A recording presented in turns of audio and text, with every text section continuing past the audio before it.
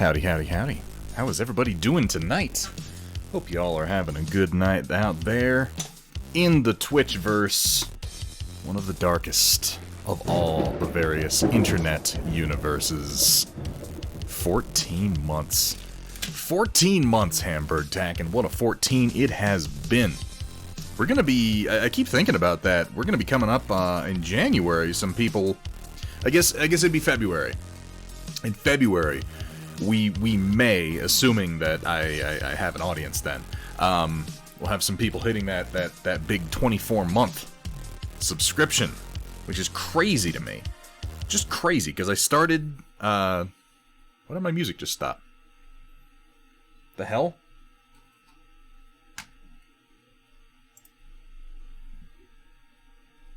Did Pretzel just eat itself? Pretzel just stopped working entirely. That's a new trick. Let's start that over and maybe don't eat yourself alive this time. That'd be pretty cool. There we go. There we go. Keeps trying to sell me on upgrades. No idea what happened there. But, yeah, we started January 20th of 2020, and so it'll be probably February, around the 20th through the 30th of February, we might hit that first 24 month, because I got affiliated 1 month after I started, I feel like, and we had a couple awesome people jump in right off the bat, and most of them are still with us. We have some pretty amazing viewers in this chat. Supernaut, it is good to see you, man. Steal a Rebel in at the start of the stream, which, wait, what time is it? Did I start like super late or something? That's weird. That's strange. I don't know if I trust that. What are you doing, Steela? What are you doing up at this time of whatever time it is over there in fake upside down land in the country? I'm pretty sure everyone is making up just to troll me. Sumatha, it is good to see you. Ren Momo, welcome in. There, of course, is White Wolf, Data Nerd, Time Stop to Square, Roland. Well, we got all the cool kids in tonight. I mentioned 2 years of streaming, and it was like, fuck you, you haven't paid me a cent, I'm out of here. It is trying to get me to upgrade to Pretzel Premium at the moment. It keeps hitting me with that. Are you sure you don't want to pay a little bit more money? Get a fuck you. Fuck you, Pretzel. I'm gonna need some fruit snacks real quick. I went to Costco.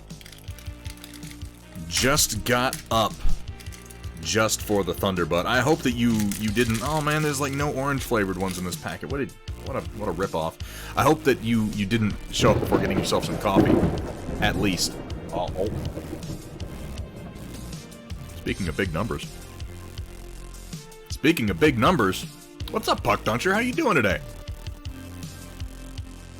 It's always a pleasure to see you. All of us, sluts that I guess we are. How you doing? How's things? Better be some beer to go with those. Okay, I will be drinking beer. Never beer with coffee. I have my rituals, White Wolf. As disorganized of a person as I am, which I'm legitimately, like, I think in the next few months I'm gonna try to get myself into some sort of a specialist and get actually checked out for ADHD, because it's just one of those things where it's like I've had it my whole life. I got diagnosed with ADD when I was very young, and then I just kind of trundled forward in life, got off Ritalin after a while, and then just sort of adapted to living with the fact that my brain is a scattered mess. And I hear of people with similar issues who are like, then I got on medication and suddenly I became productive, and I'm like, wow, that sounds nice. I wonder if maybe that could work. I'm gonna get in and talk to somebody, see if I can't get on something. Because, particularly since, in the last 2 years, speaking of the 20 months that we just hit, Puck Duncher, thank you so much. Speaking of that amount of time, I've been, like, running a small business that has been steadily growing for the last 2 years. And I'm definitely reaching a point where I'm like, I got a lot going on, and it's difficult to keep track of all of it all the time, and maybe that's something I have. Maybe it's something I could use help with. I'm gonna find out. Yeah, they advertise medication on TV, and then they like give doctors bonuses for prescribing it. It's fucking crazy. Unless you have government-funded healthcare, in which case they're like, no, you don't need to be on any medication. None whatsoever. Never. Under no circumstances. You basically have to arm wrestle them just to get them to prescribe you anything because they don't want to pay for it. But does my coffee have whiskey? No. I told you, I have my rituals. That's what I led into this with. I have my rituals. My rituals keep me functional. And at this point, one of those rituals is we start off this lovely stream with what I have dubbed the forecast, where I drink my mug of perfectly regular black coffee, and maybe I eat a couple fruit snacks, and I hang out with you fine people. Yeah, I know, Data Nerd. I'm doing sloppy stuff tonight. I'm not doing anything super fine tonight. I usually won't do coffee on nights where I'm trying to do super fine painting. Tonight we're doing dry brushing, we're trying some oil washes. I've been practicing methods for doing hard surface painting with oils. I've got some Metalcore Collectibles tanks here. I have a series of my unseen mechs here. We tried a little while ago with the trench foot, starting from a pure black base. I hated it. I hated it. It was a huge pain in the ass. It was a lot of work to get anything that looked good. So we're going to start over with that, and we're experimenting with new methods, trying to develop a good, fast, easy way to do Marik First Free Worlds Guard color scheme in oils, but over a lot of minis so that I can churn out some mechs. I want to make a new company of First Free Worlds Guard. This is my goal. Oh, fuck yeah, Supernaut. I'm really glad to hear that, man. I'm glad that's going well for you. Yeah, I'm kind of the same way, White Wolf. Like, for most of my life, I've just been dealing with the fact that my brain is a mess. And I've got my methods of handling it. But maybe I don't have to. Maybe I don't have to. So that's just it, Supernaut. I'm not qualified in any way, shape, or form to diagnose anyone with anything. Certainly not myself. All I know is that I look around at the symptoms and I go, literally all of that sounds like me. Like, to the point that it has been problematic in my life. So I might as well get checked out. I don't give a shit, Ren. Med me up.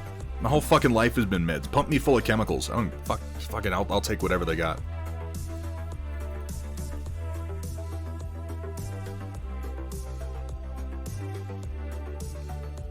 I'd be curious about that too, Time Stop. I don't know. If it's one of those cases where I, like, take a med that makes me more productive and my creativity tanks, like, I'd probably just stop. Because, like, I can manage it, clearly. I just, I wonder if... There's just so many things that are business-related now that I could definitely use some help staying focused on and remaining productive on, so I'm not bouncing from project to project quite like I do.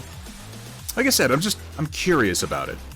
And I'm probably going to talk to somebody this year and see if it's a realistic option for me.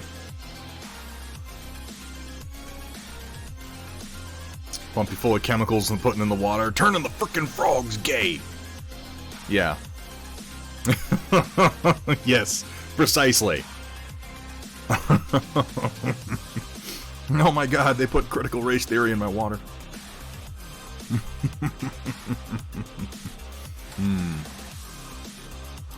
I doubt I need something like Adderall. Perhaps. But would it be awesome to grind it up into a line and snort it anyway? Possibly. Should I say things like this on a stream live that's being recorded? Probably not. How you doing, Merlin Models? It's good to see you, man.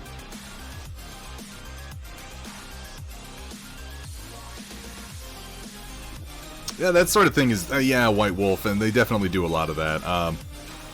I assume it's probably better when you know that you're going on it than if you're just getting jacked full of mood-altering drugs. But, I don't know, on like a philosophical, ethical, and personal level, I have no particular issue with, mood and mind-altering drugs myself. That's probably a completely different conversation overall, though. I don't want to out myself too much here. Of course, I'm in Colorado. Like, I take the most mild of them pretty regularly. This is where someone chimes in and goes, "Maybe if you smoked less weed, you'd be more productive." Okay, fair enough. But also, mind your business. I do love fruit snacks, though. We did a Costco shop yesterday. I got a huge thing of fruit snacks. Nope.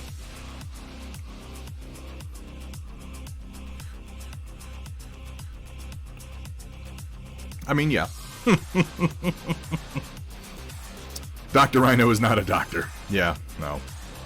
I only take advice from him on a fair few things. How you doing today, Happy Man O'Coral? It's good to see you, man. That sounds awful. I need water. I need water to live. What are they? What fruit snacks did I just eat? They're the Welch's brand mixed fruit snacks. These ones. Welch's. 5 families, 4 families. Get Welch's fruit snacks today. Money, please. Welch's. Money. Money? Money? God damn it. It was worth a try, right? That's how that works, isn't it? Oh, I'm out of focus. Riot Sister came in and knocked me all out of focus. Is that a metaphor? Is it a euphemism? I don't know. Let me fix it.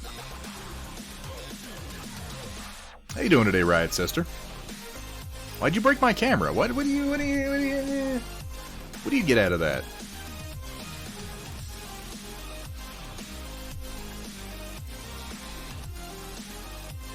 There we go.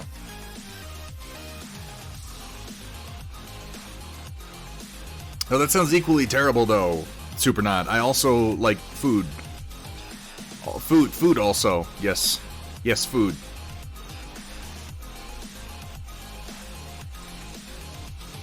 It's a different Welsh entirely, Merlin Models. Puck Duncher tossing me 200 bits. That's my Welsh. Little did I know, Puck Duncher is heir to the Welsh's fortune. And I have successfully secured my marketing and promotional contract. Yes! Success! Thunderhead Studio has hit the big time. Puck Duncher, thank you so much for the biddies.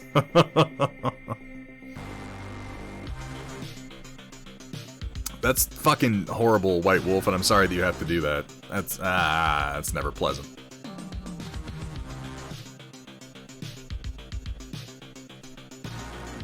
Finish off my coffee, we'll go ahead and get started. I just got a lot of stuff to work on tonight. Also, we're going to be reviewing our Supercell Paint-Along, which, I think it's pretty much like me and Stila and Data Nerds work in progress that we're going to be showing off tonight, which is, of course, just fine. This whole Supercell Paint-Along idea is still in its infancy stages, so we're going to talk about the painting that Stila and I did. We're going to show off our finished trick-or-treat Sams, and I think we're going to start talking on the Discord about what we're going to do for the next one. It looks like Dr. Rhino is lined up to be our next guest painter. I'm pretty sure that's the case. I think he messaged me back on that. I'll check after the stream tonight. And, yeah, we'll decide what we're going to paint for the next one. I really, really enjoyed painting Sam, and I came up with a wild idea for his base after Stila Rebel fired the first shot in the, miniature basing arms race. She was like, I'm going to print out this nice little base and put the mini on it. And I was like, I didn't make a base. I've got to catch up. I have to close the 3D printed model base gap. And I did. And I came up with an idea late at night for one, and I sculpted it up, and I put it on the printer, and it got done yesterday around noon, and I cured it, and I painted it really quick, and I stuck Sam down to it, and I put a little flickering LED in it, and I'm just very pleased with myself. Good to see you, WJ. Welcome in. Hamburg, thank you so much for the biddies, man. We are all lame. Man, we wouldn't be here if we weren't. Would not be here if we weren't. Oh, no, I know that's super not, but, like, at this point it's part of, like, my identity as a human being that I'm wildly unhealthy and completely spiritually out of whack. I really don't want to break my track record now of being, like, together or mindful or mature or grown up. Like, these things are all lame. I pass.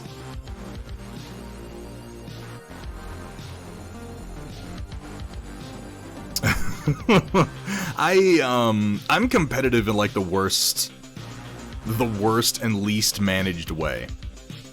I don't have like a spirit of healthy competition to me.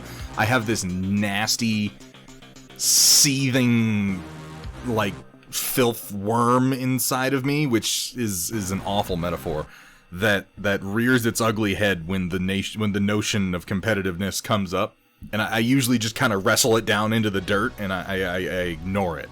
I don't enter competitions. I don't. If something starts to rile it up, I just kind of like avoid it. Yes, it is the great Shai Hulud. But Stila, you piqued its interest with your base, and I had to go and outdo you. And I'm glad I did, because the lollipop that you painted on your Sam is so much better than mine that I had to have something. I had to have something to push myself back up to the line. Had to have something. You wonder why I encourage you on this stream so often? Don't compete with people. Don't compare your work to other people's. I do this because when I give advice on this stream, more often than not, like if you find it helpful, I'm glad. More often than not, I'm giving that advice to myself. I'm speaking to myself because I feel like this soapbox, it's kind of easier for me to bounce good advice back at myself. And that's my advice to me. Don't compare your work to other people's. You gotta think about it from the right mindset each and every damn time, or you're gonna drive yourself crazy. That's me. Sawin Merlin models. The little Sackboy Sam from Trick or Treat is what we painted.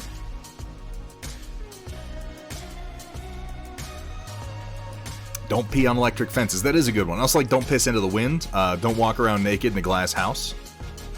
That's a solid one.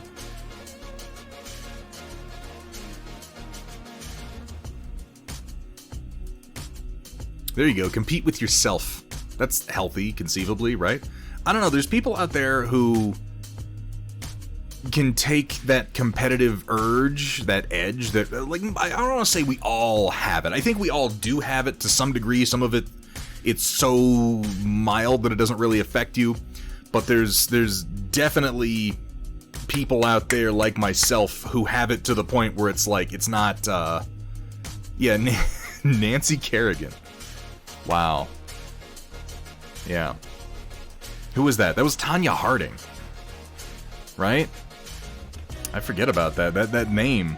Realize how long ago that was?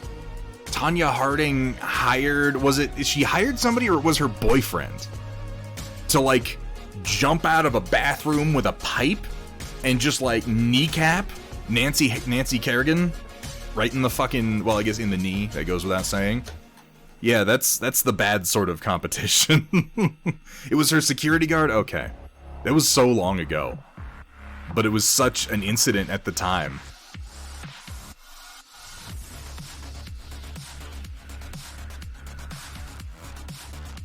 You know, it's a good song, Supernaut, but I feel like pulling on Superman's cape is actually very, very safe. Like, I'm just saying that specific example is poor, because Kal-El is, like, one of the most decent dudes on the planet Earth. If you pulled on his cape, he'd be like, what's up? You need help? Do you need something? Did Lex Luthor kidnap your mom? And tell you to come kill me? And now we can be friends instead of having a protracted fight scene? Is that something we could do? Is your mother's name Martha too? We have so much in common.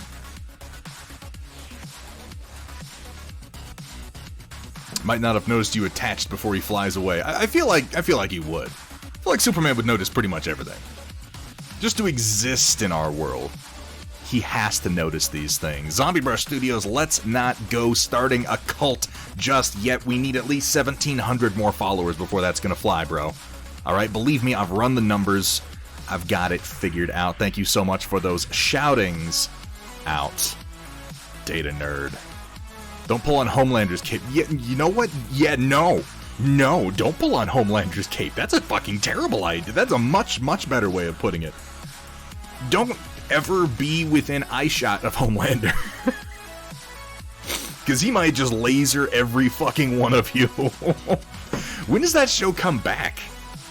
Does that mean I am the Emperor Worm since I'm talking about cults? I mean, is it... I guess that's still technically a cult, the worshippers of the Emperor Worm. Why do I keep going out of focus today? There we go. I just had to rock back and forth. That does the job. It's pretty good, Zombie Brush. We spent like 3 hours talking about it on Dr. Rhino's stream, and then apparently he... And I'm calling bullshit on this.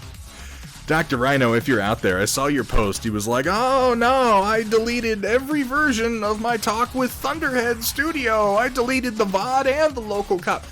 I'm calling bullshit. I don't know what it is that I said. But somewhere in there, I don't know, I let slip some sort of content that he wasn't comfortable with, and he deleted it on purpose. I'm calling you out, Dr. Rhino. I don't know how it could have happened otherwise. That's okay. That's okay. You think I'm not going to come back on your stream? Joke's on you. Joke's on you. Thudhulud, may his passing clear the backlog. I will face my shelf of shame and let it pass over and through me. Will turn my inner eye to look upon its path, and where it has gone there will be nothing. Only I will remain. Only I will remain.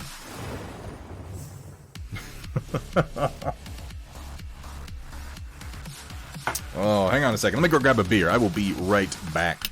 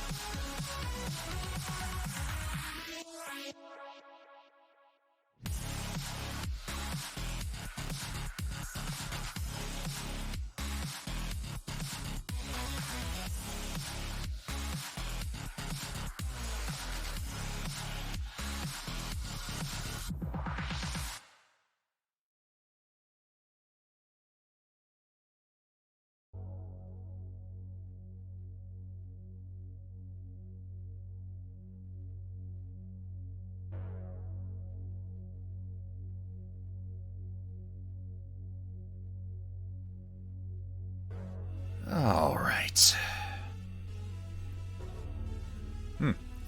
It's not entirely cold yet. That must have been just put in the fridge.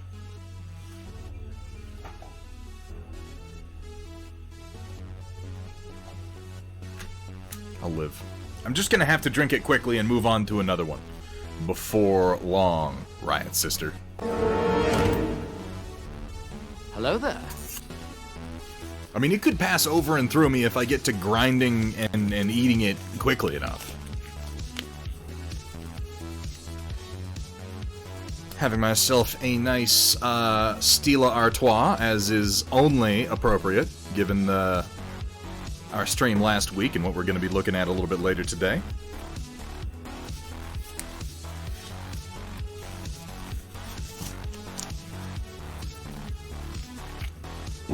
Oh. Hamburg, Merlin, thank you so much. This, what was I supposed, excuse me, how much effort am I supposed to put into this Sharpie job, White Wolf? If I had red Sharpies, it would be one thing, okay, you get the point. I cannot satisfy anybody.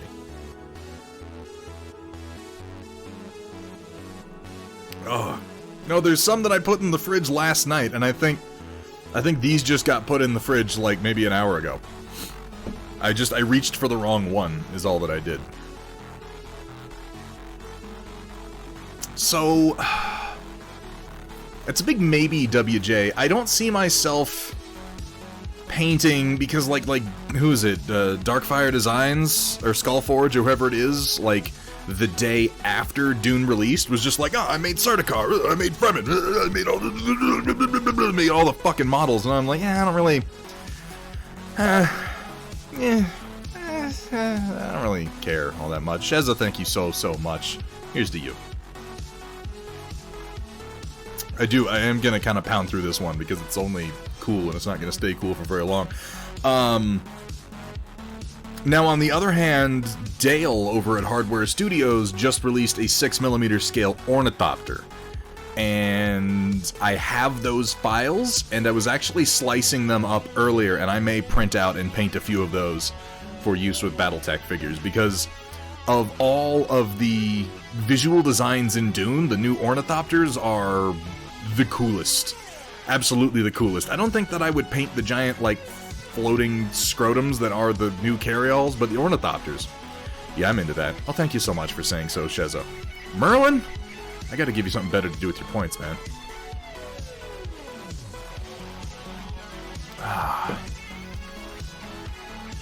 So we're gonna be taking a look a little bit later at some proper pictures of both my and Steela's finished Saw Winds from Trick or Treat. But this is the figure that I painted up last week. Well, let me move my mouse here. This is the figure that I painted up last week.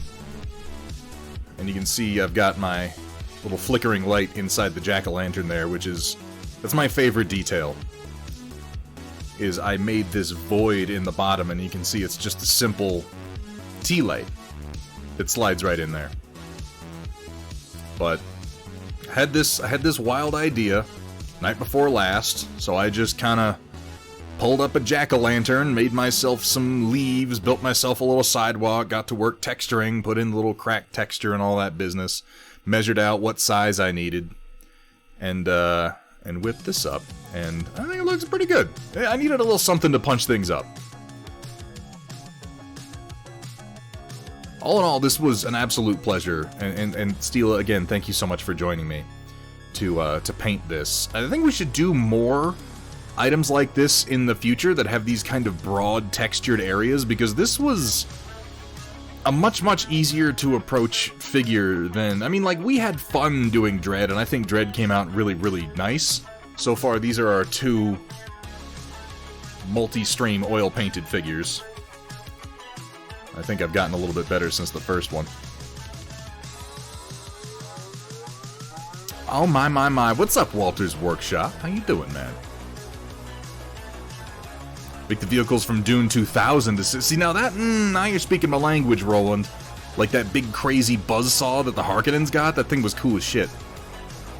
But yeah, we've got a pretty decent little number of accomplishments from our multi-paint stream sessions. We need to figure out what we're going to paint for the next one, because I want to do this again, and I want to continue to offer opportunities for you, the viewer, to go ahead and print these files out and paint them right along with us. Maybe I could get Walter's Workshop to show up to one of them. He paints things every now and then, doesn't he? Maybe a battle mech, maybe a big old battle mech. That could happen. That could happen. So we're going to be doing some acrylic dry brushing on some of these Vergaderung's trees today, doing some up in more yellow colors, golden conifers, and then sort of like a birchy fall look. I've been assembling some of Kursala / Rainy River Designs' excellent tanks that he has sent to me, which are going to be getting some paints done in the near future. Went ahead and magnetized the turret on this. Wait, what's this one called? Taurus? Is it Minotaur? It's something. It's something to do with the fact that it looks kind of like a bull. I've been known to paint a thing sometimes. I don't know if I believe that. Every time I'm on Walter's stream, all he's doing is like bullshitting and taking bets on what die is going to roll higher. It really is, isn't it? This is a really cool design from Rainy River Designs. By the way, you can always hit !Rainy River to get a link over there where they sell some of these pretty cool minis, and then a whole lot of flocking materials, paints, lots of model making supplies.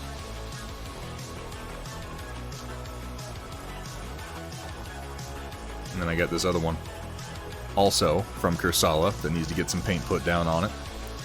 But for tonight, we're going to be working on some metalcore collectibles figures as I continue to try to work up a nice, easy paint method for doing hard surface work in oils. I have primed up a couple of these here Sprinter light tanks of differing configurations.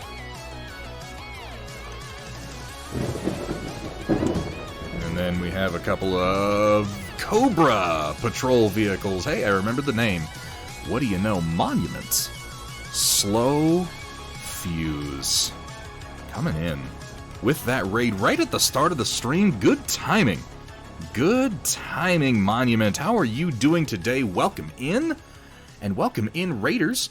We're just getting started. We're doing a little bit of, we're just getting ramped up, rather. We're doing some oil painting today on some 6mm figures from, I say from Battletech. Literally no official models.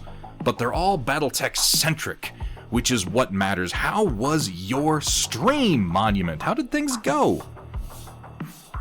What were you working on? How's the paint game going? I got so many Monument paints over here, and they're so nice. They're so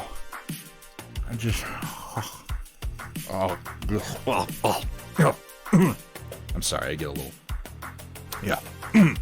Remind me to turn off clips when you get the chance. It is a great choice of beverage, Walter's Workshop, but you might be a little confused because this is actually a Stila Artois, a little-known offshoot that is available only in Japan. I know a guy. I like to rub them all over and then go for a run. That's a good one because then they harden, you know, and then they kind of like flake off. It's exfoliating, really. It's so good for your skin. There you go. That's precisely what I'm talking about. Precisely. Well, thank you so much for the raid, my friend. Thank you for bringing your people in. I don't have that built, Kursala. I have these two built right now. Any idea how many things I have to build? Maniac. Goes great with them butter butts. Yeah. Sheza knows what I'm talking about. You only get arrested if you sweat it all. When watching Thunderhead's stream, you may feel the urge to do the cha-cha, because he likes to slide it to the left, and then slide it to the right, and then hold it off screen entirely. Come on, Thunderhead, put it back on camera. I mean, everything's on camera right now, man. Everything's on camera. I'm kind of trying to get through this beer real fast, chat. I apologize, just because I think it only went in the fridge less than an hour ago. Welcome back to 50 Shades of Cold Gray. It's going to be awful. Chapter 4. Thunderhead slowly brushed up and down the leg of the miniature as I watched from the desk, my glistening paint waiting for his brush to get even more. The desire was there, he knew that, but he still kept painting that mech's crevices again and again, even after his paint ran thin. Oh, I suppose I need more paint, he said, smirking as he reached past me for another jar, dipping his brush deep inside of it while I watched in agony. How is this stream still a thing? Oh god, I haven't replaced my oil palette paper. I'm so sorry about that, guys. You're gonna have to give me just a minute while I get that done. Such a mess. I forgot that I was oil painting last night also. Get out of there.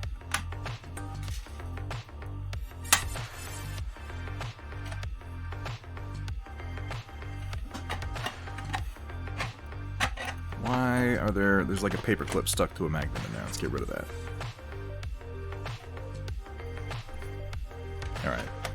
Give me just a second. I need to grab another piece of paper, and we will get going again. Steel Rebel, I made this. Have I not showed this to you? Hang on, let me get a piece of parchment paper, and I'll show you how it goes together, Stila. I really like this. I'll be right back.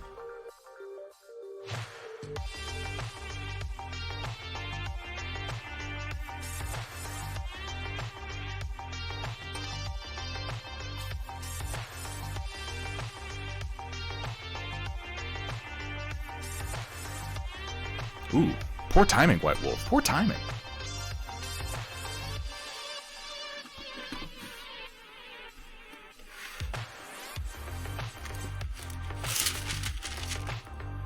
Move my mechs out of the way here. Sometimes I remember to do prep before the stream starts, but this is not one of those days.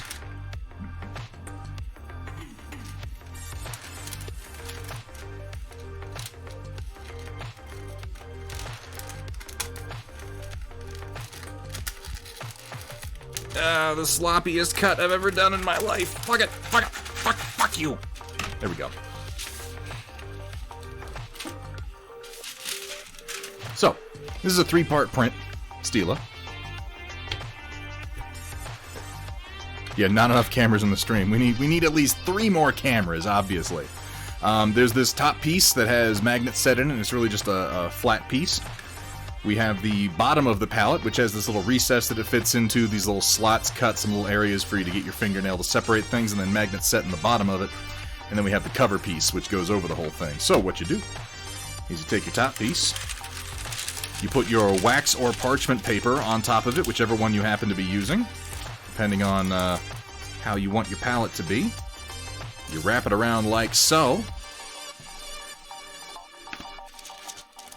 It magnetizes down, and the first problem you notice is like, oh, my paper's it's all loose and it's all bowed up. What do I do about? Oh, but then you just go down here and you tighten it up using these little cut slots. And the magnets keep it nice and taut. And it's nice and flat. And then you can set it inside the lid for use, or when not in use, it just flips and goes over the top. And it leaves a good amount of clearance over the top too, because I know sometimes you can wind up with little piles of paint on there that you don't want smearing into your lid. I like this quite a lot. I've been using it constantly since I designed it. Which is, you know, that bodes well for something, but at the same time, there have been funny little tools and painting accessories I've designed for myself to use, and I've used them a little bit and then found myself going, this is a pain in the ass, then I stopped. But this sees constant use. Alright, starting off today with some burnt umber. I'm just going to glaze the shit out of all these tanks and all these mechs, and that's going to be our starting point. Well, as we've established, Stila, I only do things to one-up you, so, you know.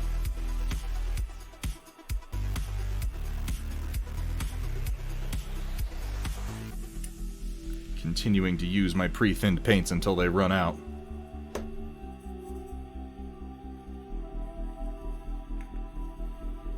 Get myself some white spirits here. What mechs are these? Oh, Coral. These are all my prints. But this is going to be my first lance of a new company of First Free Worlds Guard. It is a Thunderbolt, classic unseen design.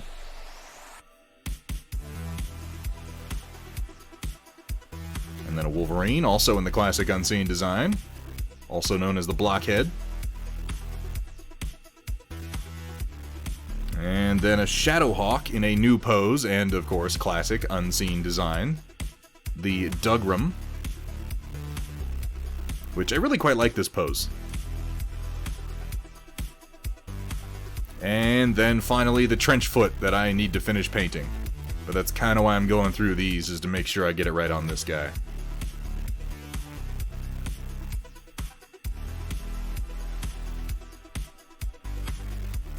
When they don't come up here, you'll be drinking from a tinier stein. No, massive stein. Thunderstein, I believe, is what we've already agreed the title will be.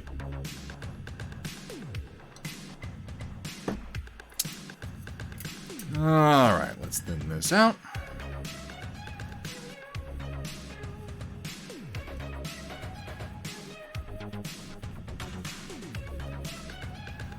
Now, I'm doing burnt umber.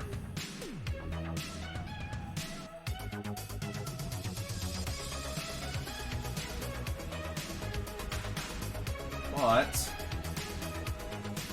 I found that putting in a tiny bit of lamp black to darken it also kind of helps it stain a little more thoroughly, which is what I want for this first coat. Again, I'm still just kind of working up my speed paint oil techniques.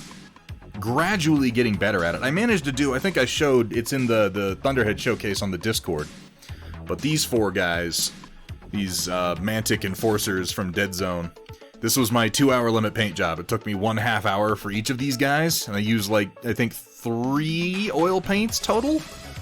I'm really putting some effort into just trying to paint to tabletop standard much, much faster. I think this is going to be the next phase of my painting. I've been meaning to speed up and do some more army painting recently, but I keep managing to get bogged down in complex paint jobs, so we're going to try to counteract that a little bit.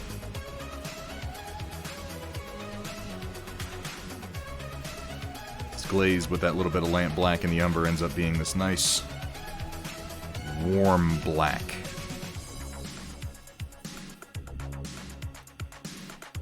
Which I first experimented on doing non-metallic metals for my Conquest Theist Priest, and I liked it so much, I'm doing it on more things now. Think of a blend of about 2-to-1 chromium green and burnt umber. Interesting, Kursala. Interesting.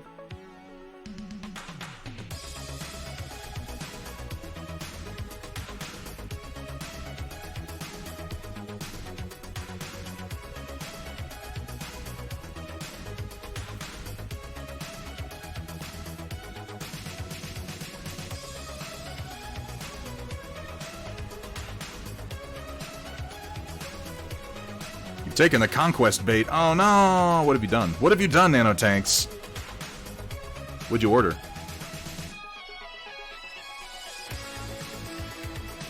I mean, I say, oh no, I'm really very excited by this.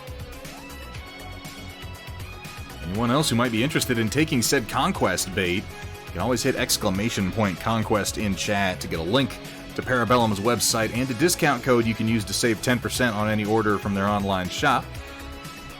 Not that I'm encouraging you to buy or anything, but it is a pretty excellent game, and they're a pretty solid company in my experience.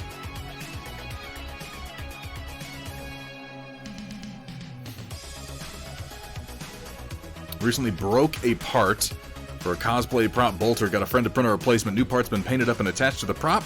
Oh, fuck yeah, Merlin Models. I'll have to take a look. Datrin, it's good to see you, man.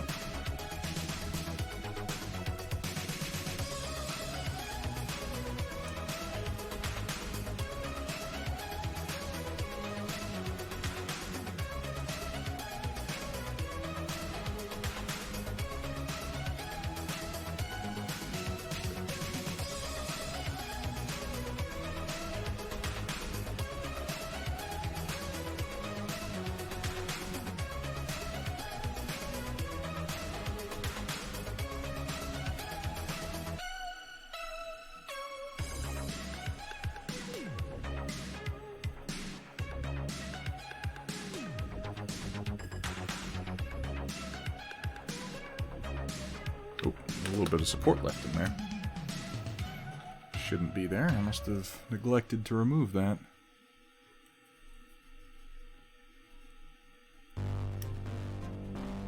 There it goes.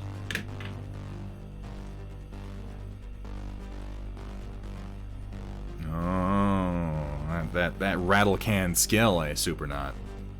There is skill to using rattle cans well. Probably the one thing I'm going to avoid nailing with these colors is going to be the overall gun barrel itself. Everything else I can go over later.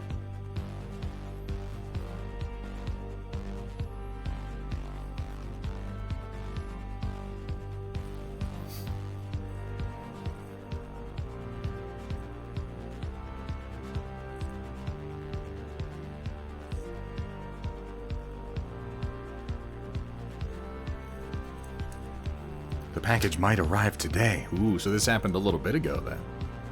What faction are you going in on, Nanotanks? I'm very curious. Is it a melee weapon or a stick bomb? That's a cannon attached to the back that he's pulling down and stabilizing with one hand, which is a reference to the show from which this mech originates called Fang of the Sun Dougram. And in that show, the Dougram, the titular hero mech, would do just that. Reach up and pull down the linear cannon over its shoulder and use its arm to stabilize it for firing.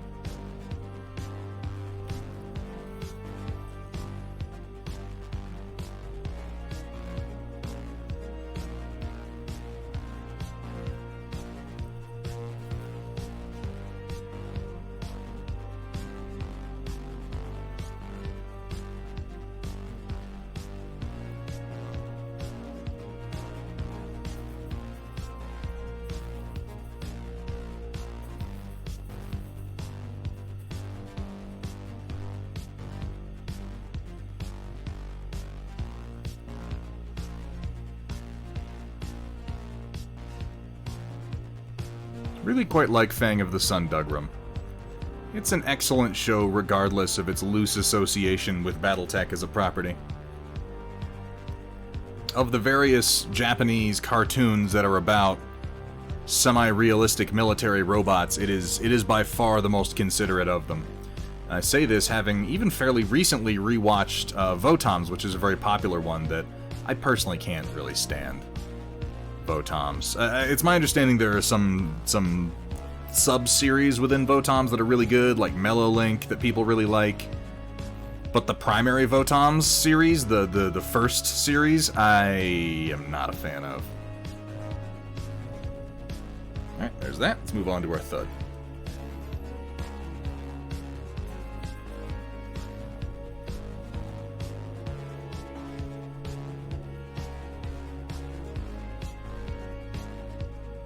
Starting 100 Kingdoms, me and another club member are splitting 2 starters. He wanted the Spires. 100 Kingdoms are really pretty cool. I will caution you, Nanotanks, though I know you paint a lot of historicals.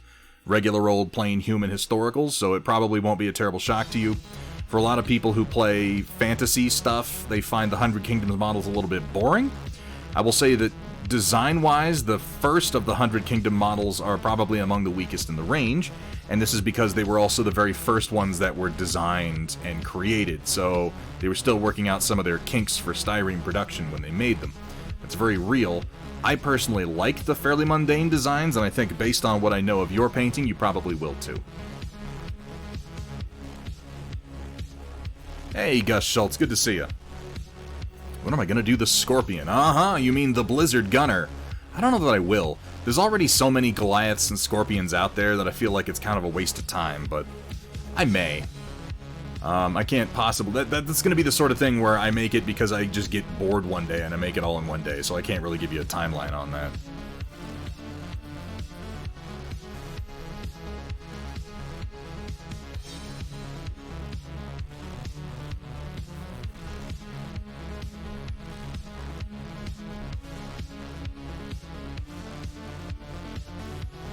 I don't know how many more mechs I'm gonna put up on Thingiverse either. I don't mind giving them away, but I do kind of mind the fucking Etsy sellers, and Etsy doesn't seem interested in doing anything about them. I've reported I don't even know how many Etsy sellers in the last few months, and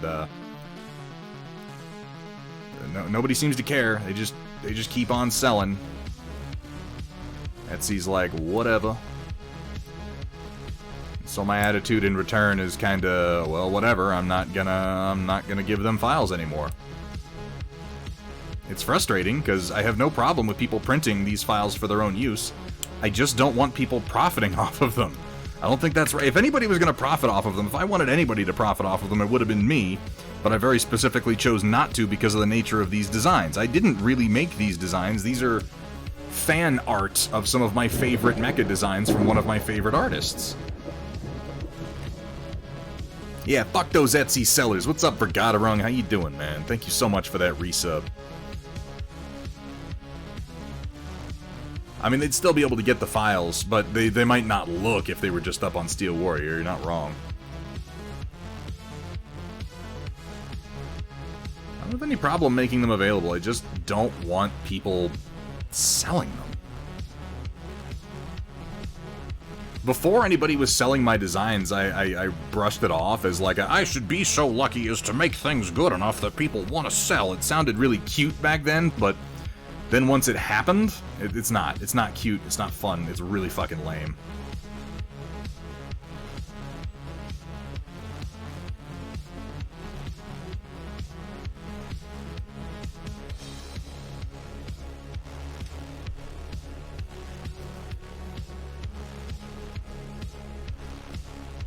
Is this a stupid joke? Is that what's coming, Merlin models, or is that an actual thing? Because I haven't heard of it if it is. If you were a true fan of Dougram, you'd do the Crab and Blizzard Gunners. That's just it, Happy Man O'Coral. People have already done those. I don't really feel that they're all that necessary. And that leaves me with, you know, what other Dougram designs could I do? Like the Mackerel and the Nikolaev? No, pass. Thank you. The Nikolaev was a monstrosity, and the Mackerel was in, what, 2 episodes? And wasn't very interesting?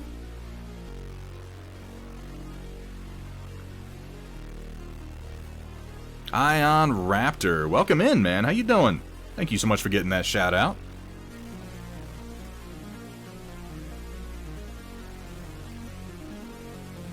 We were just talking about free designs and Etsy sellers, Ion, something you're very familiar with. People have been profiting off of your work for way too goddamn long.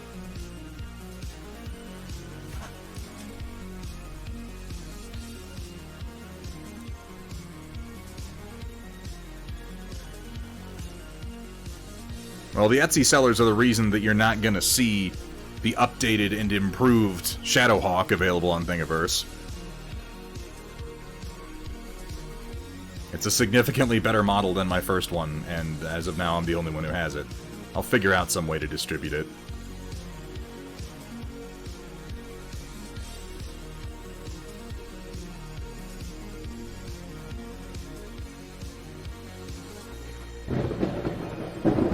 Holy moly, what is it, raid day? What's going on over here? Bark Axe Miniatures. Could we pretty please get a shout out for the talented Bark Axe if you enjoy watching mini painting here on Twitch? That's a stream you're gonna want to be a part of, Bark Axe. How you doing today, man? It's good to see ya. How was your stream? And welcome in, Raiders. Welcome to Thunderhead Studio. We are just working on oil glazing some Battle Mechs for Battletech. Or if you're an anime fan, you might recognize some of these designs from Fang of the Sun Dougram, though don't worry if you don't, that show did come out in like 1981. If you don't mind me being a Battle Mech hipster, I only watch the original Battle Mech shows like Fang of the Sun Dougram. You've probably never heard of it.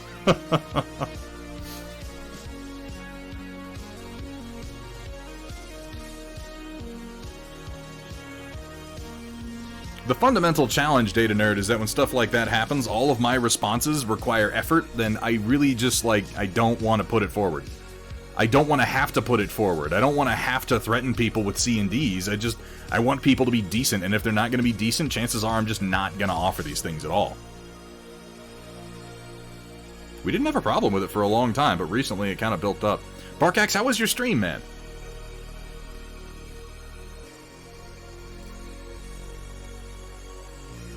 I appreciate that, VR workouts. Not everybody does. Or if they do check, they might just not even fucking care. I have Creative Commons non-commercial, non-derivative for all of my stuff on Thingiverse. Wrapped up those vintage Battletech minis. How do those treat you? Those are all old IWM medals. You poor bastard, you. I'm gonna have to get you some of these unseen designs, man. They're the old style of mech, but they're designed for 3D printing and much more detailed. And proportionally improved.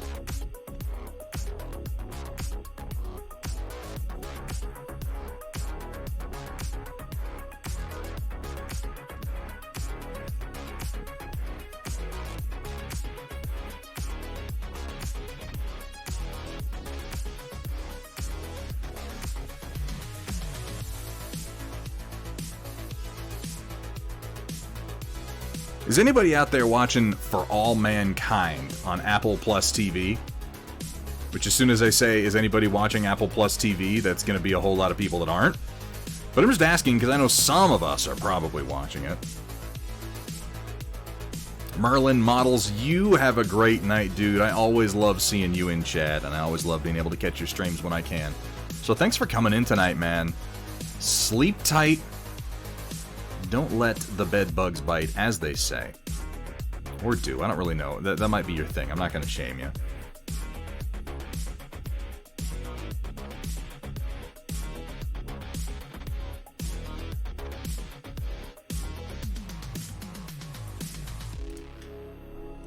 That's what I'm doing for Gotta Rung. I started over on it because the method I started doing, starting from a black base, was a huge pain in the ass.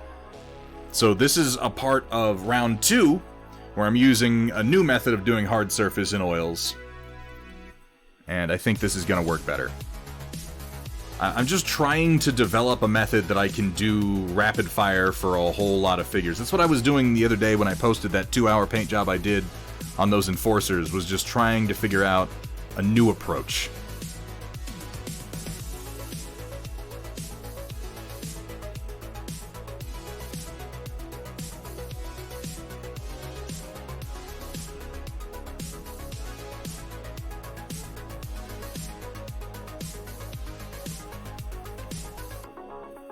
think we've got something that can work. Can't watch anything on Apple Plus TV because it seems they refuse to play HD content on desktop. I'll put up with 360p. Yeah, their app is kind of shit. Their app is not great. I've had actually a lot of problems with their app, but I'm enjoying a lot of the content, which I'm willing to put up with a lot for that. I ask because For All Mankind is fucking excellent so far. I'm most of the way through Season 1, and I was not expecting it. It is a show that is helmed by Ronald D. Moore, who, if it's not a name that you recognize, I promise you know at least some of his work. He would have been the primary, I believe, writer and producer on the Battlestar Galactica remake.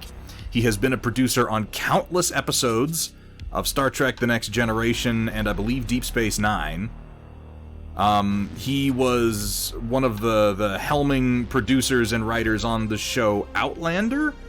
Ronald D. Moore has been producing and writing shit for just decades and decades and decades. And like I said, if you've been watching anything sci-fi, you have doubtlessly consumed quite a lot of his work. And if it's not clear that he was the writer behind a lot of Battlestar Galactica, like 3 episodes into For All Mankind, someone busts out, "Sometimes you gotta roll the hard 6." And I'm like, that's a good line. I liked it the first time, too. It's a really neat show, though. It's set around 1969. That's when it starts anyway, and I gotta give the show credit. It moves along at a good clip. It's not one of those shows where it's like drawing out every single character interaction. It'll be like, we'll focus on a few days for a little while, and then we'll jump forward a few months. In the same episode, we'll have jumps of months and months and months. We'll have a jump of 2 years to get to the next major event. Like, it really moves along at a good clip, but the basic premise is basically if the space race with the Soviets had never ended, and it just continues from there, based on some alternate history events. So it's an alternate history of the United States, and it is fucking excellent. One of the best opportunities I've seen for Joel Kinnaman to really do some acting. Just finished Wellington Paranormal, but yeah, how'd you like it, Manro Fasal? I think Wellington Paranormal's pretty fucking great. It scratched my itch for more What We Do in the Shadows, because I really have not enjoyed What We Do in the Shadows Season 3. I kind of stopped watching it. I picked up Wellington Paranormal, and I was like, this is more comfortable. This is what I was after.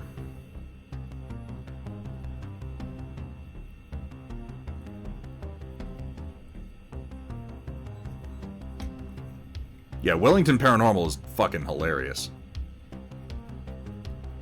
It's a direct continuation of the movie What We Do in the Shadows, because the 2 cops that feature as the main characters in Wellington Paranormal, at least one of the cops, I think it's at least one, it might be both, are the cops who show up to their house in What We Do in the Shadows.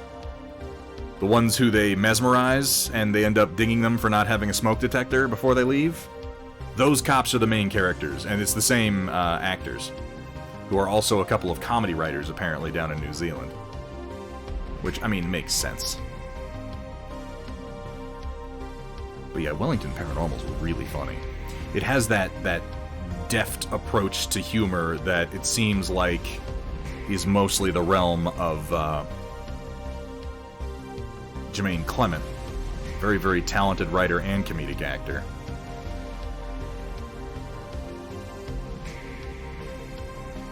And a good morning to you, Mafik. How you doing? Didn't think What We Do in the Shadows was that great. So, Data Nerd, are you talking about the movie, or are you talking about the show? Well, here's the thing, Data Nerd, and I'll just say this right off the bat. Jermaine Clement's sense of humor is a very particular one, and it's the sort of sense of humor, and comedy is very, very difficult to judge or to review in an objective way, because comedy is one of those things where it's like, barring a few very particular things it can do wrong or do right, either it makes you laugh or it doesn't, and it's very, very difficult to define in any precise way what it is that makes you laugh or doesn't make you laugh.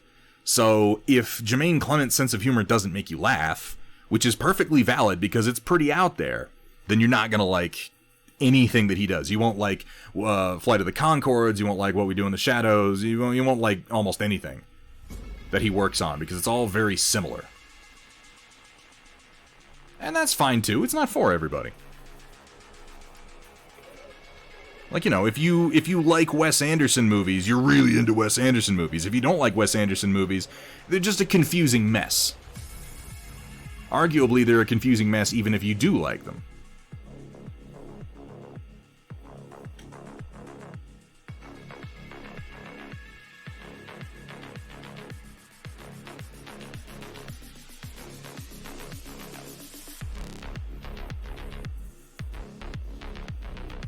Forgot it wrong. Have a fantastic day, man. Don't work too hard now.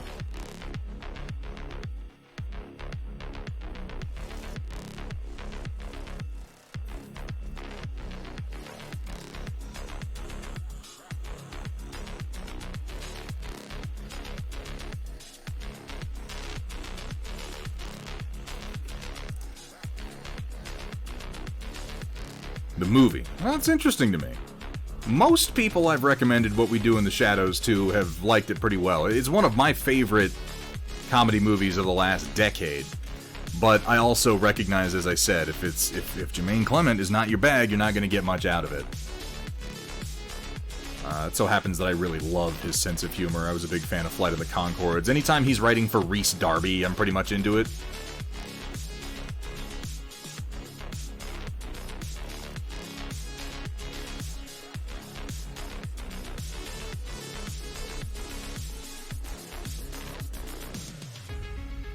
I've been into it somewhat, Mindless Electron. I don't know how current you are on it.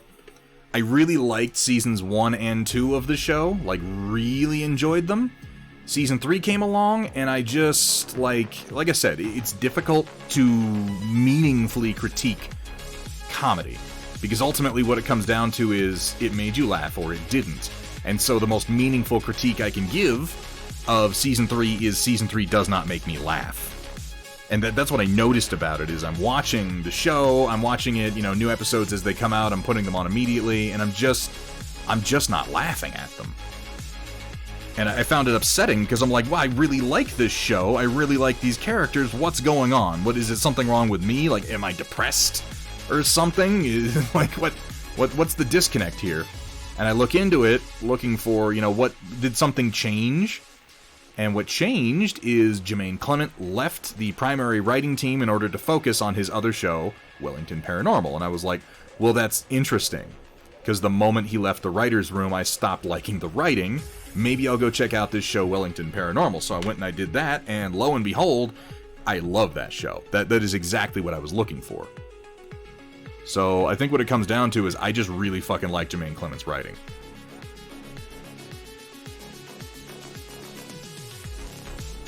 To the point that if it's not him writing it, I guess I just lose interest.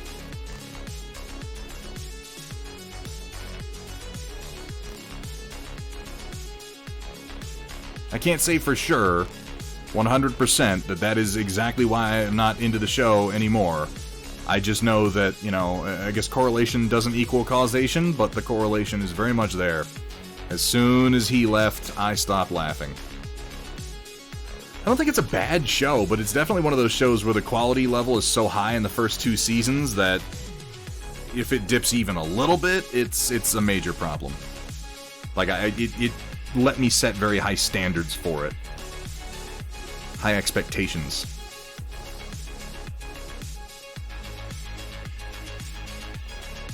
That's the good stuff. Seasons 1 and 2 are excellent, certainly.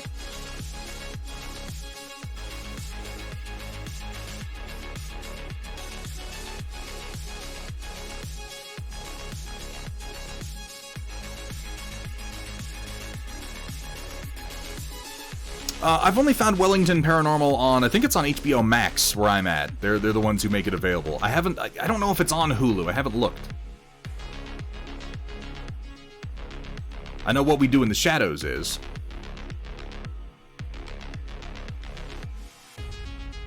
HBO is one of the services I don't mind paying for. It pretty well is worth it every single month. They've got some good original series on there.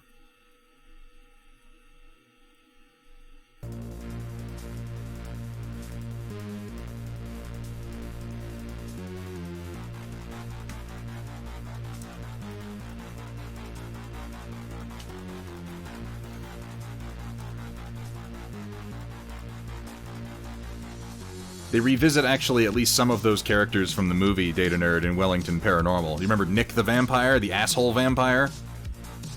That nobody fucking likes? the new one? He comes back as a character. He's working at a blood bank. And he goes to hypnotize the main cops. He's like, you didn't see anything. And they're like, oh, I guess we didn't see anything. And he says this reaction like, wait, that worked on you? That never works on anybody. Like, I guess he's just particularly terrible at mesmerizing people. Is that coming out next week, Riot Sister? What service is that on? Because I read Wheel of Time way back in the day. I didn't read anything past... I think it was called Winter's Heart? I think that's as far as I read. I feel like that was around the time Robert Jordan died. Oh, if it's on Amazon, I'm going to watch it. Like, anything that comes out on Amazon, I at least give it a shot. I want to know if Britannia is getting a Season 3, because Britannia is fucking excellent, in my opinion. Seems like that's the show nobody's talking about. Almost nobody seems to know it exists, but I've really enjoyed Britannia.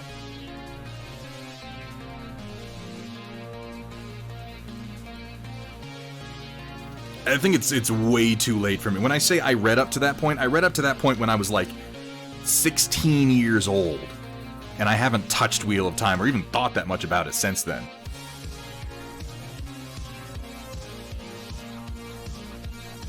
I remember Randall Thor. I remember that magic was divided between the male and female halves of magic, but I really don't remember almost any of the details about the story at this point. Something about the dragon reborn. Like, I remember the phrases, but I don't really remember what was going on. Yeah, I want more Expanse as well. Pond Burn. Tier 3 sub, you absolute madman, on a 22-month streak. Yeah, there's going to be one of those incredible people who hits the 24 first. Holy crap. Pond Burn, how you doing tonight, man? Welcome in, and thank you so much for your support. Absolutely means the world. I hope you're having a good night, man.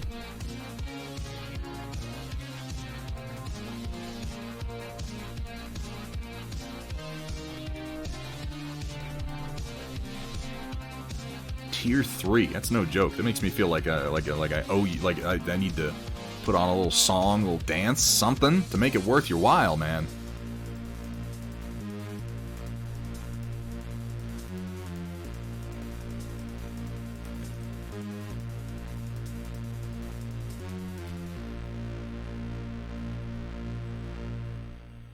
Put on a little vest and a fez hat for you, you know?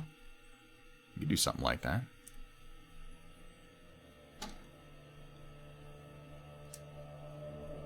Not to be too self-congratulatory, but I've managed to avoid making myself into too much of a clown over the course of streaming.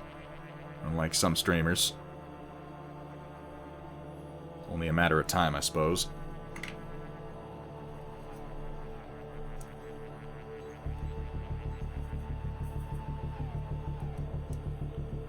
Doing these with a little bit more black, just to drop that down and stain a little darker. So the darker the stain, the easier the next step is, and I found that Umber does not stain this primer as much as I'd like. It needs that extra touch of black to really get in there.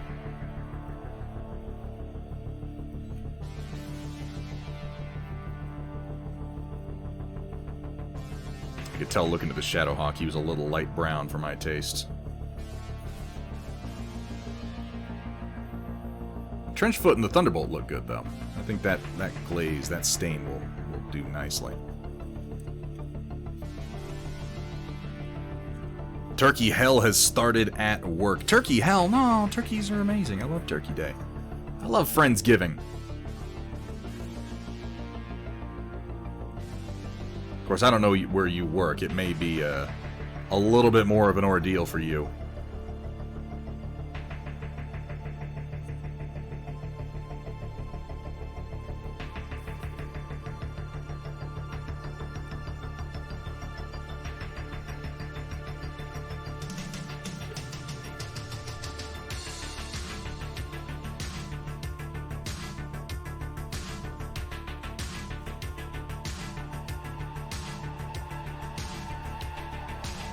Weekend has Thunderfez. I'm gonna have to 3D print one if that's gonna be the case.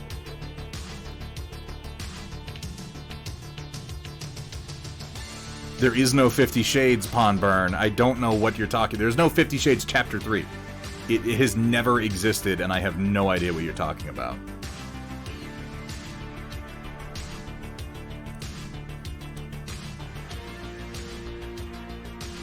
Actually, it's the blockhead that's looking better. Need a little bit more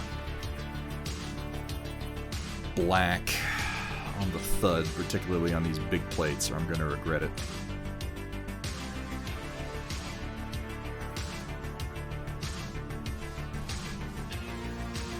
I'm learning to just be sloppy as all hell with my oil paints, because it actually, so far, has yielded better results than trying to be hyper-controlled with it.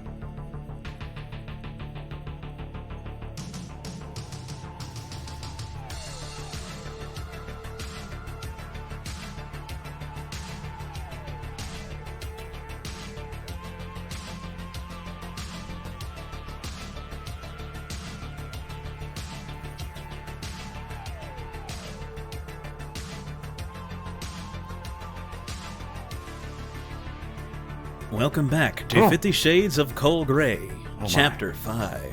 Thunderhead smiled as he held 2 brushes aloft, staring down at his workstation and me with an evil light glinting in his eyes. He put both sets of bristles into the Glorby fluids, chuckling to himself as he did so. Looks like it's time for 2 brushes, 1 paint pot. That doesn't sound like me. That doesn't sound like me at all. That's crazy. How would I paint the glass on a mech with an open cockpit? Now, what do you mean, Shock 21? Open cockpit is in there is no glass, or open cockpit is in there is a glass canopy, but the canopy is open?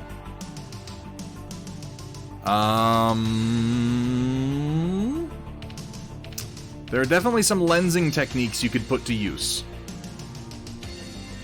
for that kind of paint job. I would think I would do a lot of very, very light colors on the inside and darker blue on the outside. Cider brine bird? Brandy gravy? Ooh, oh, that sounds delicious.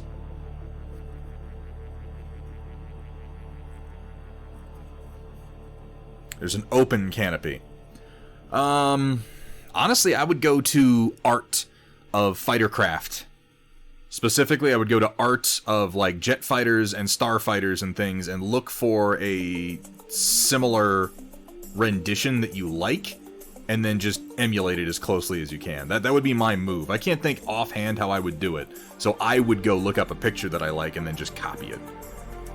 People have certainly done art of fighters with their canopies standing open. I see. Yeah, lots of light colors, because with light shining through it, it's going to be light on both sides. You could keep it simple and just do light colors towards the middle and then go to a dark blue as it approaches the struts of the canopy. There's no reason to make it more complex than necessary. Maybe use some pure white once all that has cured and set to do some little, like, glare streaks on it just to get across that it is in fact glass. I don't know if I would lens it like I normally do a canopy.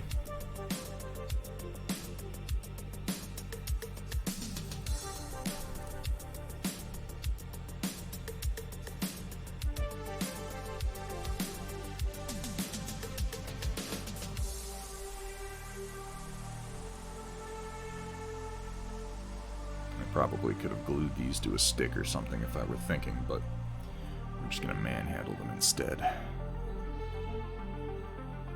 These little MCC figures are so damn detailed. They really make the paint process pretty simple on you.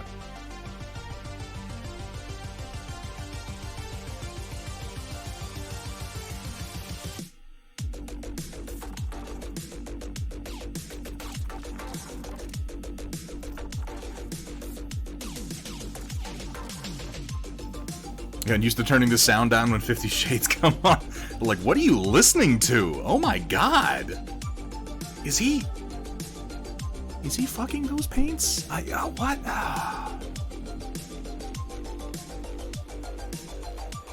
Ooh, yeah, I gotta get through that beer.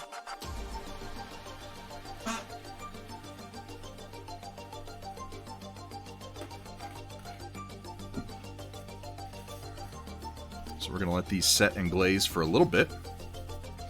And while we're waiting for that glaze to really get in there and stain, because one of the other things is sometimes when I oil paint, I remove my glazes way too early. And I'm trying to avoid that. I'm trying to really give it a chance to stain, because getting a good solid stain for your undercoat makes the overall painting process a lot easier. I've started to be really, really lazy with my oils. You can do a technique very similar to dry brushing with oils, and I'm hoping to kind of show that today. It's not going to be the most amazing painting Here you've at ever done. Thunderhead Studios, but we're looking for easy. It's okay to be sloppy. Bonus points if it's white paint. The joke is so funny every time. Oh, why did I ever ask him to record that? Oh, God.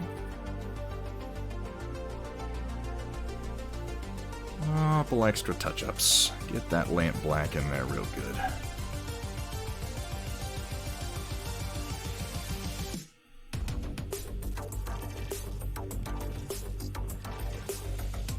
If you get a good glaze, and then you just let it, and I've found that you can get your oil to actually dry a little bit faster than it normally would by using parchment paper and white spirits instead of, because there's a difference between diluting and thinning oils. If you are adding in, was there no audio? White Wolf, there should have been.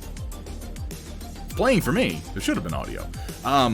If you're adding oil to your oil paints, like if you're adding linseed oil, you are diluting it, but if you're adding white spirits, you're actually thinning the paint overall, and it can wind up drying a lot faster, which I think is part of why it dries so much faster when I'm thinning it with white spirits in bottles. But I've managed to get it to a point where I can dry and cure an oil paint job in just about 24 hours by thinning it with white spirits and using parchment paper to kind of sap a lot of the oil out of the pigment. But you have to really, really manage how thin your paint is at any given time, because you can lose some of it otherwise.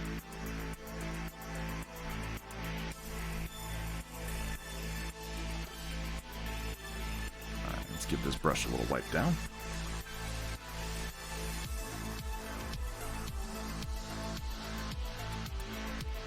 Part 3 is... You know what? I refuse to discuss part 3. It is profane. It is disgusting. It is vile, and it is tasteless.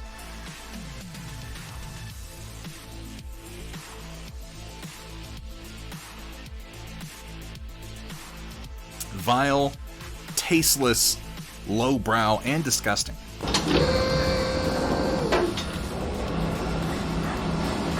Unlike everything else we have on the stream.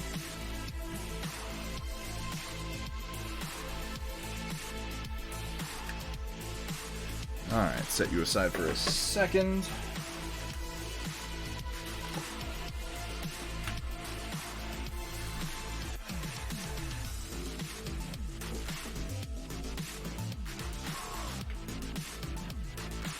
Alright, let's do a little dry brushing with some of my US Art Supply cheapo acrylics.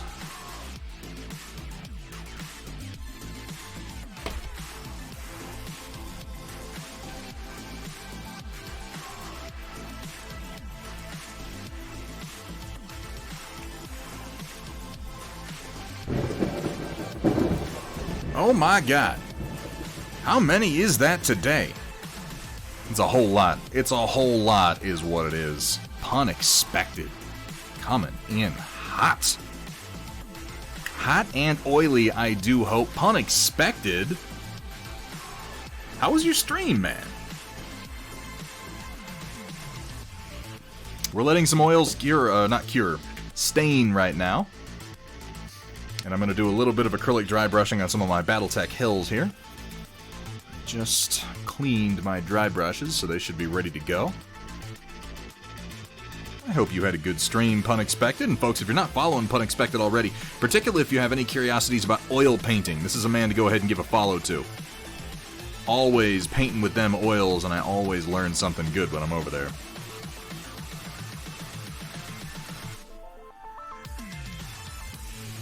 I'm going to be trying to work up something like a golden conifer on these guys. Doing a pretty aggressive sienna dry brush to start with, which is not going down quite the way I hoped it would. Maybe it needs to thicken a bit more. Come on. Know any other streamers that do Conquest? You are gonna want to go ahead and follow Walter's Workshop, most certainly. And, oh god. He's been painting Dougram.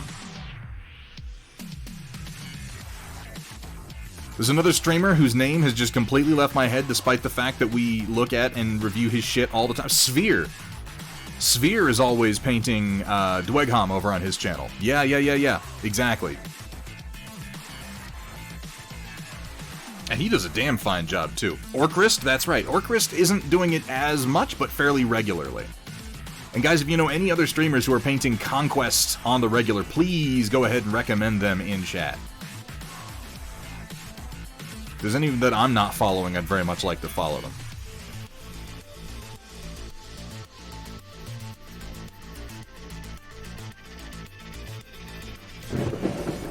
Kalini, thank you so much for the follow. Welcome in. Welcome to the stream. Welcome to the Storm Chasers. Weren't you following me before? I would swear that you were. Maybe I'm just imagining things. Maybe that was wishful thinking.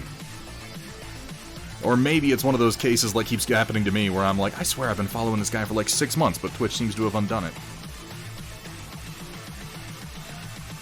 Splintered Brush. Yes, thank you. I see their content on Instagram all the time. Sphere in particular is doing some really nice work. But don't follow that Walter's Workshop guy. He only paints Conquest because it's like the cool thing right now, and he's always trying to keep up with the Joneses, you know? He's not like a real painter.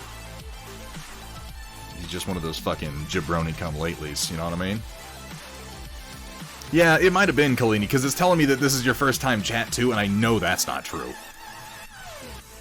Either that, or every time we've communicated it's been in somebody else's stream. I can't remember which. I guess it's possible. Twitch is weird.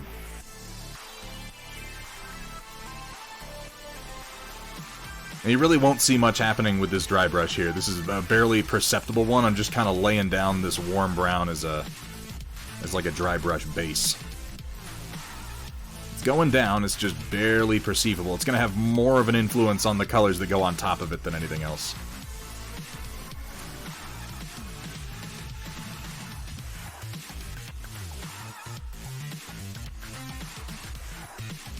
Yeah, that's the thing, Kalini, is like a lot of us hang out in the same chats a lot of the time, so we're used to seeing one another, but I've had instances like that too, where I talk to somebody a lot in other people's streams, I check out their streams, and then one day I'm like, how am I not following you? And I know that Twitch unfollows people for whatever reason sometimes, like I know that's happened, but, you know, who knows? Either way, it is a pleasure to have you, Kalini, so welcome in.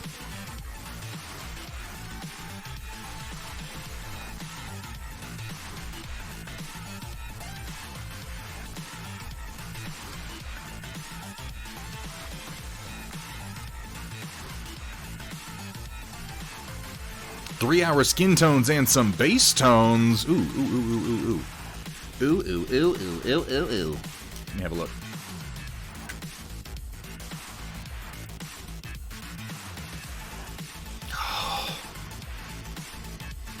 I got, you know, I'm over here like, I need to paint more simple armies, and then I got fucking people like Pun Expected over here like, yeah, you could do that. But why don't you spend some time painting amazing-looking 75mm scale statues? And it's like, why don't I have time to do everything? Why don't I have time to paint literally infinite armies and play every war game and also paint really high-quality artist statues like Pun Expected does? I need, like, a clone of myself. That wouldn't even work, though. If there was a clone of me, we'd fucking hate each other. We'd argue all the damn time. We wouldn't get anything done. It would be a mess. Cat's little platypus toys in honor of Walter, and they're both obsessed. She's brought me hers to play with. She also snuggies with it all the time. Oh, little Walters. Little Waltlings. Little jabroni chew toys. That's really fucking nice, Pun Expected.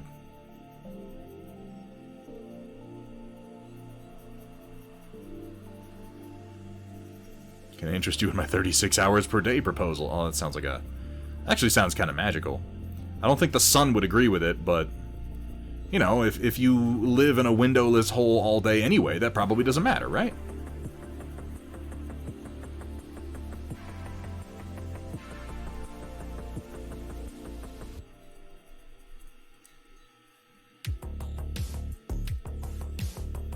Bean Lord, it has been a little while, my friend. How are you doing? Excellent to see you in chat. Haven't had a chance to catch one of your streams in a good long while. I hope things are going well for you.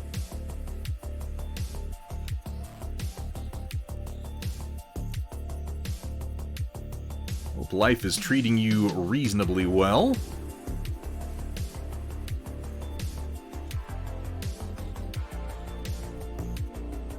On and off. Weather here has been nuts. Weather has been a little funny this year in general.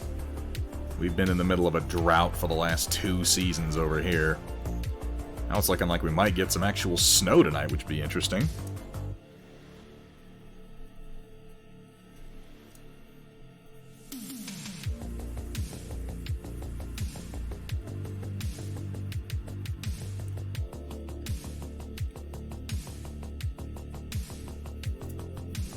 Dry, brushy, brushy, brushy trees, brushy, brushy, brushy.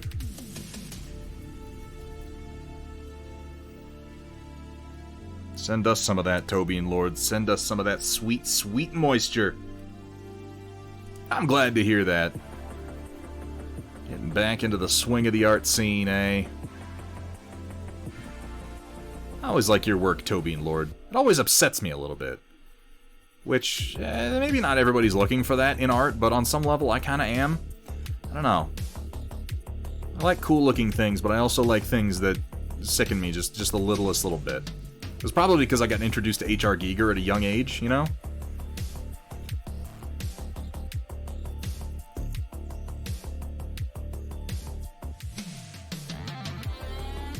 Hey, how you doing, Languin? We do a lot of Battletech stuff around here. I'm working on some, I got Battletech vehicles and some mechs that have oil paint sort of resting and staining them right now, and then I am dry brushing up some of these hex trees also for Battletech.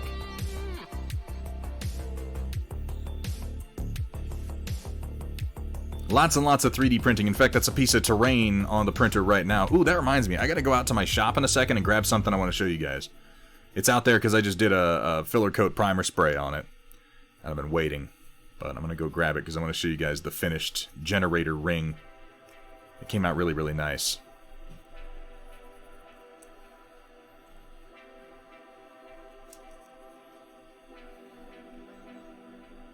Practicing some animation lately. I hope we get to see some of it, Tobean.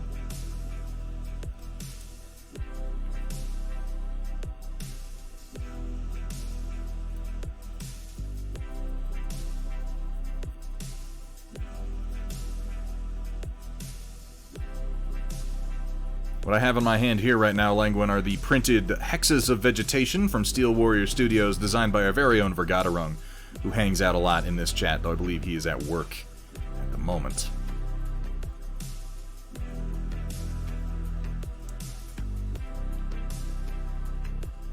How long do we have until the report? Oh, I dropped my brush. That's gonna be at 8:30, so 1.5 hours, just about an hour 25 minutes, Steela.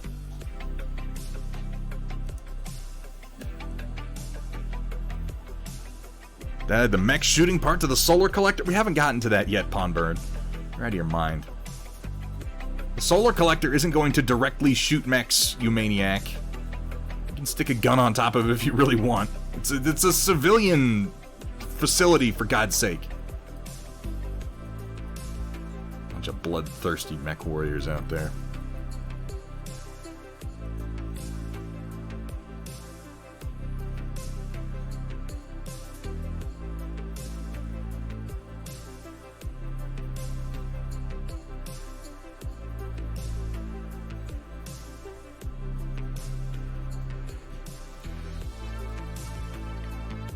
Lunatics. All of them. It shoots civilians. No, oh my god. Yes, it's a cannon, and there's a line to get into the cannon, and it says bathrooms this way. It's a really long line. That way people buy it, and they go in, and it shoots them at their enemies. That's stupid. That's incredibly stupid. That's like Angry Marines level of stupid.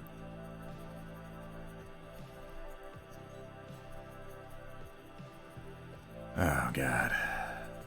Toby and Lord, thank you for the reminder. I'm trying to kind of get this beer down.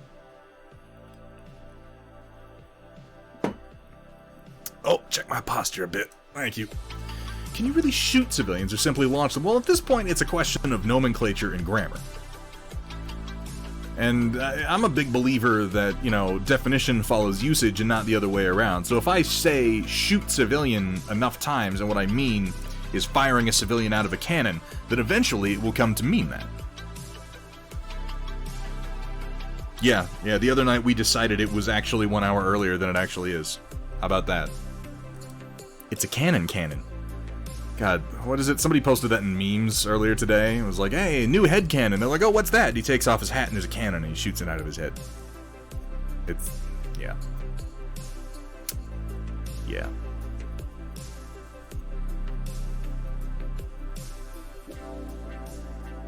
What about shooting civilians at civilians? Look. Battletech is a dark universe, okay? But even they have standards.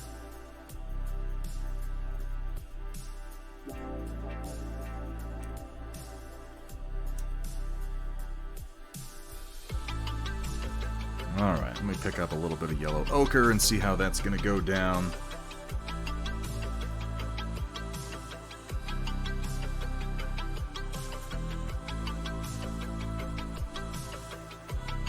On these big trees. Looking for that golden conifer look.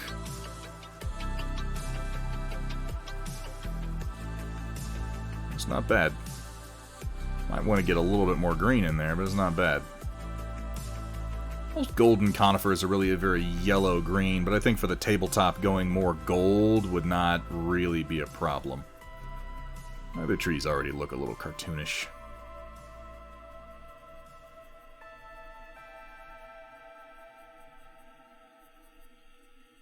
Oh, the Wegcom, thank you for the reminder. Print's done. Print's done. Okay. It's about time for me to go out. I'm gonna go.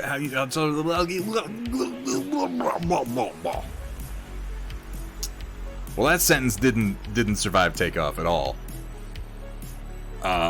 Let's try again. Here in a second, I'm gonna put you guys on the BRB screen. I'm gonna go out to my shop to grab my primed generator that I want to show you. By the time I get back in, the generator on the print plate should have separated, and I'll be able to start another one, and then show that and my wind farm off. I think this works pretty well, though. I'm going to take it a little bit higher, but not much. And maybe what I'll do is work in a little yellow-green. These trees from Vergaderung dry brush so well and so damn easy. That's really nice. Might put in some reds. It wasn't a good effort. It was not. Clearly I need more beer. Oh, is this one of those nights, Data Nerd? Is that what we're doing tonight?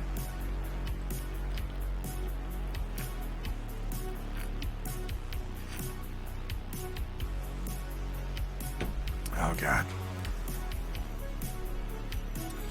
Dear Lord, please don't let me fuck this up. Oh, I'll be right back.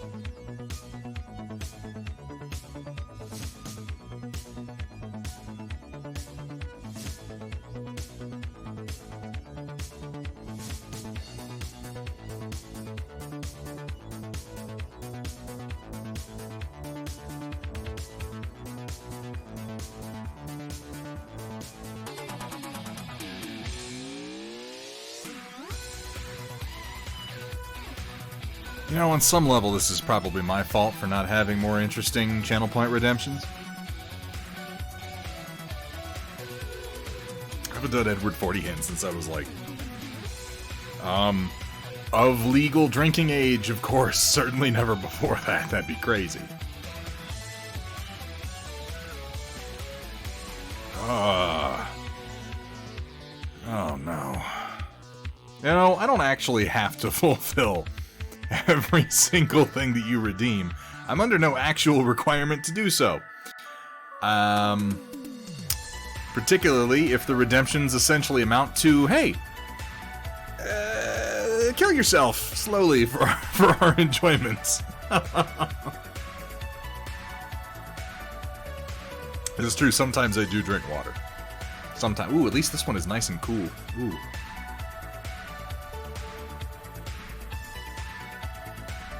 At least pun expected wants my back to be preserved. That's something. Arc Rave! How you doing, man? It's good to see you. Yeah, like that. Remember when we used to do that, Pawn Burn? Those were good times. Alright, a bunch of maniacs. I actually gotta do stuff, too. Here is our primed up wind turbine, which I'm pretty happy with. The detail kind of shows up as low because something about this color of gray in cameras just doesn't go together. It's the same thing with ceramic resin. This thing is quite large, though, compared to a mech. Let's see. Something everybody will have for comparison. We have a CGL catapult here. There's our wind turbines.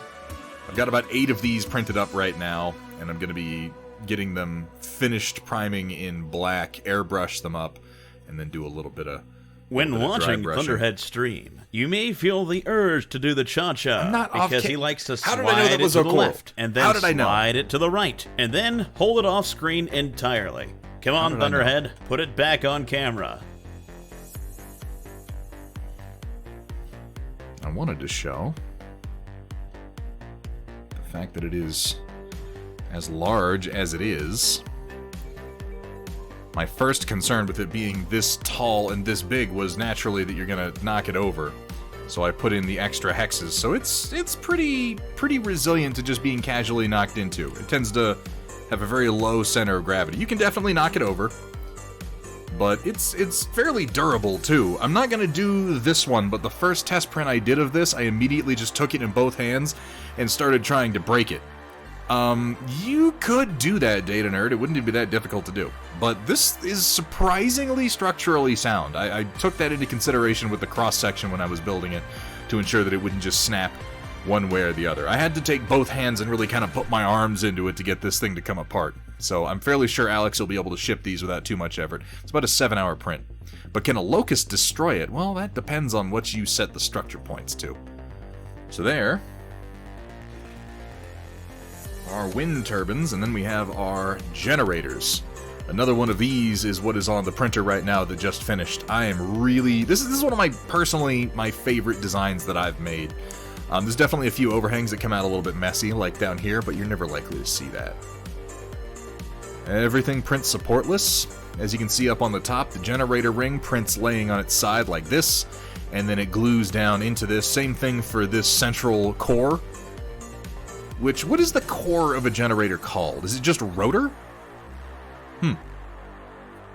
Because I know that the ring on a generator, this is called a stator. And this is essentially a massive coil of wire through which a spinning magnet on a rotor will cause, you know, a fluctuation of electrons that becomes an alternating current. See, I know that a rotor turns what's in the center of a generator, but is it just called a rotor, or is there another phrase for it? I don't know, I'm not an engineer. But I like to think that this generator broadly makes sense within the laws of physical reality. Here we have 2 ports that connect to our industrial fluid works pipeline, as you can see. Magnetizes right in like so. So that you can use your heat sources like our geothermal heat exchanger, our solar collector tower, our fusion reactor. You can have tanks from the industrial fluid works route water into them, and then you can have those same pipes take that water to these generators, and then you can connect these generators end to end. This is my favorite feature. You see this part right here has a magnet on it, and then this central rotor also has a magnet on it, so you can connect these 1, 2, 3, 4, as many as you want in a row, and have one rotor essentially powering a whole series of generators. I really quite like this design.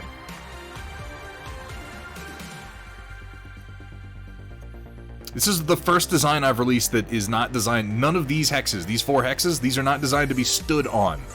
This is the first time I'll be releasing something like this. Normally everything I make you can stand on. This is the only part.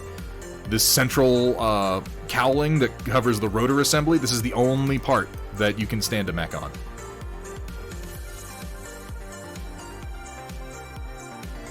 It all prints nice though, particularly the ring prints flat on its side and then you glue it down into this. I'm excited to get some of these painted up. And for that matter, get the whole power complex built.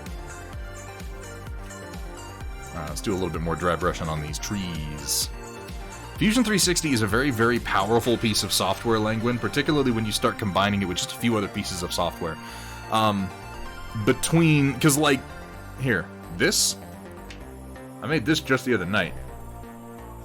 This base that Sam is standing on, I didn't design the Sam Mini, but this base that he's standing on with the concrete texture and the leaves and everything, I know, oh, Coral, I'm waiting for that plate to separate. I designed this in Fusion 360 to be precisely the dimensions and style that I wanted it to be.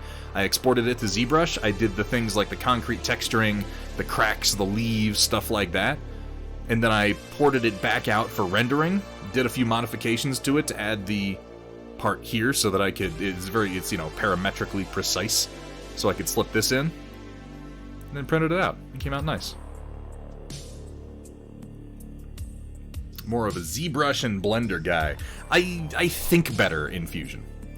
That's just the way my brain is built. Now, okay, ZModeler is an incredibly potent piece of ZBrush, and it lets you do some really cool things, but it is nowhere near as precise as the basic primitive modeling in Fusion, and I thrive on that. I thrive on making the precise mechanical pieces, and then when I need to make organic modifications to them, I port them out to ZBrush.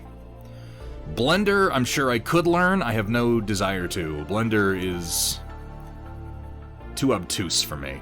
I know that they've improved it a lot in the last couple of years, but it still has a learning curve like a brick wall that I'm just not willing to chisel through. The ZBrush kind of does, but ZBrush is, I think, more user-friendly once you get past the initial learning curve of learning the insane nomenclature associated with it.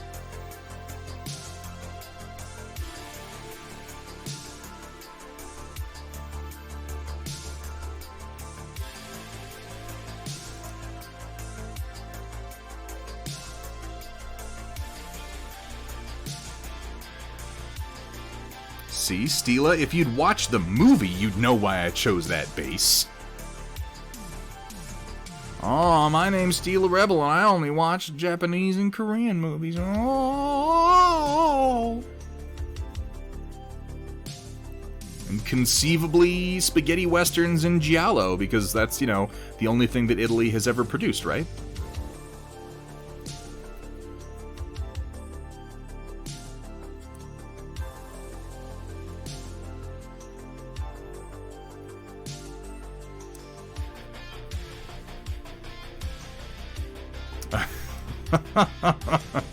It's not entirely shade. Yeah, ZBrush is incredible. I'll be the first to confess, like, I don't even know what the fuck. It's the 80-20 principle with ZBrush, where 80% of users will use 20% of the features for whatever they're trying to do. I have yet to identify the 20% of features that I need. I think I've identified 5% of the features that I need to make what I want.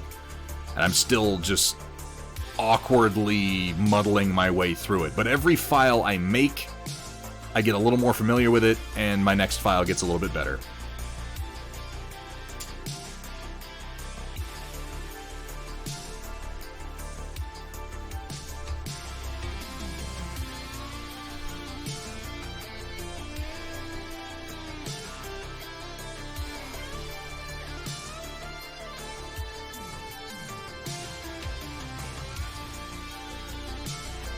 Oh, we're making some golden conifers, by the way.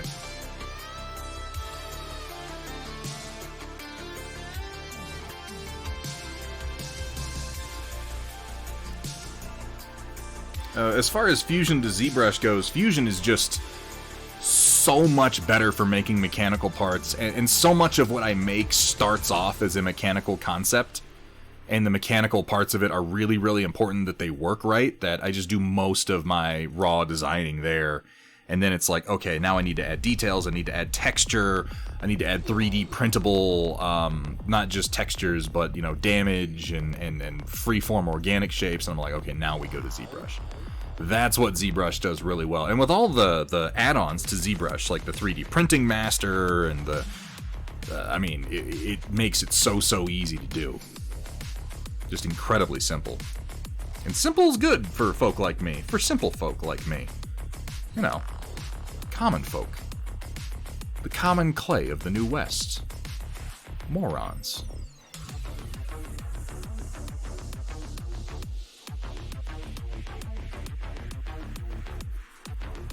See, what you're describing right now, Dave, is something I need to learn to do.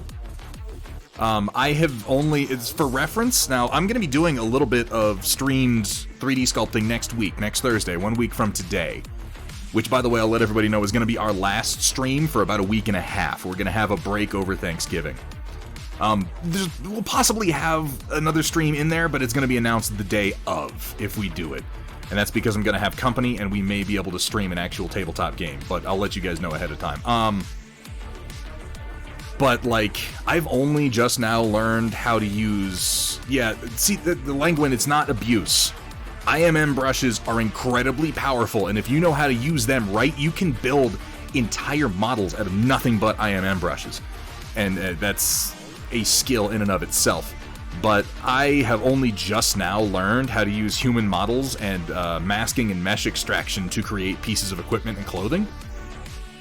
And I'm working on my first set of 28mm scale multi-pose human figures now. They're nowhere fucking close to ready, but I've been using mesh extraction to make all their equipment. I need to check out this use of Spotlight to make cloth. Of course, every month ZBrush adds new features, and they'll have like some video on, oh, we just did this amazing thing. What's the one they call, is it interpolate?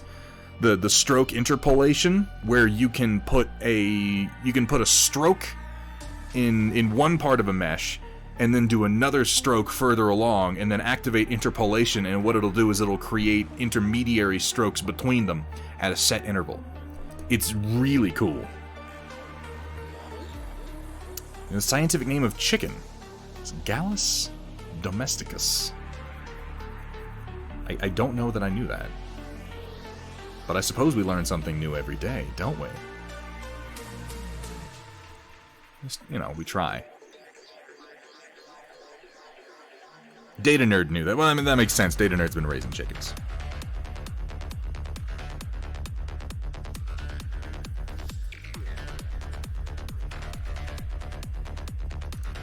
ZBrush has a large initial upfront investment, but is worth every penny. Yes, that's what I've found too, is... I'm currently on their monthly plan, and that is not gonna last long. Like, I'm thinking next month I'm gonna buy their permanent license. I did their monthly plan because it was, am I gonna keep using this? Is this really a tool that I'm gonna use often enough to justify the price? Let's find out. The answer is yes, it is. It absolutely justifies every fucking penny. It's an amazing piece of incredibly powerful software.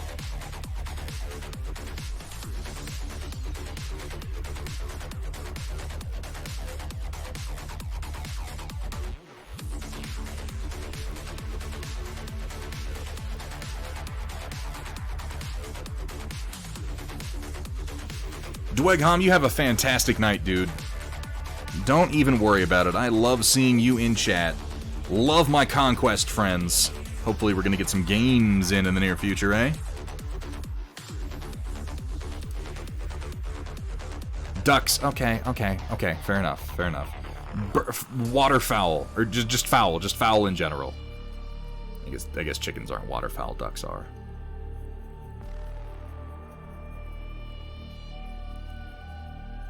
It's like you expect me to remember what people do with their lives. Ever. It's just crazy. Like, next you're gonna expect me to remember people's names? Like, the fuck? Oh, God.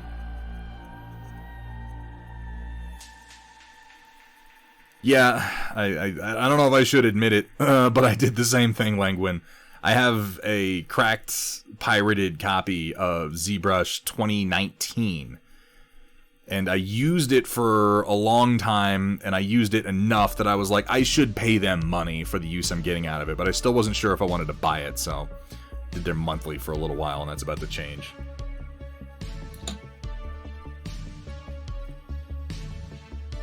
Awesome, Dwegom. Thank you. I haven't used Maya. I've heard good things about Maya. I know Greg the Salt Miner uses Maya and Mudbox for a lot of things.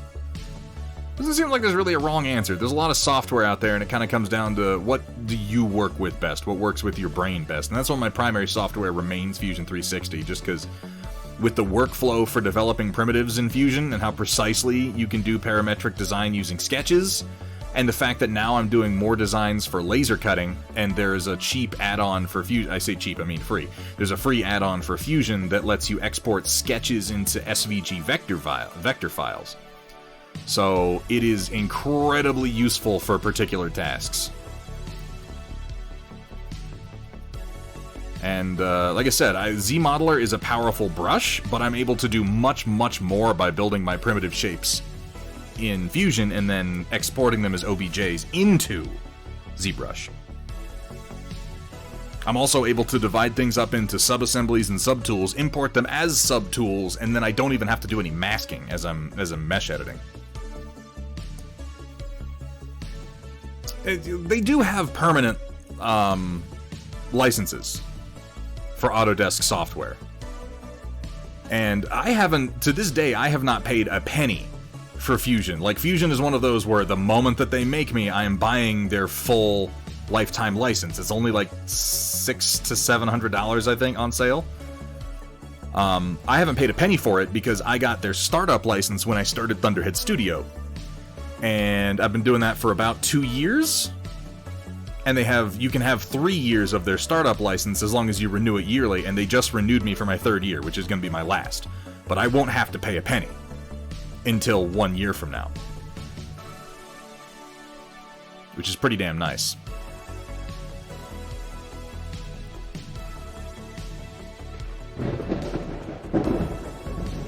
Holy moly, tonight is just out of control. Sam Mini coming in. Thank you so much for getting that shout out, Data Nerd. Sam Mini, an incredibly talented painter. Like, holy crap, talented. Someone you should definitely be following if you are in this more for the painting, less for the armies, which, let's face it, a lot of us, this is kind of the gateway drug to greater art, isn't it? Sam Mini, welcome in. Thank you so much for the raid. I hope you had a good stream. I didn't have a chance to stop in before I started my own. What were you working on? How did it go? Unless you're on your way out immediately, which I totally understand. You know, I've had people come in and say, I'm sorry for raiding and running. Guys, honestly, if you raid this stream, never feel bad for raiding and running. You've been streaming, for God's sake. You have things to do other than sit at your fucking computer. Go stretch your legs, get something to drink, take a shower, go to bed, do what you gotta do, man. Sam Mini, thank you so much for the raid, and welcome in, folks.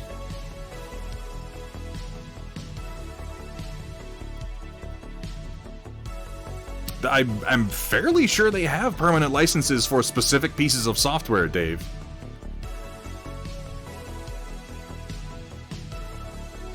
They offered me one just a couple of months ago.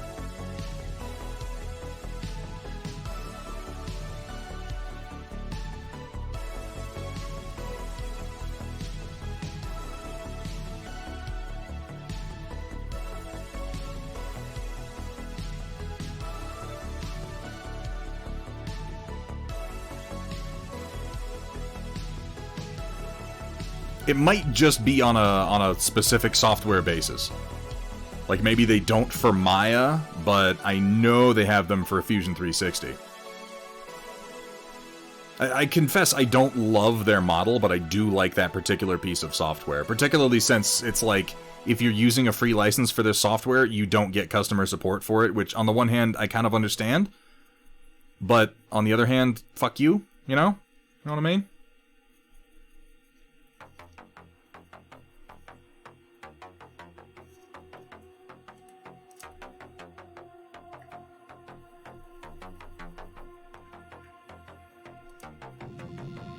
Yeah, you know, and that's the thing. Blender, it's all a matter of preference and how much you want to spend, because Blender is one of the most powerful pieces of software on the market. Blender can do basically everything.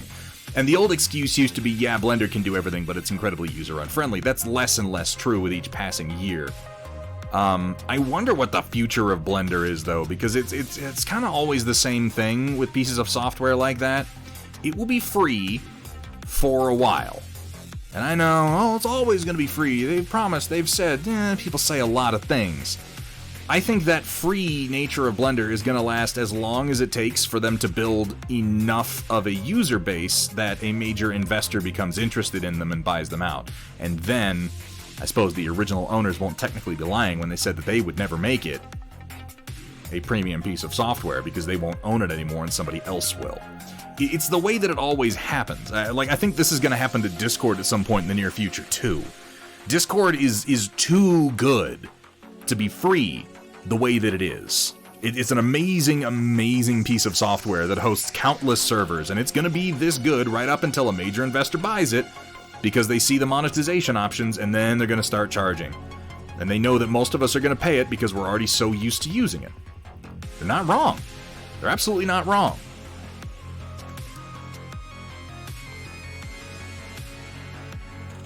And, you know, I would love to believe... I would love to believe that, Langwin. I believe that he has said it, but people say lots of things. They say lots and lots and lots of things. Some part of me is more comfortable with someone just saying, I made this software, pay me money to use it, because I feel like this relationship, this monetary relationship, is backed up in some way by a user licensing agreement and a general commercial contract. There are stipulations that people need to live up to here. And if someone buys them out, the fact is that my subscription, it will actually be less supported, but like an actual license will be supported by whoever bought them, more than likely. Legally speaking, it would be hard for them to get rid of that. But, you know, the guys who own Blender can say all day long until they're blue in the face, we'll never take a buyout, we'll never charge you money, and that will last right up until they do. I'd love to be wrong. And obviously, until that happens, it doesn't really matter, it's still free for you to use and a fantastic piece of software. I'm just saying I doubt it, that's all. But then I am a cynical person, so take that with a grain of salt.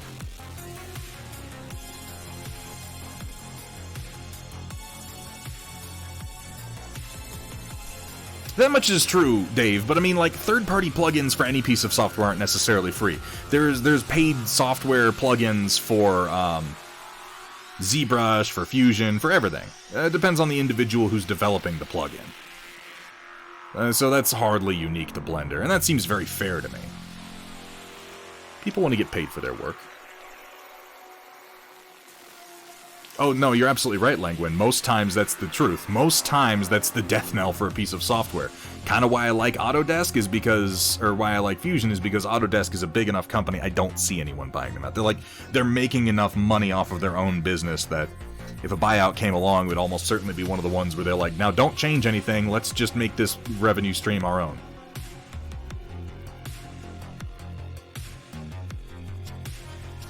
A certain amount of commercialism makes me more comfortable just because I feel like I know what to expect from it. Whereas the claimed free models, you don't really know. Like I said, I'm waiting for Discord to go that way too. All it takes is one buyout and everything changes. And that buyout gets more likely the more people use it.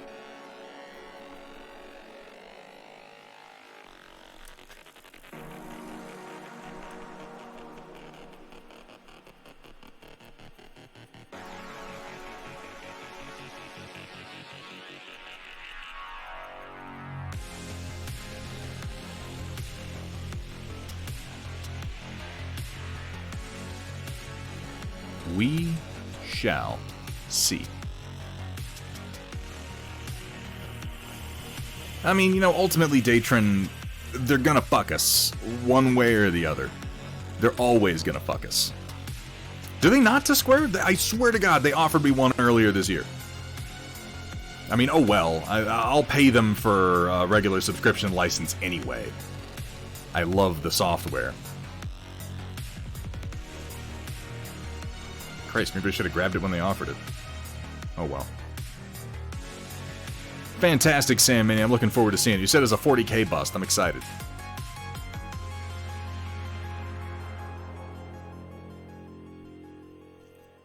I mean, digital rights management in general is a fucking nightmare, and still the Wild West. We barely have any tools in place to enforce any of it. I'm always kind of waiting for the floor to drop out and the bubble to burst, guys. Always kind of waiting for that on almost every front. But again, I'm a cynic. Alright. Let me pull these things off the plate real quick.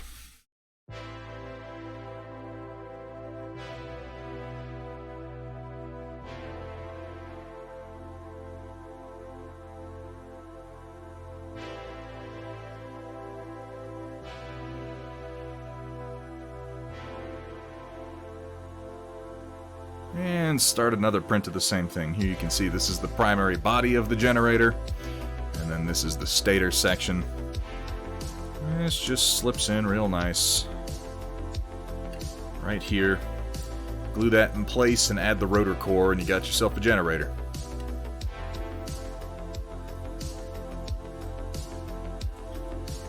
If you go down Manro Fasal to your channel points below chat, if you redeem this just in, that'll get you another slot in the Storm Report. You can have 2 for free for right now. It's usually 1, but we missed an unscheduled stream on Tuesday. There you go. It did time stop. I might have missed the opportunity, but that's okay. This is the thing, like, $500, $600 a year? It's really easy to make many, many times that every year. Like, I'll make that much money off of Fusion 360 in 1 month, so I really don't mind kicking them that money in order to keep using their software. Is it perfectly ideal? No, but I'm using their software to make that money. I'm fine with it, you know? Is this piece a commission? So I don't really do commissions, Animated Whale. Valthera, wonderful to see you. I've been watching your progress on that Bella Noct figure. Really nice skin tones on that.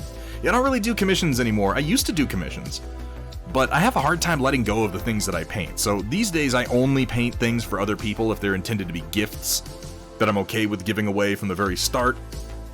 This is the closest thing that I have to a commission piece right now, which is my Sanguinius that I've been painting in oils. This is going to a friend of mine who is often in chat named Hethrir. I need to put the base on him before I can send him off. But, you know, as a gift, that's one thing. I'm a terrible commercial artist. I'm bad at it.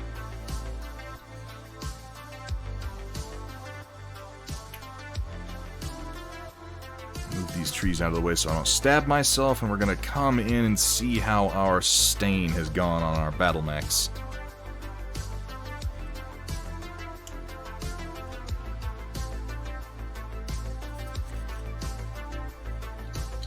Got these 3D printed bases for Conquest here.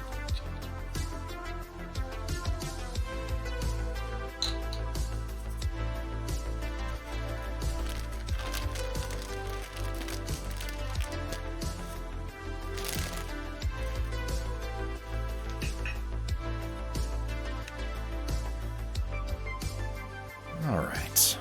I think it looks really good, Valfera. It's nice work you've been doing. Yeah, this is what I've been looking for. Nice dark stain.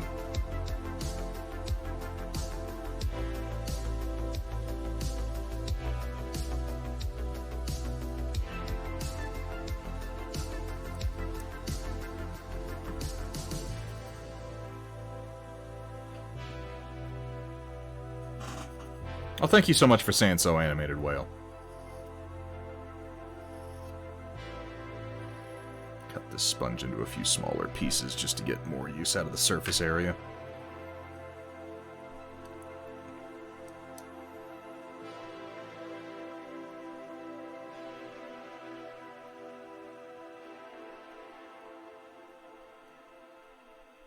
If I was, like, pure hobbyist, I'd probably put more effort into learning something like Blender. But, you know, this is started as a business kind of from the get-go.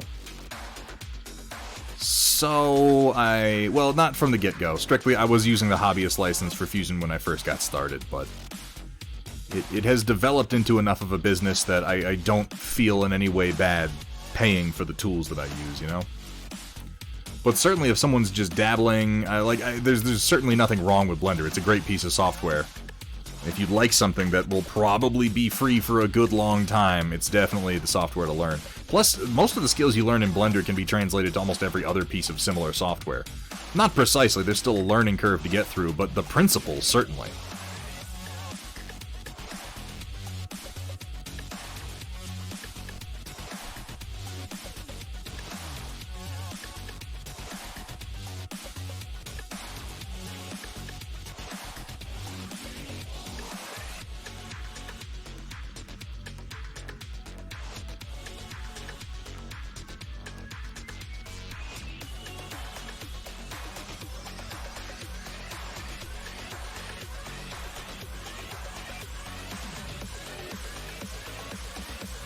This is exactly the stain I was hoping to get. This is going to look wonderful.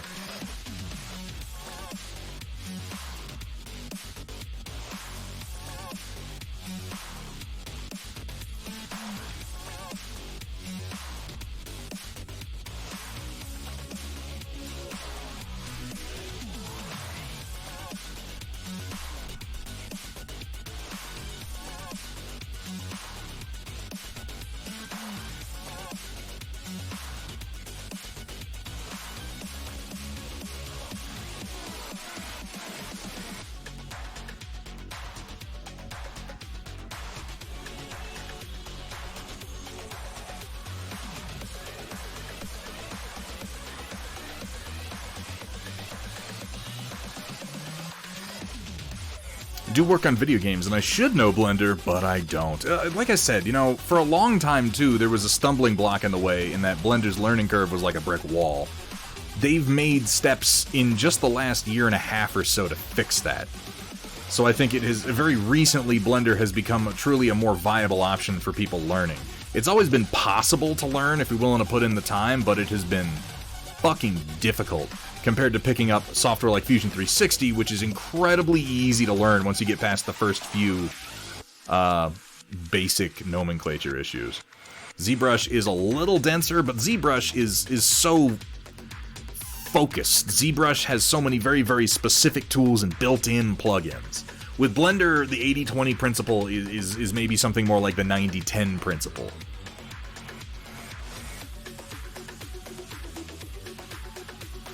Blender does everything. ZBrush is a little bit more focused. This still does a lot, but I think it's easier to pull out those specific tools that you want.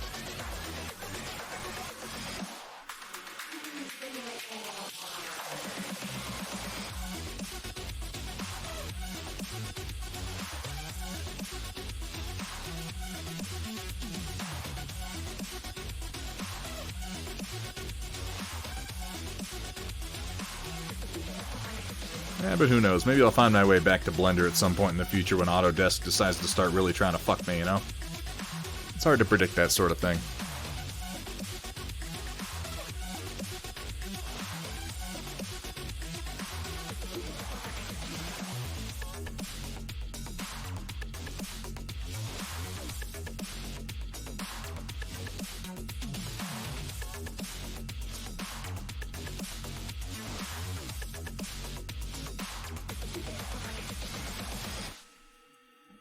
Alright, on to the next one.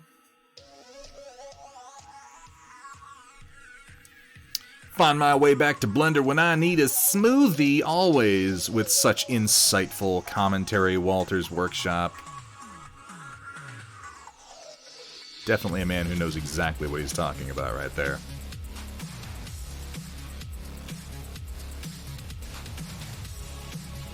Yeah, 2.5D to 3D is a little off-putting at times. Pond burn! Have a good rest, man. Thank you so much for being here. Thank you so much for the resub, man. It's always a pleasure to see you in chat. I hope you have a good night.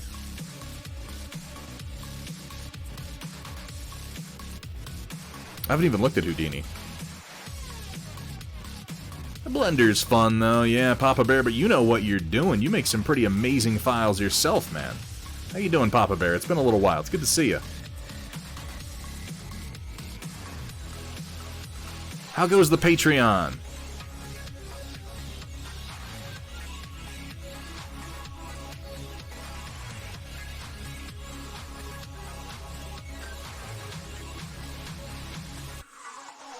Yeah, I basically just, that has been how I've adapted to 2.5D, is I just never fucking use it. Yeah, I'll use it when I'm placing primitives, and honestly, not even then, most of the time.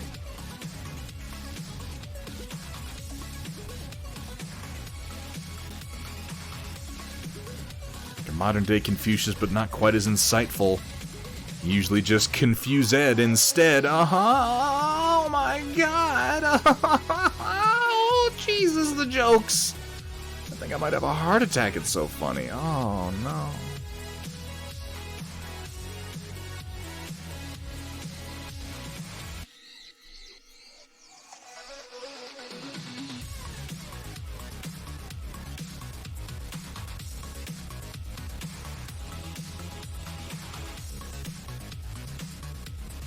Let's get in there and try to get that shoulder a bit. There we go.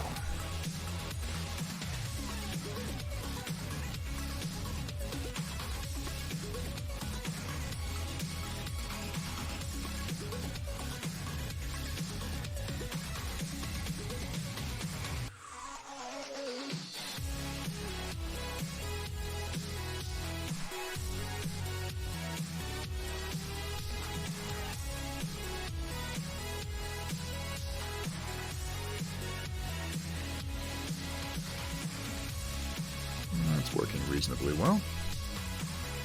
Alright, let's try the blockhead and see how his glaze turned out.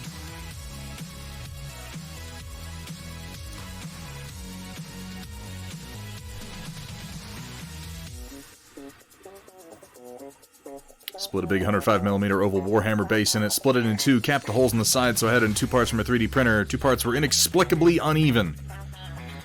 Yeah, and this is one of the big complaints I have about ZBrush, is, it's just not... Clearly, it's possible, if you're clever with it and you're careful and you use all the measurement tools and a few add-ons, it's very possible to make mechanically compatible pieces. People do it all the time.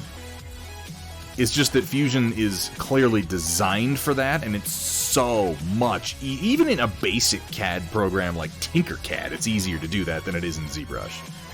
ZBrush is designed for art and not machines, and when we're making miniatures and terrain, a lot of what we're making is mechanical. So I love starting with my files in CAD and then moving them over into the art program.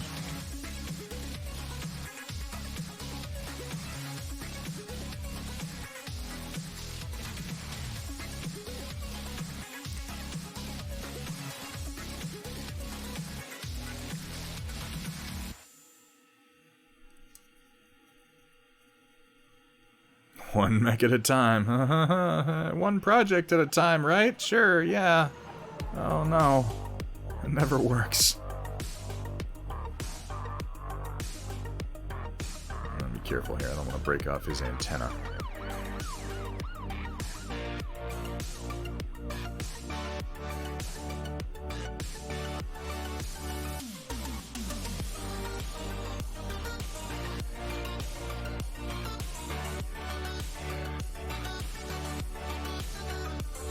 Oh, Languin, if you're ever looking for links, man, there should be down below chat a link to my link tree, which should have links to everything. My Thingiverse profile, my hosting on Steel Warrior Studios, my Discord, just everything. Look for that link tree link.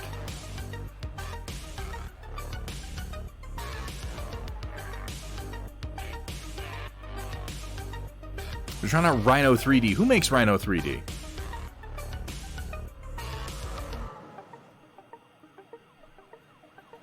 Up until today, I still thought, for whatever reason, that Autodesk was offering perpetual licenses, at least for Fusion. And I guess maybe I just waited through the period where they stopped doing that, because they've definitely offered them to me before, and I, like an idiot, made the assumption it would still be available.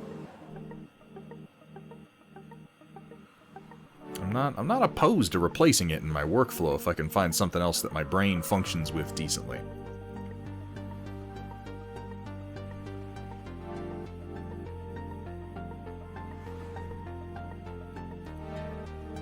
Otherwise, I'm going to wind up paying like $600 to $700 a year to use Fusion.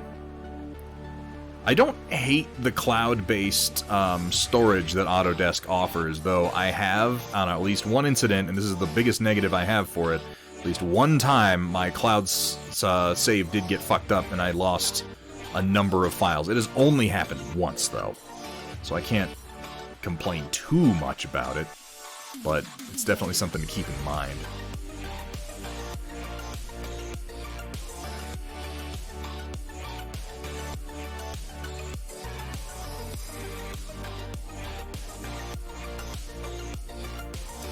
Alright, just a couple more glaze removals. And we're going to start laying down some white paints.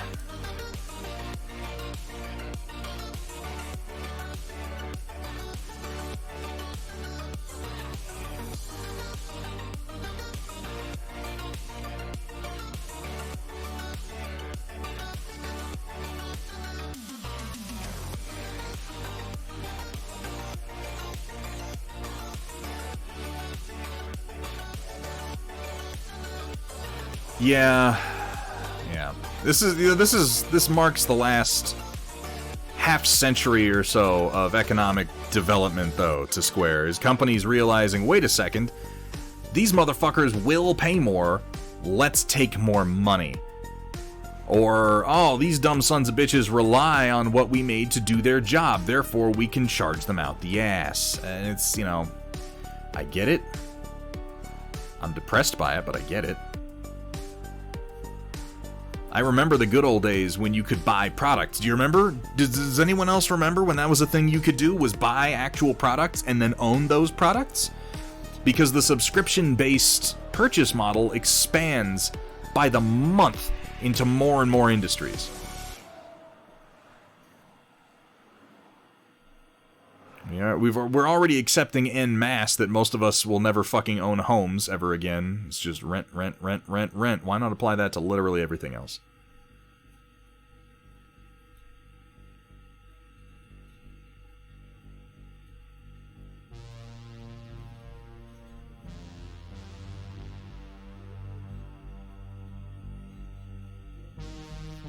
You came right in just in time for Dougram for my subversive section. Rise up, denizens of Twitch. Seize the memes of production. We have nothing to lose but our chains.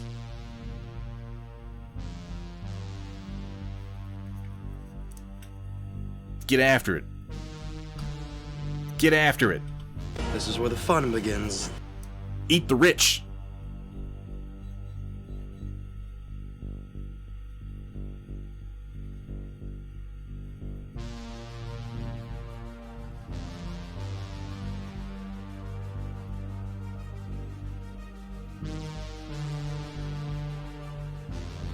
This whole process has worked out pretty well so far.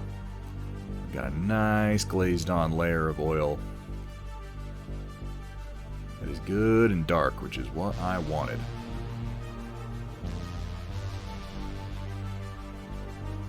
Warm, but not too warm. Mixing in that lamp black with the burnt umber makes all the difference.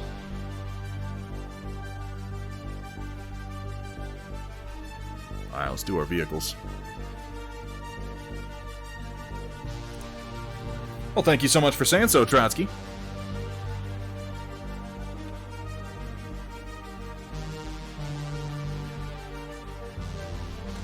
Cut up one more sponge real quick.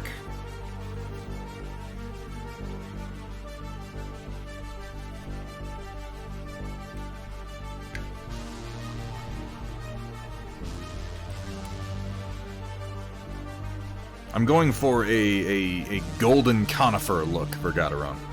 Not done with it yet. Oh, Coral, have a good night, man. Thank you for hanging out.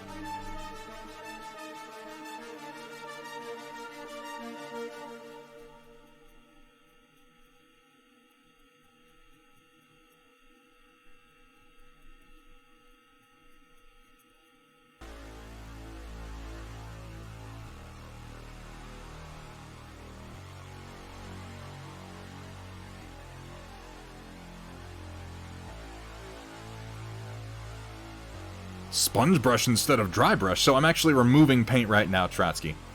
All of these minis have been primed, and then they have been glazed with a combination of oil paint, specifically burnt umber and lamp black, and really stained it this color. And I go in and I remove the excess, and then I can come in and blend colors on top of it. Animated Whale, thank you so much for hanging out. I hope you had fun for the time you were able to spend in the stream, and I hope you have a fantastic night.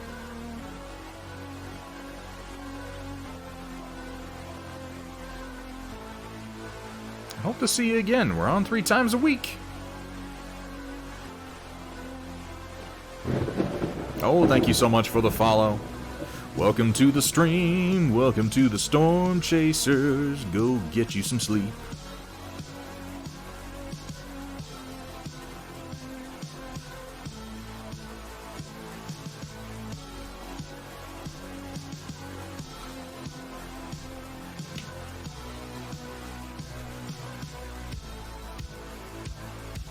You also, I don't know if you use Discord, Animated Whale. I can strongly recommend joining the Thunderhead Studio Discord. It's probably the best way to keep up to date on what we are doing over here. I put out pings for interested parties every time we get a stream going. Also, it's a pretty awesome community, particularly if you're interested in 3D printing. So, you know, consider it if you use Discord. Real easy to join. All you gotta do is hit !Discord in chat or click the little button down there below my face.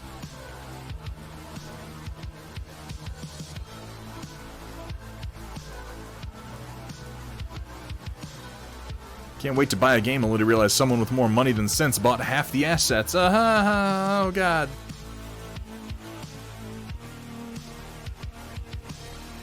This is the world we live in, man. Microtransactions everywhere.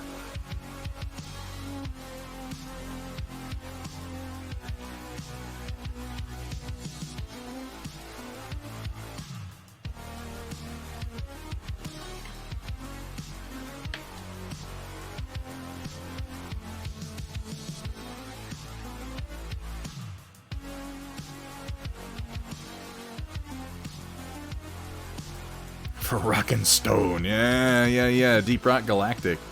That's some business right there. Everyone seems to love Deep Rock Galactic. I've played it a number of times. I don't know, I always play it for like a week and then I lose interest. It's a great game, though. I love that I can keep coming back to it for like a week at a time, and the fact that I've paid for it already means I just get the content and I jump right in.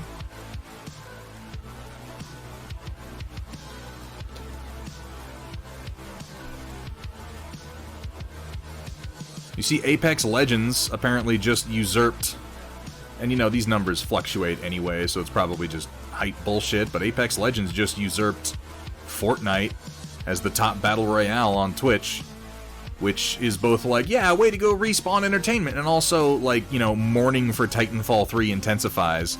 With Apex being as successful as it is, it's like, no fucking way are we ever getting Titanfall 3. Why would they do anything but focus on their Battle Royale cash cow? I don't really do Battles Royale with the notable exception of what we've been playing recently, which is the Cycle Frontier. We did the beta for that last week. It was really good. I really enjoyed that. I'm definitely going to be playing that when it comes out. That one is going to have a free-to-play model with microtransactions for cosmetics, is what they claim. I'm glad you had fun playing, Ren. I know what you mean, man. That kind of PvP can get stressful, but I'm hoping that with a larger, more diluted player base, we'll run into fewer dickheads. Like, Ren and I probably had one of the most blatantly antagonistic PvP experiences I've had. Usually when I run into someone who's that antagonistic, they get the drop on me and kill me almost immediately. Ren and I had an extended firefight, and you know, I had a few thoughts about that, Ren, when we were trapped in the water control tower. First of all, we had a way out, and I should have pushed for it. And that was going out that door immediately to the left. We could have gotten down to the ground level from the train tracks. We should have done that. I wasn't thinking at the time. The other thought that I had was we should have had grenades on us. And since that fight, I started carrying at least one gas and one regular grenade. They're really good. They're really good. Gas grenades would have been perfect in that scenario. We could have popped one out the door to push them back off, or force them to come into the room. If we had forced them into the room, I could have lit them up with an SMG.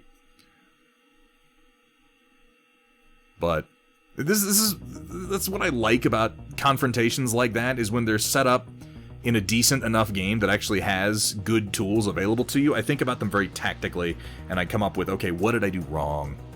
And what can I do right next time? Sort of like when Vergaderung and I were playing, and we got ambushed by 2 snipers on a raised position, and our thought was, let's assault the raised position in 2 different directions. And it's only after we do it and get annihilated that I'm like, what did we just do? What? At what point did we make the choice to do literally the dumbest thing possible? Because we were both on board with it. I don't remember anyone really coming up with the plan. We just sort of did it. And I'm like, that was really stupid. Like, unbelievably dumb. I thought better of us. How did this happen? We're smarter than this.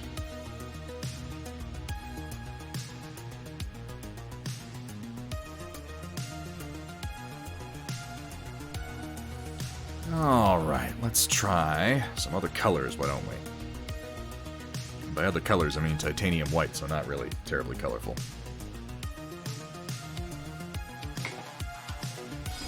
Well, you know, the important thing is we had fun, right?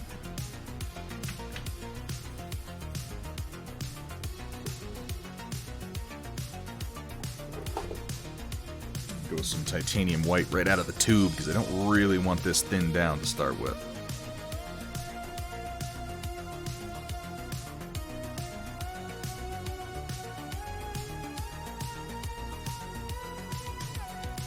Since Vergaderung is probably at work and thus not participating in chat, I'm just going to blame him for that incident. It was definitely his idea. I was just following his lead. Abso-freaking-lutely. Ren was unfortunately following my lead, which turned out to be a shitty idea. We are God of Myth. We're using oils.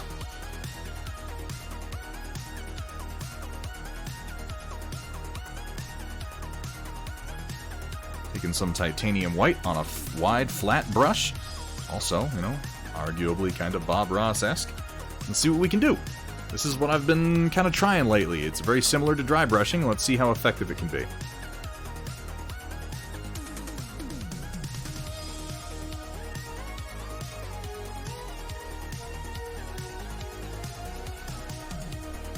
Pretty effective, honestly.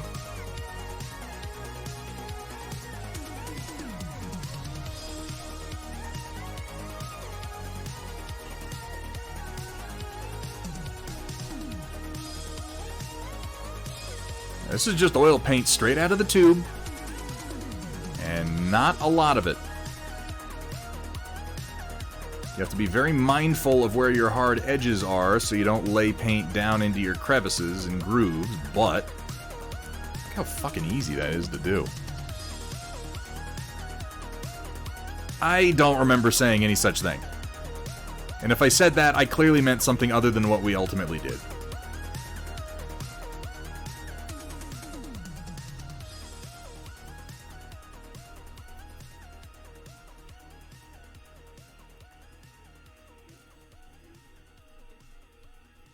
I'll ask you this, Vergaderung, did we flank them successfully? If no, then we didn't do what I said. Clearly.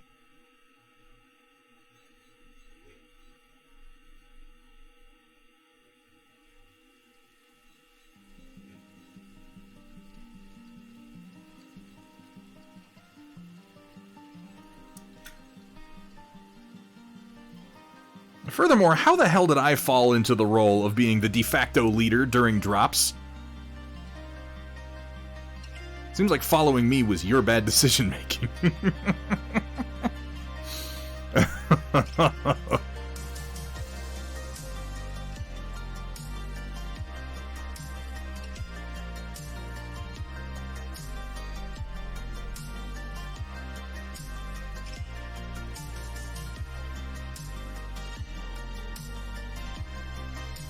Look, Data Nerd, I can't be held responsible for everything that I say, okay? That's crazy talk.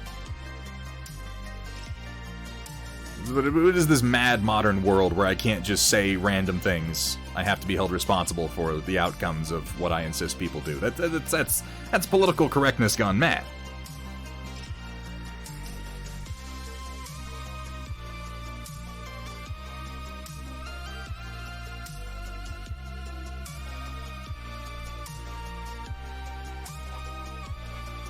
So yeah, for batch painting, I'm liking this, what I'm doing here, quite a lot. It's effective as hell at getting some really nice, crisp edges and decent shadows on small figures. The question is, how well is a magenta going to overlay what I'm doing here, and we're going to find that out when it comes time to add in some other colors. Welcome back, Steel Rebel. We're dry brushing with oils. So let's see. On the right, we have where just the basic glaze and removal got us, and then on the left, that's just a little bit of titanium white. Not a lot. We're going to do some more.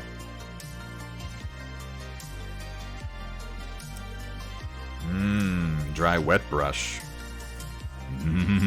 Floor pie.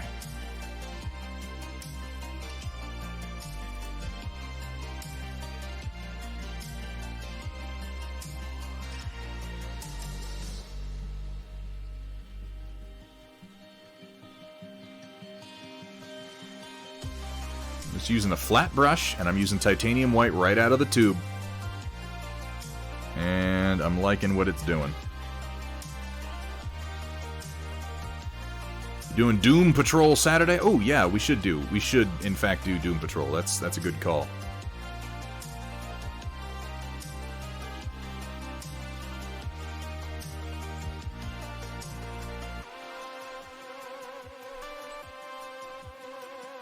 My goal here is learning how to oil paint something with hard surfaces effectively in under an hour, and I think I'm onto something here.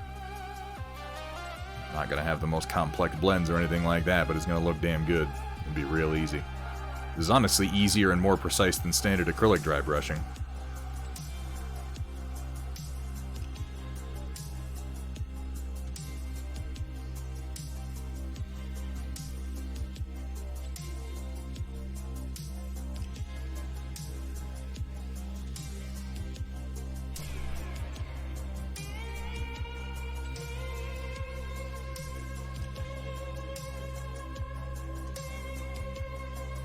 Come in detail and add some splashes of color after the fact, I think.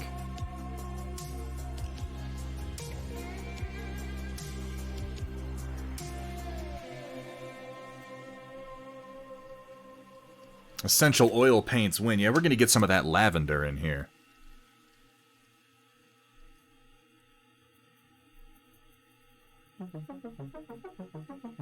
Get some of Gwyneth Paltrow's vagina eggs. Or candles, or whatever the fuck she sells. I don't know. You expect me to keep track of what Gwyneth Paltrow's doing on any given day? What are you, crazy?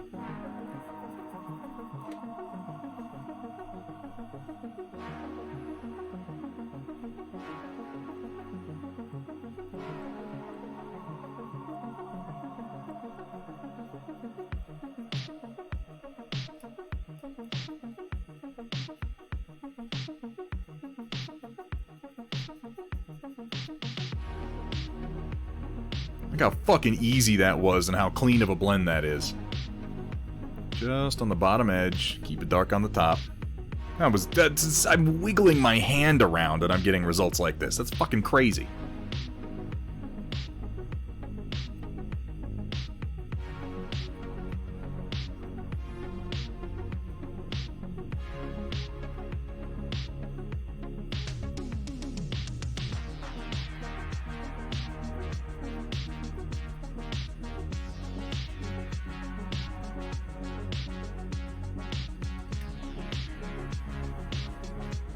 Isn't it Goop? Isn't her brand Goop? That's what they keep advertising on Netflix. Goop with Gwyneth Paltrow. Learn how you too can be a kooky, out-of-touch motherfucker, and all you need is millions of dollars.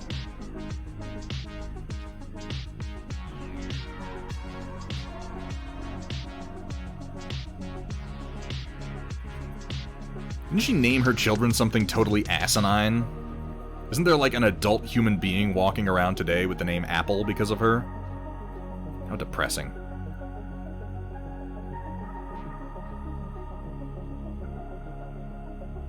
Ass and 9. Those would be better names. At least one of them you could argue she named her after Star Trek. She's 9 of 9. Wanted her to be best friends with Jerry Ryan, but Jerry Ryan has better things to do with her time, as it turns out.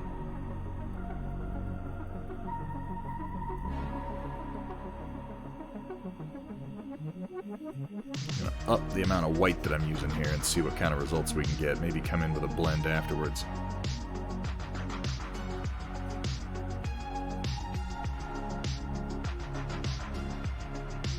No, that's Goober. Goober. Mayor of Goober Town, as it were.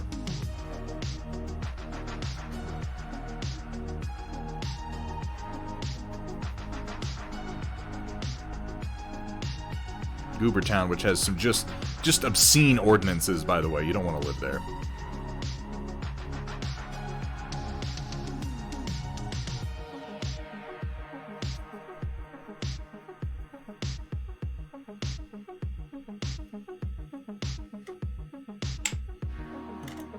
You're just saying words at this point, Mafik. just making mouth sounds. Goober goobers gorbulous goober gubble gubble boo boo boo. Wing wong wizzy woggle woo. Is this what we've become? Is this what this stream is now? Just like, not even word association, just mouth sound association.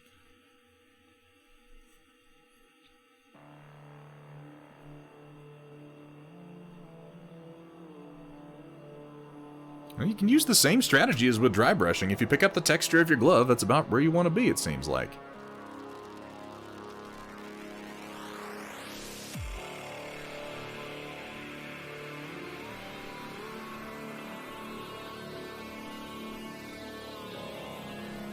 This is, in my opinion, shockingly effective. You may or may not like the results that I'm getting, but if they interest you, I assure you, they're stupid easy to do.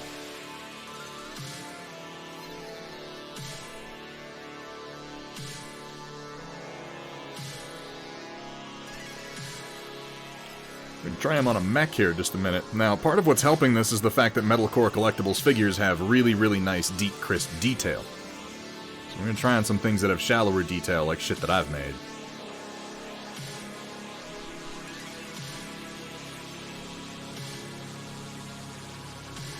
Wait, what did I do, Amishtig? What did I say?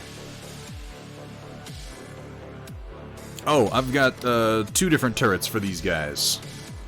Arcrave. I have 2 versions of the Sprinter tank. I have the one with the 3 MLAS, and I have the one with the 2 LAS and the LRM-15, this big bad boy here.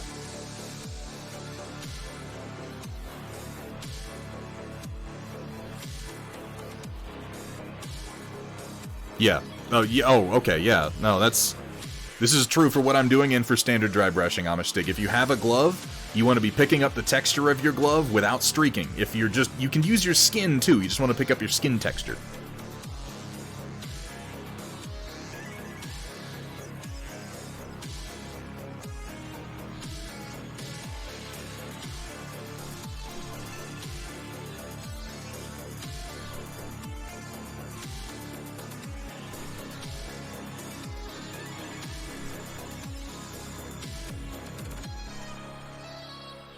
Leaning a little heavier on the white for this pass.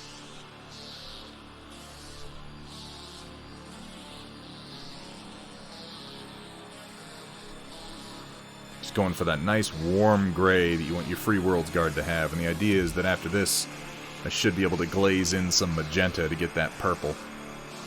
Let's see how far we can go with this, though.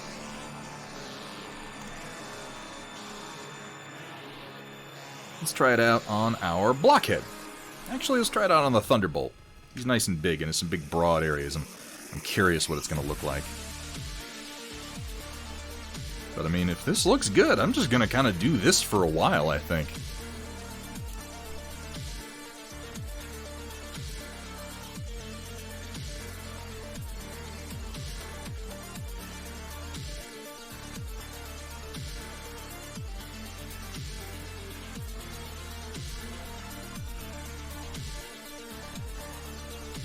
And you can still really lightly blend in broader areas of color using the exact same brush as you do this, as well as picking up edges.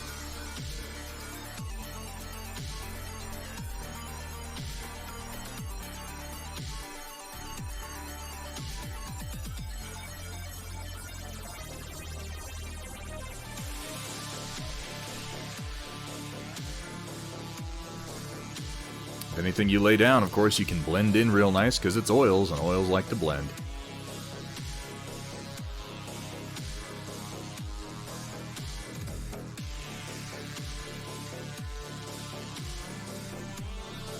The trick is definitely using the white just right out of the tube when it's good and thick, though. And I mean, you could do this with any color combination in oils. I'm using white because I'm trying to get that warm gray.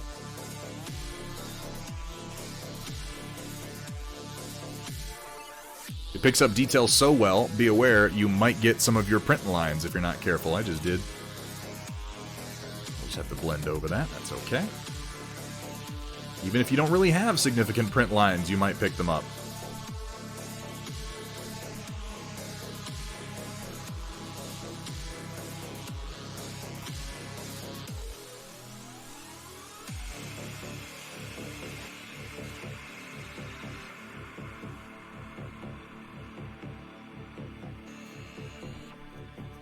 Oh, God, the caps lock. About to order that Frozen 8K. That's a damn nice printer. I think you'll like that.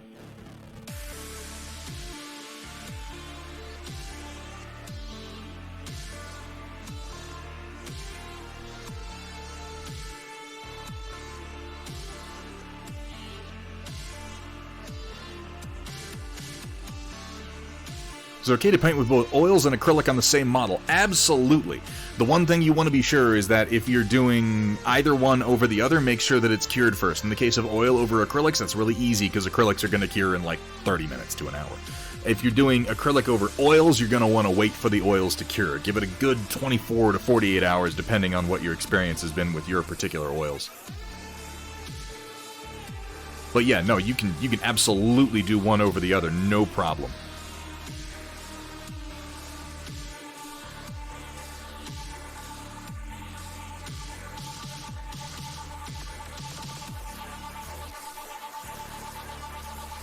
So for those of you who might be wondering, which you probably aren't because I haven't mentioned this before, this technique that I'm doing right here, I don't know if you're familiar with Hardware Studios or Dale over there, the minis that he periodically paints and posts. He's a very, very talented artist, and a lot of his work comes from a strong familiarity with classical art.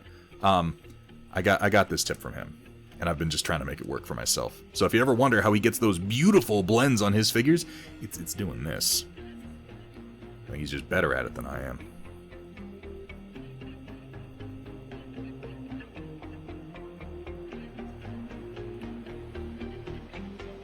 Can you blend the two, or is it cursed? So you don't want to blend wet oils and wet acrylics. You never want to blend wet oils and wet acrylics. That won't work. Yeah, as mentioned, it's literally oil and water. Like, they will not blend. Once on stream, I actually tried to thin acrylics with an oil medium, and I was like, why isn't this working? Why does my paint keep breaking apart into these big globs? And it was because I didn't realize that I had an acrylic paint down. It won't work. Whatever you're hoping to achieve with it, you won't.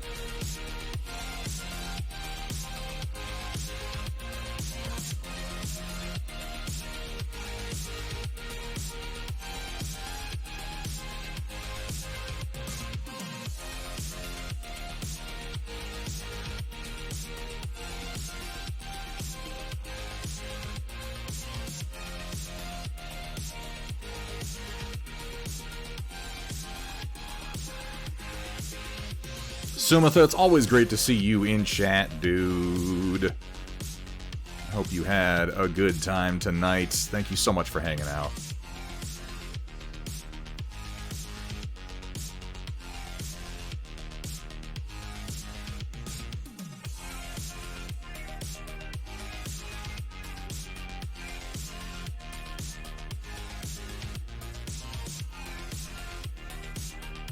Yeah.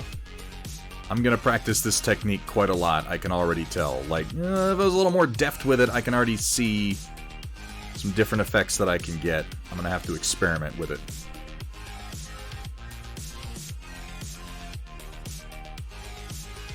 It's so fucking easy, though. Like, I cannot at all fault how very easy it is to get very basic results doing this. We're gonna be practicing this quite a lot more.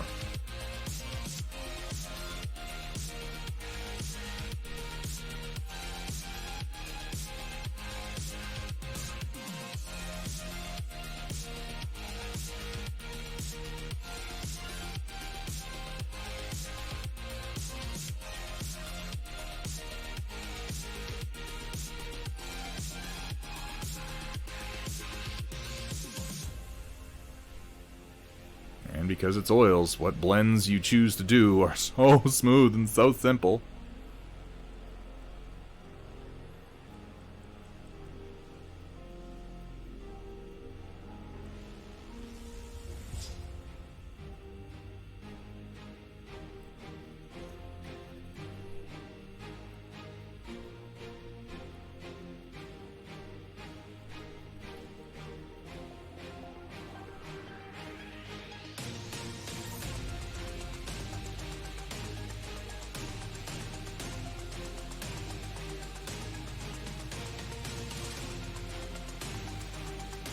I think I might be reaching the point where I either have to change brushes or give this one a little TLC, though. Well, not necessarily, actually. If I just wipe this one clean a little bit. Beat the devil out of it, so to say.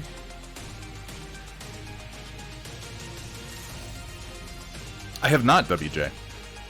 I've heard of it, but I've never messed with it. I knew some people in the various arts programs in the SCA who had, but I was never so bold myself.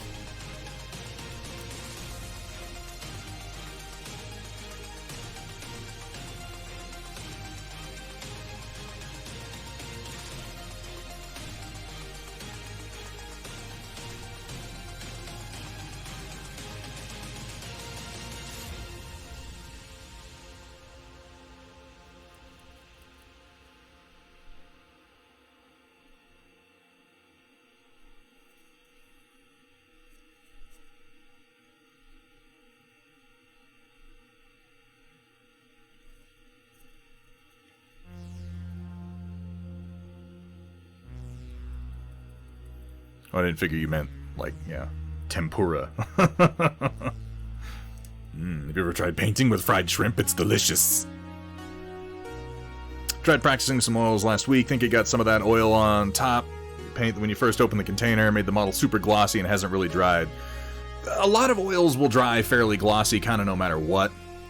A good varnish should take care of that once you wait for it to cure. How you doing today, Rockin' Robin? It's good to see you, man.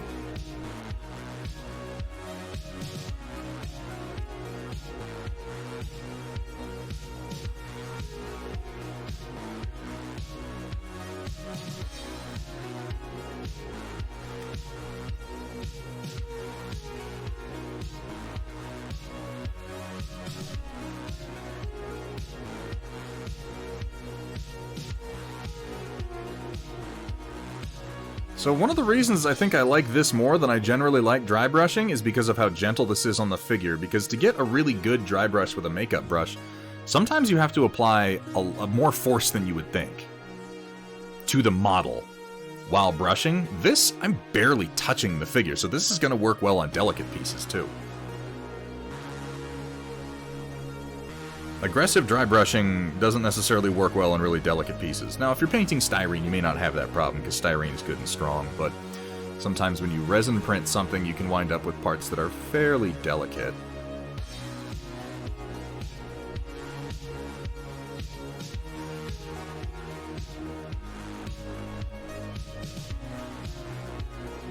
Yeah, it looks less sandy. Yeah, well, it's because, I mean, it's oil. It wants to blend anyway, so it's all... I'm discovering that it's in about... I'm having good luck by coming in with my stroke from on top, and then I'm pulling away when I get to places that I specifically don't want to leave any pigment. So it's this little kind of draw and pull motion that I'm doing. Gotta mash it in there and rub it around real good. So anyway, I started mashing.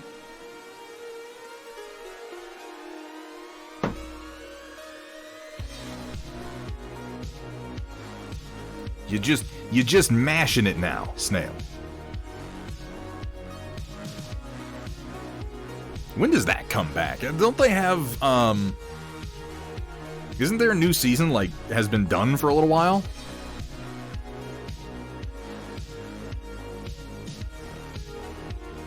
But yeah, with a dry brush. Of course, Forgottering's been doing a lot of dry brushing lately, so he would know. This, again, I'm barely touching the model at any given time. I'm also not worried about my paint drying up, which you do have to worry about with a dry brush. Of course, that's kind of right there in the name.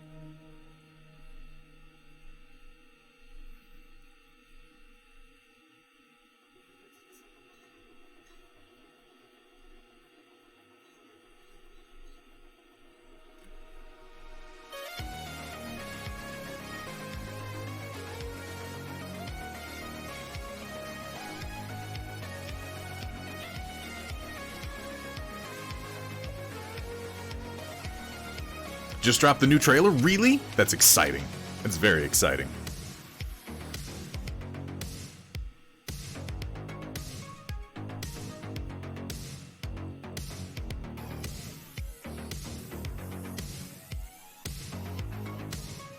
I just saw a 40K meme that was also an It's Always Sunny meme.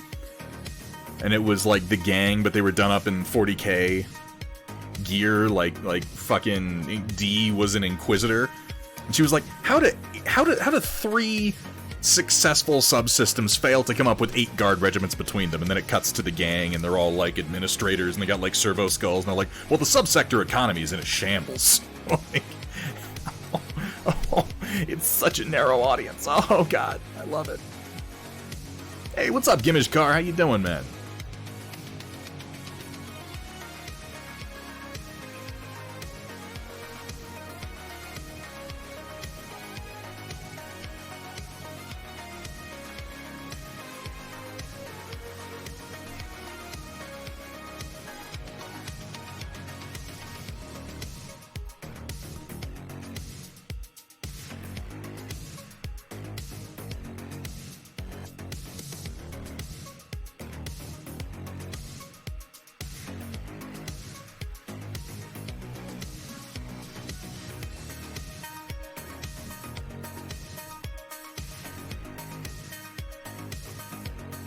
There's definitely practicing to do with this to get it just so, but it's very rewarding so far.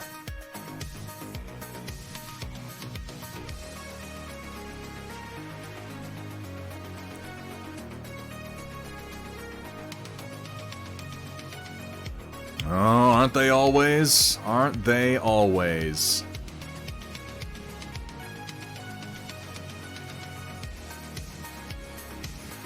What a chonky boy. He definitely has that chonk, Trotsky. I really, really like the original design for the Thunderbolt, and I was disappointed by the absence of really good-looking ones that were in these original proportions. Because, yeah, it's a big, chonky, nasty motherfucker.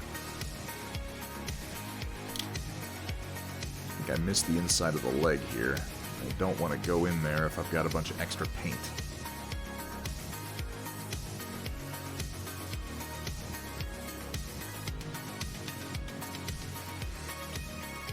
This, in the show that this was a part of, the Fang of the Sun Dougram, the Hasty was the first combat armor that was able to just grab hold of the Dougram by its shoulders and literally force it into a kneeling position.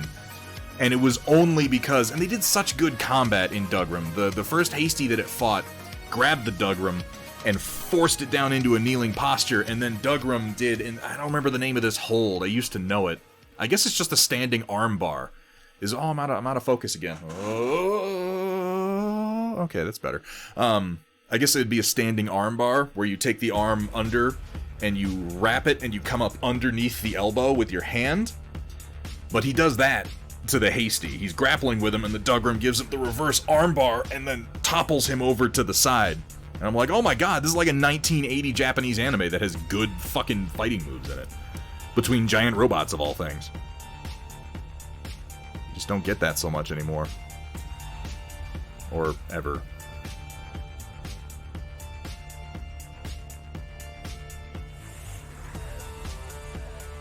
I'm just kind of using the edge of the brush to dab in a broader area of color here. And blending it out a little bit with the bristles. And I may end up wanting to be more aggressive with all these colors and just, experimenting.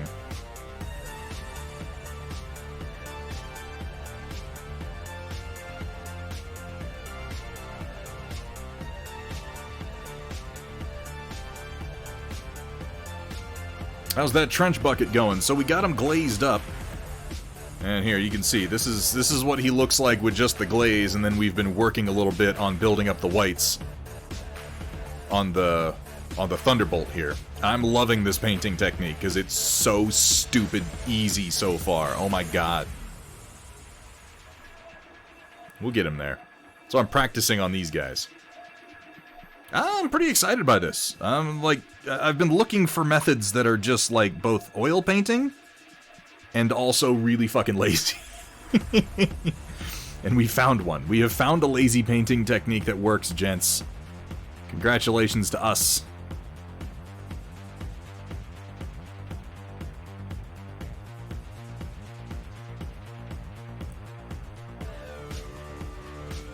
Sphere, it is good to see you, my friend. Welcome, welcome. We were just talking about you a few minutes ago.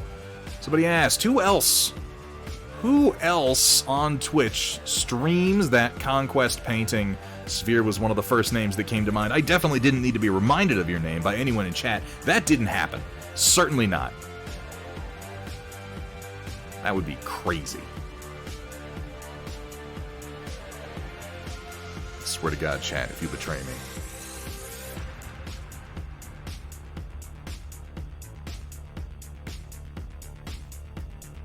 Oh, Jesus, why did nobody tell me it was time for the storm report like 8 minutes ago? I've been, hyper-focused on what I'm doing. Alright, give me a minute, we'll get to it. Actually, just put some color where I didn't want it there. I'm going to see if I can kind of pull it out with a dry brush. Yeah, just blend it down a bit, that'll do.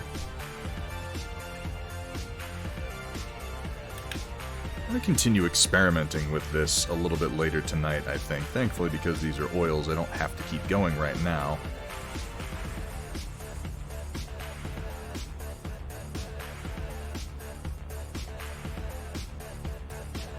Just a second, we'll phase on over to the storm report and see what people have been posting.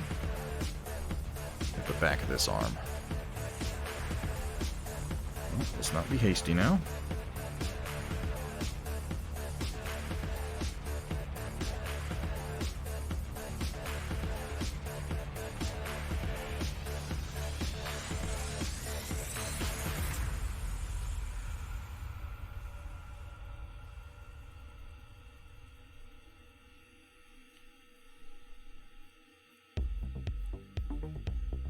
That was a deep cut for the Dougram fans. Let's not be hasty now, yeah? Yeah. I knew you'd like that one, Vergadero.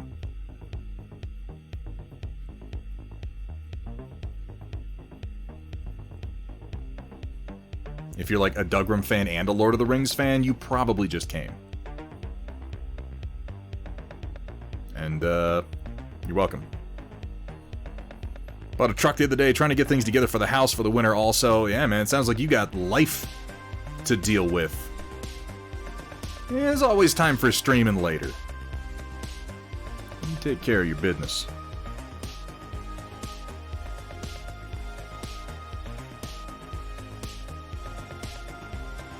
I'll get there, Ren. I'll get there. Just give me a minute.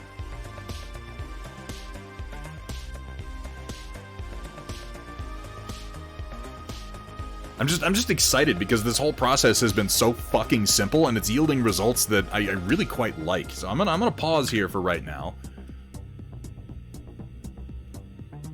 Let's just take a look at this. Bearing in mind that I've been doing nothing more difficult than just kind of waggling around a flat brush.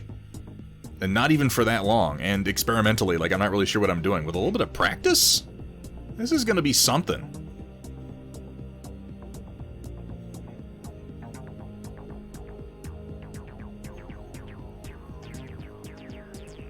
And if you started doing things like getting wacky with your color combinations and your contrasts, I mean, damn.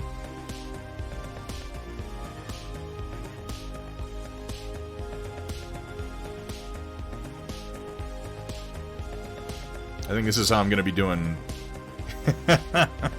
Do we have that queued up? We had it. I had Cat's Wiglet queued up, and I don't know where it is now. Instead, I've got this. Ass Crackling Thunder Spunk! Yeehaw! Just as good, right? It's the same spirit. I'm excited by this. Because this may mean that I can actually get through some mech painting without... This is what's slowing me down, is I have to spend so much time on each model doing oil painting, so my goal has been to discover methods of oil painting that I don't have to do that with, and I think I've landed on something today that's gonna keep me happy. Because this is all so smooth, too, like it blends as it goes, I barely have to do anything. If I wait a little while and come back in with some titanium white, I can carry this up to another layer, too. Yeah, I'm digging this. And again, this tip, I can't take full credit for this. This tip was given to me a while back by Dale from Hardware Studios. He recommended this method, and I just never really thought about it. And then recently I decided to come back and give it a try. So smooth. So smooth. Alright, hang on. So we have a special storm report today. We're going to be starting it off by taking a look at our 3D printed Sawin Sackboy Chibis from the 2007 film Trick or Treat that Stila Rebel and I started painting on as part of the Supercell last Thursday. Just moving all my oily crap out of the way here. Maybe some more work with that later.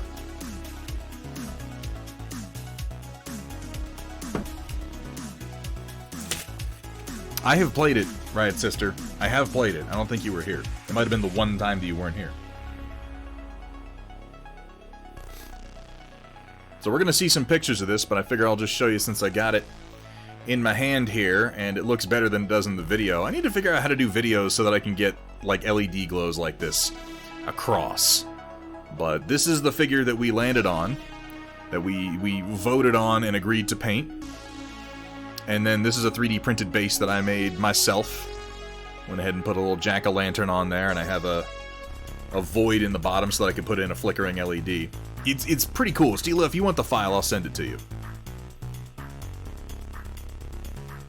And I kind of was thinking about it, Stila, while we were working on this, because as Stila and I painted, we discovered that this really pronounced texture, like on the burlap for the head, was really, really easy to come in and just blend colors in on top of by touching it very, very gently without having to do much. CG Man 666, the CG of the Beast, thank you so much for the follow. Welcome to the stream, my friend.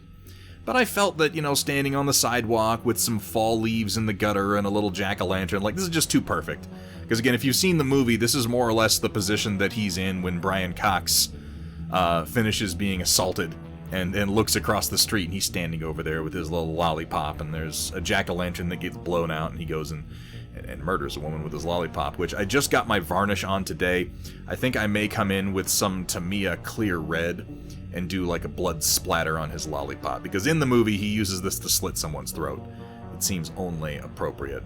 This has been one of my favorite oil painting projects so far. I think I've just done it enough that I was more comfortable working alongside Stila this time.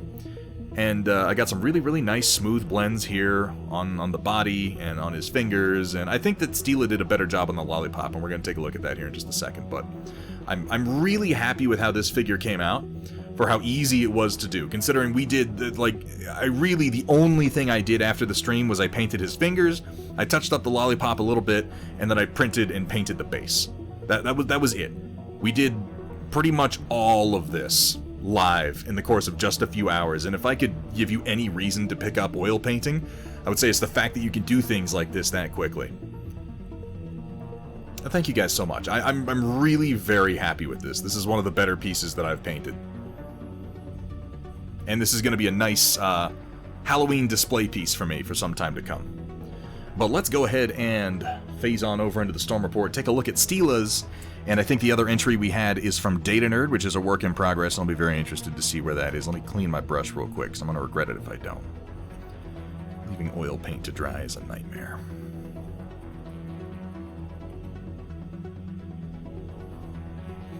Yeah, and if anybody hasn't seen... So we watched Trick or Treat as part of our movie night last month, the last Saturday of the month. It's a 2007 movie, and it's fucking... excellent. It's one of my favorite Halloween movies. It's silly. It is utterly silly. It's like a little horror anthology. But not really horror, it's just Halloween-themed shenanigans with a couple of unsettling images, and one of the stories is kind of horrific. It's very much like Creepshow, but a little bit more modernized.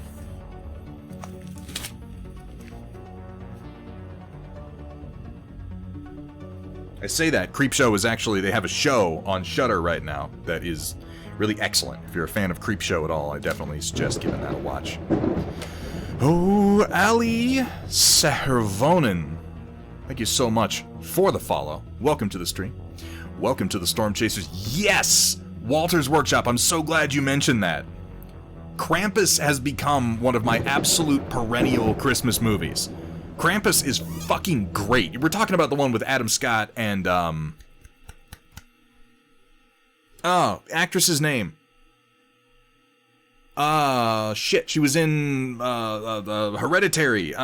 She's really, really good. Help me out. Somebody help me. It's right on the tip of my brain. I've said her name before. Damn it. I can see her face right now. Nobody? Where's Roland? He always helps me when this happens to me. Toni Collette.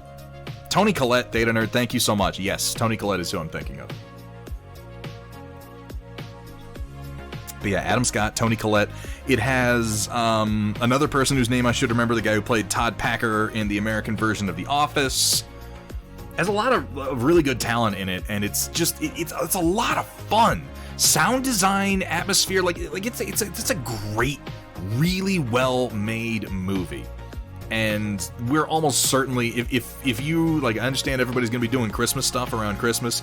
If you're gonna be here for our Christmas movie night in December, I'm gonna just executive decide that at least one of the two movies is gonna be Krampus, and then we can argue about what the other one's gonna be. Whether it be Scrooged or Muppet Christmas Carol or whatever else we make it, Krampus is going to be one of them. I knew you had good taste, Walter's Workshop. Just like I knew Langwin had good taste the moment he came in here, and now I've been proven right. Because now he's following. Thank you so much for the follow. Welcome to the stream. Welcome to the Storm Chasers. Now why don't we check out the Storm Report? Alright, Locusts and Gentle Mechs, get ready to feast your eyes on glorp paint and wet palettes with the occasional culinary atrocity thrown in on tonight's Storm Report.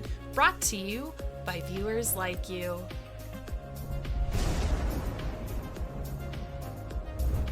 You know, God of Myth, I respect that. I personally, I've never been able to consider Die Hard a Christmas movie. I enjoy watching it around... Here's the thing, I enjoy watching Die Hard... Actually, let me clean my dry brush real quick. I just realized it's sitting here drying. My acrylic dry brush.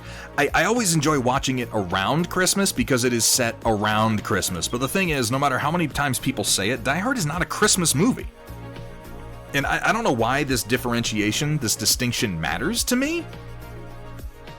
I really don't. But Maybe it's just because I do watch an unreasonable number of films and I consider myself a cinephile, but I can't consider Die Hard a Christmas movie.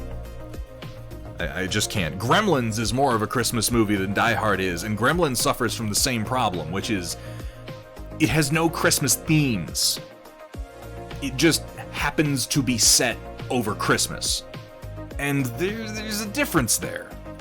I'm not saying it's not a great movie. It absolutely is. Die Hard's one of the greatest action movies that has ever been made, and it's a personal favorite. But Die Hard being a Christmas movie to me seems more like a meme than a artistically supportable position. Why does this matter, you're asking yourself? Well, it doesn't at all, and in fact, I'm just being a nitpicky bitch. But I still feel that way.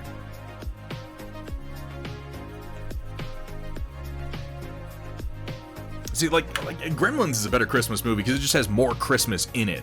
Christmas is barely in Die Hard. It's a background visual motif. It has nothing to do with any of the themes. There aren't really any, like, Christmas-themed kills in Die Hard. He doesn't, like, hang somebody with Christmas lights. He doesn't, like, impale someone with a Christmas tree. Like, if these things happened, I would consider Die Hard to be more of a Christmas movie. It's like when you have a Halloween movie, and it's like, oh, it happens over Halloween, but it doesn't have anything Halloween-themed. There's no, like, jack-o'-lantern smashing or anything like that. Nothing to do with trick-or-treating. Like, it's not really a Halloween movie. It just happens over the course of Halloween, that's all.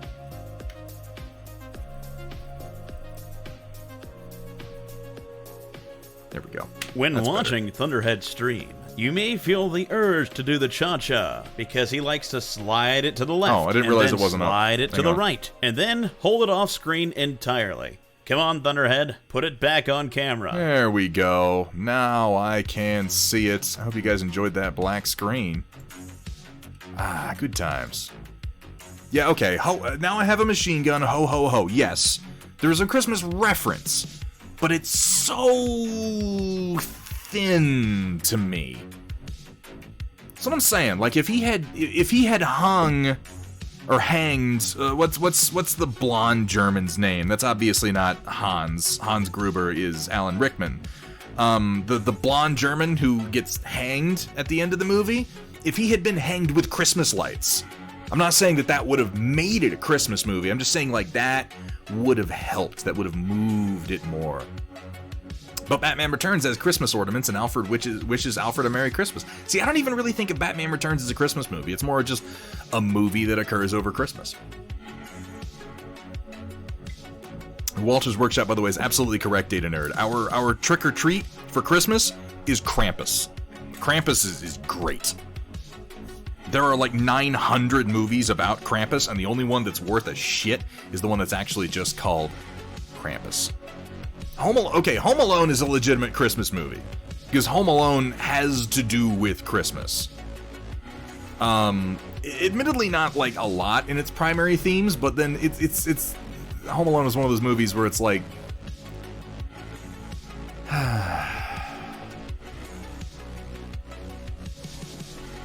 if I'm being totally honest right now, I don't think I've watched Home Alone in the last 10 years.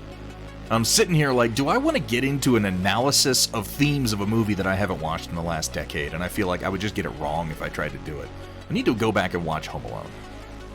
I've watched it a lot of times in my life. Like, I can think of every scene, but what always pops into my head is Marv turning into a skeleton.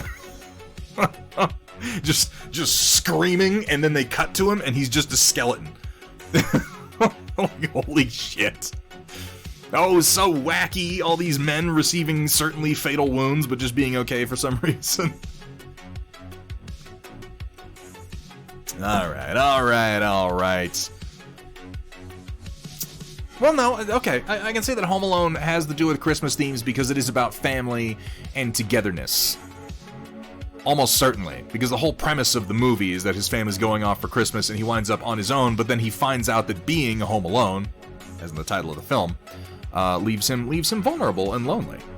And he winds up having to make friends and then is grateful for the return of his family at the end of the film.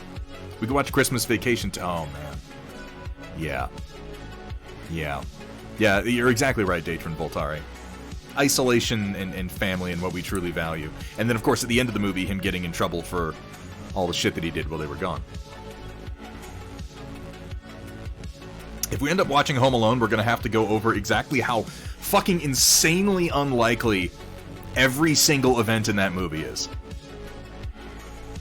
Tim Curry in 2? Tim Curry in Home Alone 2? You mean the, like, super creepy adult employee whose goal is to, like what? He keeps trying to sneak into Kevin's room?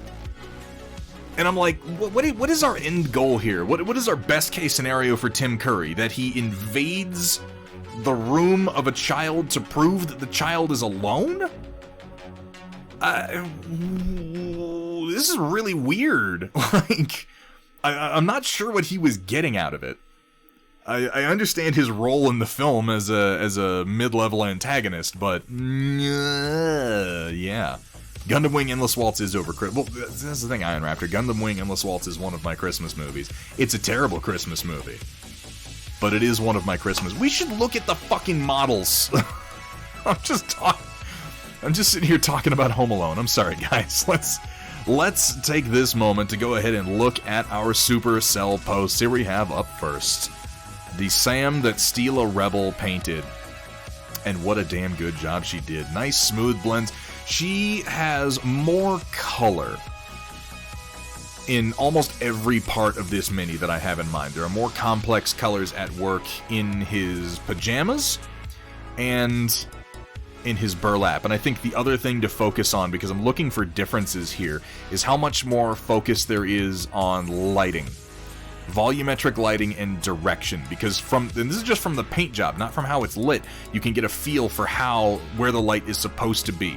Over here to the left side, because we have colors worked into the button eyes. You can see here on this side of each button we have much greater yellow color worked into this side of the burlap, whereas over here we have more dark browns and reds.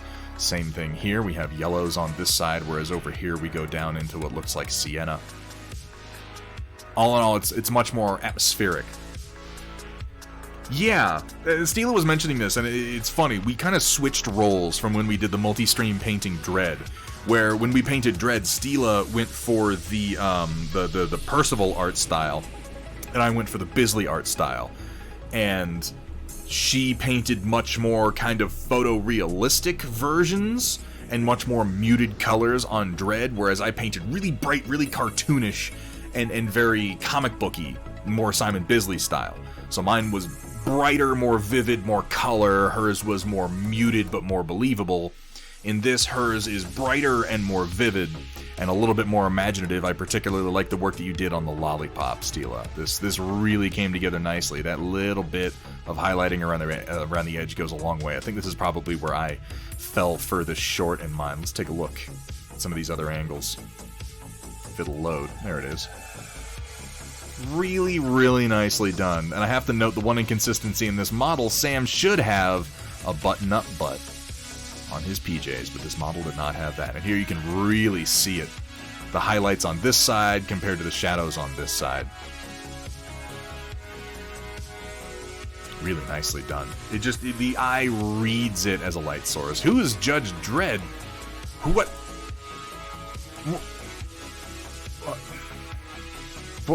Wait, are you fucking with me? Arkrave, are you fucking with me right now? Is you just trying to get a reaction? Is that what's going on here?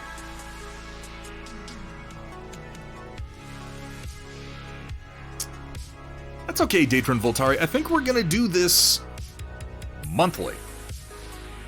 I'd like to do this monthly. I've enjoyed it. Why is Judge Dredd? I'll do you one better. Where is Judge Dredd? Oh, we already got Where is Judge? Oh, damn it.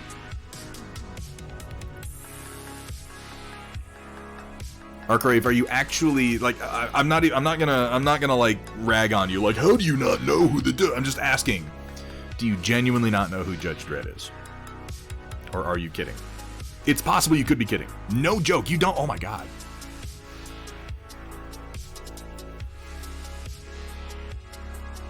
Arkrave, would you do me a favor? I need you to look up the 20... Okay, it's not spelled D-R-E-A-D. It's spelled D-R-E-D-D. Because it's a name rather than you know, the emotion of dread. I need you to look up the movie Dredd from 2013, spelled D-R-E-D-D, starring Carl Urban and Olivia Thirlby. And I would encourage you to read nothing about it and just watch it.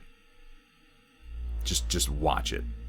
To broadly answer your question, Judge Dredd is a comic book character from the British comic book series called 2000 AD. Ignore everything God of Myth is saying. God of Myth is just out of his mind for whatever reason. I mean, he thinks he's a god of myth. Come on. It's a little hoo-hoo-hoo. Watch it. It is one of my favorite movies of all time. And it's a pretty good introduction to the character of Judge Dredd. And I would just encourage you, while you're watching the movie, to remember that while the movie is called Dredd, Dredd is not necessarily the main character, or more accurately, not necessarily the character that you should sympathize with. You're just sort of observing Judge Dredd. But yeah, give it a watch. Yeah, that's how I feel, Datron Voltari. I'm like, right now, Arcgrave, I'm jealous of you. Getting to go in with no preconceived notions and no knowledge of the character. You haven't watched the 1995 movie Judge Dredd? That's awesome. That movie was terrible. Going in to just Dredd, not knowing anything about it, like, I wish that I could erase parts of my brain and experience what you're going to experience, and I hope that you enjoy it. It is better than The Fifth Element, yes. I say that, I love The Fifth Element. I recognize that Luc Besson is a fucking maniac. I enjoy a number of his movies. I really like The Fifth Element. It's one of my favorite kind of zany sci-fi films. I think Dredd is a better movie. Fifth Element Christmas movie? No, it has nothing to do with Christmas. What are you doing to me? What are you doing to me, Gimishkar? I don't know, Supernaut. I don't know, but every now and then we find them. Machine God, I wouldn't. I wouldn't argue that. If we were in a room and someone said, is Dredd better than The Fifth Element? I would say yes, you would say no, and I wouldn't argue with you. As far as I would go is to say we disagree on that one, but that is such a tight margin that it's not a disagreement I'm particularly willing to push. They're both great movies. Just ignore everything God of Myth says. Just everything. For the love of God, let's keep going. This is some amazing work by Stila. And as you can tell, I love the little basing work that she did here with the planks, which is why I immediately sculpted this guy up. And of course, I have a video on here, even though I've already shown it to you. But yeah, look at a little flicker. A little flickery flicker. On my 3D sculpted base. And here we have a nice little studio picture of the figure I was just showing you. The one-up of the century. I'll take one-up of the month. I'll take of the month, Stila. And I did nowhere near the focus on ambient lighting that she did. I just focused on more traditional highlights to bring out some of the detail around the eyes. And then I went with cooler colors on the buttons. Very specifically to contrast it with the warmer colors that we have over pretty much the rest of the figure. I definitely could have done more work on the lollipop. This one kind of stumped me a little bit. I like what Stila did. I may go in and kind of rip off her edge highlighting concept to get that translucent candy thing. Star Trek. If we can find a good Gowron or Martok, you know I'm in. Looks like ice cream. I guess it does. Actually, it kind of does. Yeah, it looks like an orange creamsicle almost, doesn't it? I'd buy that. I wish I could pick up Sam and carry him around, but he kills people. WJ, he only kills people who break the rules. He only kills people who break the rules. If you watch the movie, you know he went after Brian Cox because Brian Cox was not giving out candy on Halloween. And he went after a lady whose name I can't remember and slit her throat because she blew out, and this is a wild overreaction, I give you. But he slit her throat because she blew out a jack-o'-lantern before midnight. If you follow the rules, he seems like a perfectly nice little fellow. Hey, you 3D sculptor that are in chat, sculpt me a Gowron bust. Legitimately, I would love a good Gowron to work on. A Vash. 6 months of subscription. Thank you so much for your support. We are doing pretty good. We're just looking over the work that we started last week on our Supercell paint stream. Yeah, I'd like to see me do that too. Stila. I think that if I could pick out anything on this model, it's like I should have worked harder on it, I should have pushed more. It's on the lolly. I think that I made up for it by pushing the rest of the base. Complimenting myself, I think particularly the opportunity to work in the fall leaves and the jack-o'-lantern just so I could repeat the orange a little bit more and introduce some cool colors to break it up in the concrete. I'm really, really happy with how the whole thing turned out. Machine God, oh my Machine God, as it were, 17 months. Thank you so much, Machine God. How have you been lately, by the way, man? I haven't talked to you in a while. Fury Road is great too. What are the criteria for your favorite? Are we talking about future dystopian movies, or wait, what are we talking about at all? Fury Road is a poo-poo sandwich, and you know it. Fury Road is a gorgeous movie that sucks, and I just lost like 5 followers.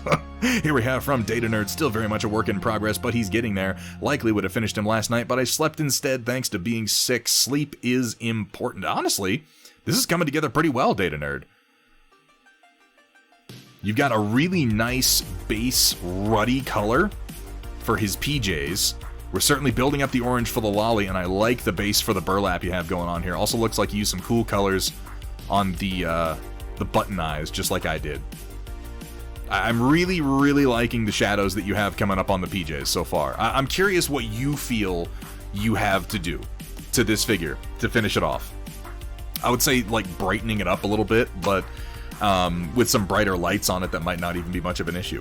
This is a wonderful looking work in progress, Data Nerd. This is precisely why I'd like more people to paint along with us, and I think that that may come as we do more of these events, because this is the first one where we invited people to paint along, so I kind of expected like, 1, maybe 2 people are gonna go along with it, but don't feel bad if you wanted to, but you didn't get around to doing it. We're gonna do it more.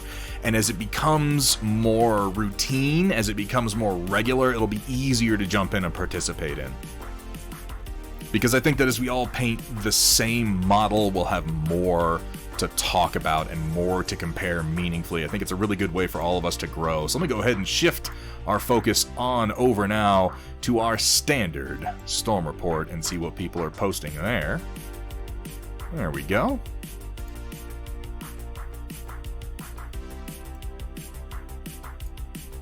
If so, my favorite is still A Clockwork Orange. It's so damn good and closer to becoming reality than any of the others brought up thus far. You know what I've noticed, Supernaut, is everybody has seen A Clockwork Orange, and I feel like people forget the second half of the movie exists. Like, every time I talk about A Clockwork Orange, it's always ultra-violence this, and droogs that, and yarbles the other, like, just all the memes from the first half of the movie. And they never talk about, yeah, the second half of the movie is the whole point, Trotsky. The second half of the movie is horrifying. It is disturbing. It is upsetting. And it is the meat of the film. But it's like you know what? It's weird. It's the same thing that's happened every time I talk about the movie Enemy Mine with people. I feel like 90% of the people that I have a conversation with about Enemy Mine forget that the second half of the movie happens. Now, admittedly, in that case, I think it's easier to forget because the second half of the movie is kind of stupid compared to the first. Like, the heart of the story is still in the second half, but a lot of it's like a lot of dumb stuff and then little nuggets of really good stuff. So I understand people forgetting that one more. Enemy Mine is super underrated. On that note, another super underrated movie is Hell in the Pacific from 1968 with Toshiro Mifune and Lee Marvin. If you liked Enemy Mine, you need to see Hell in the Pacific. Exactly, Datron. Exactly. Yeah, no, that's true, Amish Stig. It's also a phenomenon with Full Metal Jacket. Everyone talks about the boot camp. Everyone talks about everything up to the scene in the bathroom. And then when it comes time to talk about everything that happens after that, it's like people's enthusiasm for the movie wanes. And I'm like, that's most of the movie. Like, everything else before that is a setup. Yeah, Gimishkar, it may be one of the only places you're going to see Toshiro Mifune not playing a samurai. Hell in the Pacific is a very simple plot. It's Enemy Mine, Lee Marvin, an American pilot, and Toshiro Mifune, a Japanese pilot, who, by the way, Toshiro Mifune did not speak English in this movie. Like, he himself did not speak English. They crash land on an island in the Pacific together, and they don't speak the same language, and they have to survive. It's very straightforward, and it is a fantastic movie. I absolutely love it. Let's take a look at what we have here from Squared. Tweaked the shading on the lower legs with a bit of titanium white, added a bit of flow improver to the AP military shader. Oh, that does look better. That does look better. It looks a little bit more natural now. I still love what you've done with the upper half here, Squared. And this is looking much more in line with the top half now. Before it looked a little out of place next to this shading, but this is much more together. Very nicely done. Keep up this. Keep working with this method. I think that you'll have a method of painting mechs very, very quickly and very effectively if you keep practicing this. Realizing it's a kid at the end of Full Metal Jacket, I thought it was an adult. Well, yeah, it's a child. It's so incredibly depressing. It's so terrible. No, you're right, Trotsky. He does. It throws you one very big curveball in the form of the resolution of the sniper scene, but it's not really a curveball so much as a realization of something that you already should have known. It focuses you a lot on the perspective of the characters that we've grown to know through the first half of the movie, and then sort of in a moment you're like, oh yeah, but then also other human beings with their own lives, and sort of subjects you to the horror of everything that's going on. Yeah, Arlie Ermy. Yeah, no, you're absolutely right. And yeah. We miss you. We miss you, Gunny. Sounds like they just copied Skull Island without Kong. God damn it, Walter's Workshop. Do you have any idea how much I wish that movie was about John C. Reilly surviving on an island, on Skull Island, with a Japanese pilot? Do you have any idea how much I wish that was the case? That movie was boring as shit. And that moment when they described, like, we crash landed, we didn't speak the same language, and there was a giant monkey, and we had to survive. I'm like, why is this not the movie? How is this not what I'm watching right now?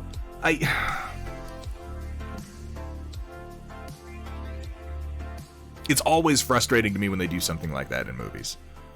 It's always frustrating to me when, or like, most recently I can think of Army of the Dead by Zack Snyder. The beginning has a montage of zombies taking over Las Vegas. And I'm watching it and I'm thinking, why isn't this the movie? Like, this is really entertaining. There's a lot of fun little sequences playing out. Why isn't this the movie? And then they jump forward like a couple of years and the rest of the movie's just boring trash. It's just a terrible take on aliens. We're getting off track. We are getting off track. Give me 1 second, folks. I'm gonna grab another beer and we're gonna keep going. See you in a second.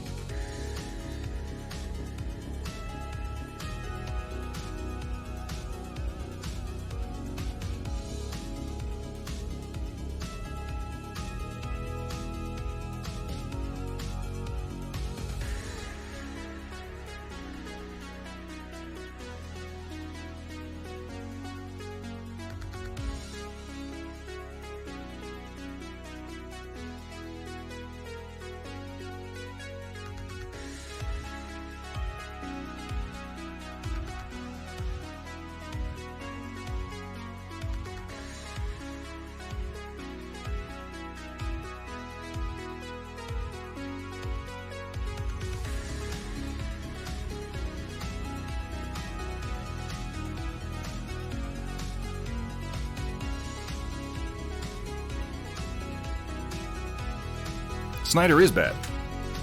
His films are bad, for the most part. I think Snyder peaked in 2006 with Dawn of the Dead. Arguably peaked with 300, but if I'm being honest, this many years in the rear view, I value Dawn of the Dead more than I value 300. I got myself some fruit snacks. Oh. Alright.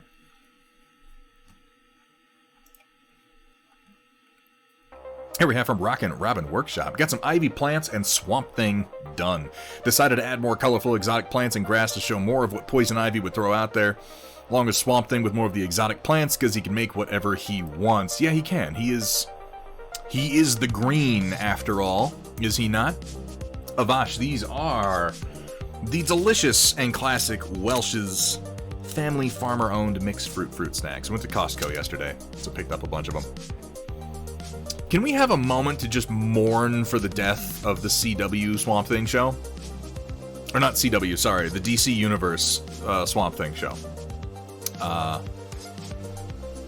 It got killed before it finished its first season, and it was really shaping up to be good. I mean, here's the thing, Supernaut. Like, the original Dawn of the Dead and 2006's Dawn of the Dead are profoundly different movies. They have the same setup, but they're different movies, and I think that while the original Dawn of the Dead is probably a better movie as far as creativity goes, I don't even know if that's true. That's a tough comparison. They're both good, in my opinion. There's one big negative in my mind for the original Dawn of the Dead, which is that it convinced George Romero that he was good at making social commentary, and he was not. Almost all the social commentary in Dawn of the Dead was fucking accidental, and then after that he became convinced that he was good at it, and Day of the Dead got really weird and really dark, and then Land of the Dead was just straight fucking stupid. So, I don't know. Land of the Dead was terrible. And then he did, like, Diary of the Dead, which was so fucking out of touch. Oh my god. I know you're really focused, Thunderhead, but your camera is... Am I out of focus, legitimately? No, I'm not. I'm in focus right now. What are you talking about? Or I should probably talk about what I have on the screen. I'm sorry. I like to talk about movies. And y'all, humor me sometimes. This is legitimately a really, really nice paint job, though, Robin. I love the introduction of more colors to Swamp Thing. I agree. He winds up being just kind of a dark sap brown green a lot of the times. I love how you've worked in what looks like little bits of fungus and tree bark. It adds so much more interest, and you have this nice bright yellow green for all of his highlights. This is one of the more precise paint jobs that I think you've done in a good long while, and I really love the use of the bright colors on the ivy plants, particularly for poison ivy, because I think that, oh my god, WJ, I love you. I'm in charge of this monkey farm now, and I want to know what the fuck you're doing with my time. That's Joe Pilato. That dude is so fucking great in that movie. Oh, yeah.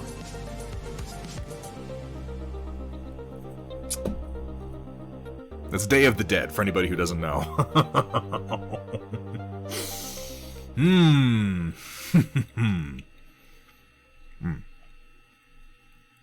So the bright colors for Ivy really speak to me, because Poison Ivy, particularly in the context of fan service, over the last decade to 20 years, has become really hypersexualized. And like, she had a relationship with Harley Quinn and so on and so forth. But to me, Poison Ivy's sexual attraction has always been similar to, like, a vampire's sexual attraction, which is not to say that they will bang you or that they want to bang at all. Poison Ivy is attractive in the same sense that, like, a pitcher plant is attractive, in the same sense that, like, any number of predatory poisonous plants use bright colors to either warn off or to attract potential prey. They appear to be something that you want to draw you in and then consume you. And this is very much the same thing with Poison Ivy. She is not a sexual creature. She is a dangerous predator. And she appears alluring so as to bring you in, so as to either subvert your will or to just straight kill you. And I really, really like the use of the bright colors on these ivy plants. I think Audrey would be Audrey. Lovely work on this, though. Swamp Thing in particular, I'd love a solo picture of him if you haven't posted it yet. A solo picture of this Swamp Thing and maybe one from behind. This is one of the more interesting Swamp Thing paint jobs I've seen. The little splashes of that red-orange are a great touch. Absolutely great touch. How scary is it that so many of the biggest names terrorizing Gotham have doctorates? It's really, really ambitious, I feel like, because most of the biggest names terrorizing the world are just dumb motherfuckers. Here we have from Mafik, if you encounter Sister Nula, please tell her don't blacklist everyone just because they're using the meeting round table map as a Risk board game. Well, what else are you supposed to do with a map? Oh, Driders are quite a unique race among the Mace Driders. Quite a unique race because they have known how to make a spike ball made of webs. Spike sticks. Make a death hole trap. Wow, God. But in the... Excuse me. Oh, my God. In the Cathedral, they're basically disciplined nuns who sue or blacklist everyone for no reason. Oh, they sound... horrible. Warden tries to convince them multiple times. They've sued a slime that trained cleaning the windows. What? Wait, why are they going after the slimes for? They were adorable. Wow, this is a horrifying beast. The combination of spider body, 4 humanoid limbs, and then the general nunnery with the habit and everything. This is...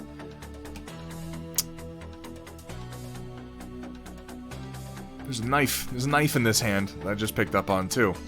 My God, Mafik. My God. Supernaut, I think Day of the Dead is... Day of the Dead is one of my favorite zombie kills, which is Joe Pilato getting his guts literally pulled out of him while he's being ripped in half, which was paid homage to in Shaun of the Dead, which is arguably one of the best zombie films ever made, also. Well, there's still Booba, but yeah, the demure arms were not quite... Demure? The demure arms were not quite as clear in the initial sketch. And then, yeah, the habit little shawl thing going on. I like that quite a lot. This is an interesting piece.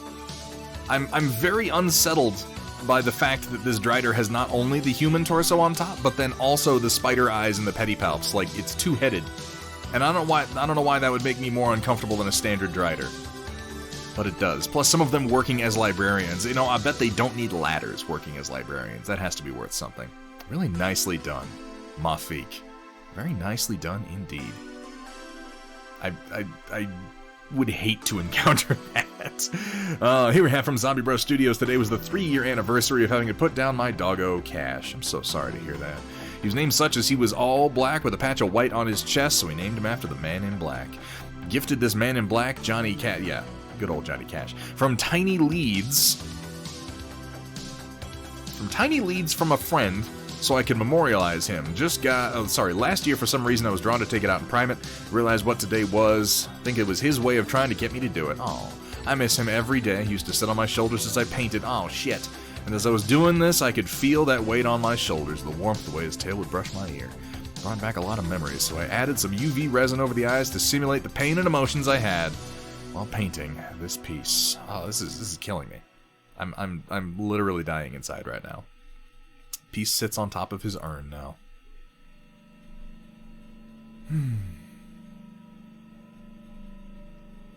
That's a cute little pupper.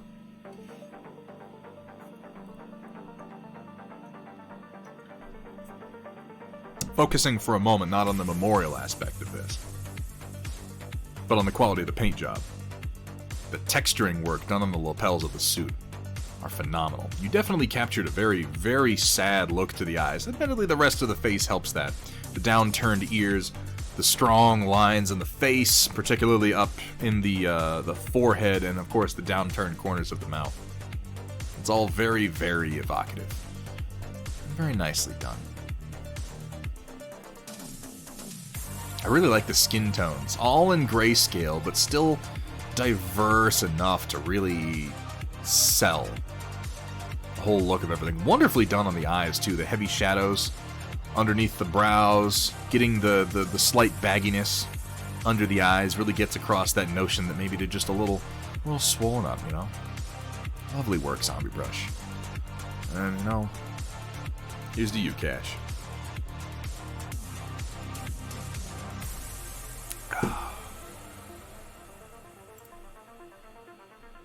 All dog owners think their dog is the best, and none of them are wrong. Another phrase I've heard that I really like is, you know, be the man your dog thinks you are. It's impossible, of course, but you can try. Here we have from Ion Raptor, the Bathory Militia Mech is finished and in Steel Warrior Studios' hands. It was also the first thing I've done that I wrote some fluff for. I'll make you read all 3 paragraphs, just the last one, explaining the name. Perhaps the most notable thing about the Bathory is the public relations nightmare that resulted from, of all things, the very name given to it. In an effort to give the industrial mech a powerful name deserving of a full-scale battle mech, the design team began poring over literature and folklore to find something that hadn't already been taken. Wow, that's kind of meta, really. Vampiric legends from Terra were a favored topic, and after countless books and movies, the name of the countless Elizabeth Bathory was selected. God, one of the most maligned people in history. Not as well known as Dracula, but certainly unique. Within weeks of the first mechs walking off the lines, the company began receiving angry letters and scathing calls. What the designers had somehow failed to realize was that Elizabeth Bathory wasn't just mythology, she was a real person, and a serial killer at that. There's no proof of that. There's no proof. Like, I hate to be that guy, but I am that guy. And I'm just gonna note, there is no fucking proof that Elizabeth Bathory was anything other than just a powerful woman that people spread slanderous rumors about. But, okay, mythology being what it is. Projections for lost sales were minimal, however, and the official name was never changed, nor was the misstep ever acknowledged. Militia pilots, understandably hesitant about machines named after murderesses, have given it a wide variety of nicknames, including Bat, Vampire, Ogre, and Titan. This is an ugly boy. Ion Raptor, this is an ugly boy, and I like it. It reminds me a lot of the Orion.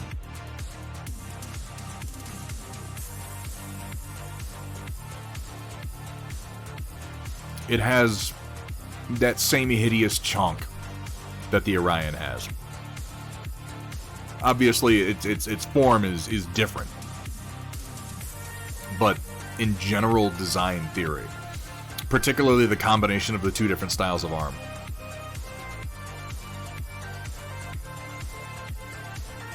I like this a lot. And yeah, this will be going up at Steel Warrior Studios, by the way. I'm really, really excited to see more of Ion Raptor stuff going up at Steel Warrior. Not just because you might go to order Ion Raptor stuff and go, hey, maybe I'll throw in some Thunderhead Studio stuff at the same time. Admittedly, that does occur to me. But also because I can generally get him to send me things for very little money as long as I promise to paint them. I'm gonna get me some of these. I really like this turret right here. It's such a simple little thing. It's on an underhang, so you can tell it's going to aim down. It's mostly an anti-personnel weapon. Also, Dracula was a real person too, so those fictional people can shut the fuck. I think we have more proof that Vlad Tepes, he was at least a warlord. He was at least, like, historically, we can say he almost certainly killed a lot of people. And according to a lot of people, he impaled a lot of folk. Okay, fair enough. With the Countess Bathory, it's like, she very well may have just been a woman with a lot of money that people decided to talk a lot of shit about. There's really no proof that she did anything wrong. Steel Warrior Action Warrior Studios, aka Swowls. Yeah, you know, everybody's the hero of their own story though, aren't they? Lovely work, Ion Raptor. Really nice renders on this bad boy too. It really reminds me so much of the Orion. I like this better than I like the new CGL version of the Orion itself. This centrally located cannon that's just like plopped right on top of him, as if this is the focus of the mech and the pilot's just riding on, like almost as an afterthought with this little side door. This is adorable. Really, really cool. I know what you mean, Helix. I do. Well, this should be available from Steel Warrior Studios here in the near future. They've got a sale going on right now. You can always hit !Steel Warrior to get a link over to there. Yeah, legitimately, Ion Raptor, consider making the genuinely industrial version of this, like before they strap the weapons onto it. I am into it. Alright, let's keep going. Here we have from Squared working on detailing bit by bit since there wasn't a stream Tuesday. A little bit more work on this guy. Damn, it's amazing what just a little color does, isn't it? Because nothing here has really changed from the last version of this we saw where he had cleaned up the bottom a little bit. But those little splashes of color do so so much to add interest. I love the work that you have done there on the PPC on the right arm. I appreciate the green and red adherence for medium and small lasers, respectively. Lovely. This is really coming along well to Square. I can't wait to see this method applied to more mechs, because I really feel like you're nailing it with these colors.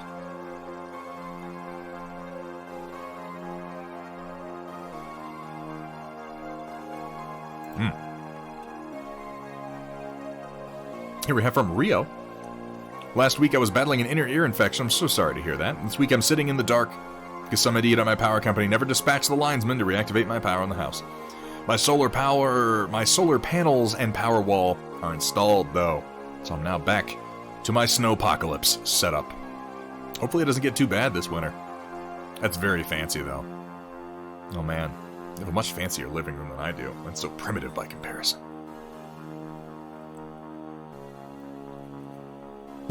On that version of the Black Knight, wouldn't he have medium and small?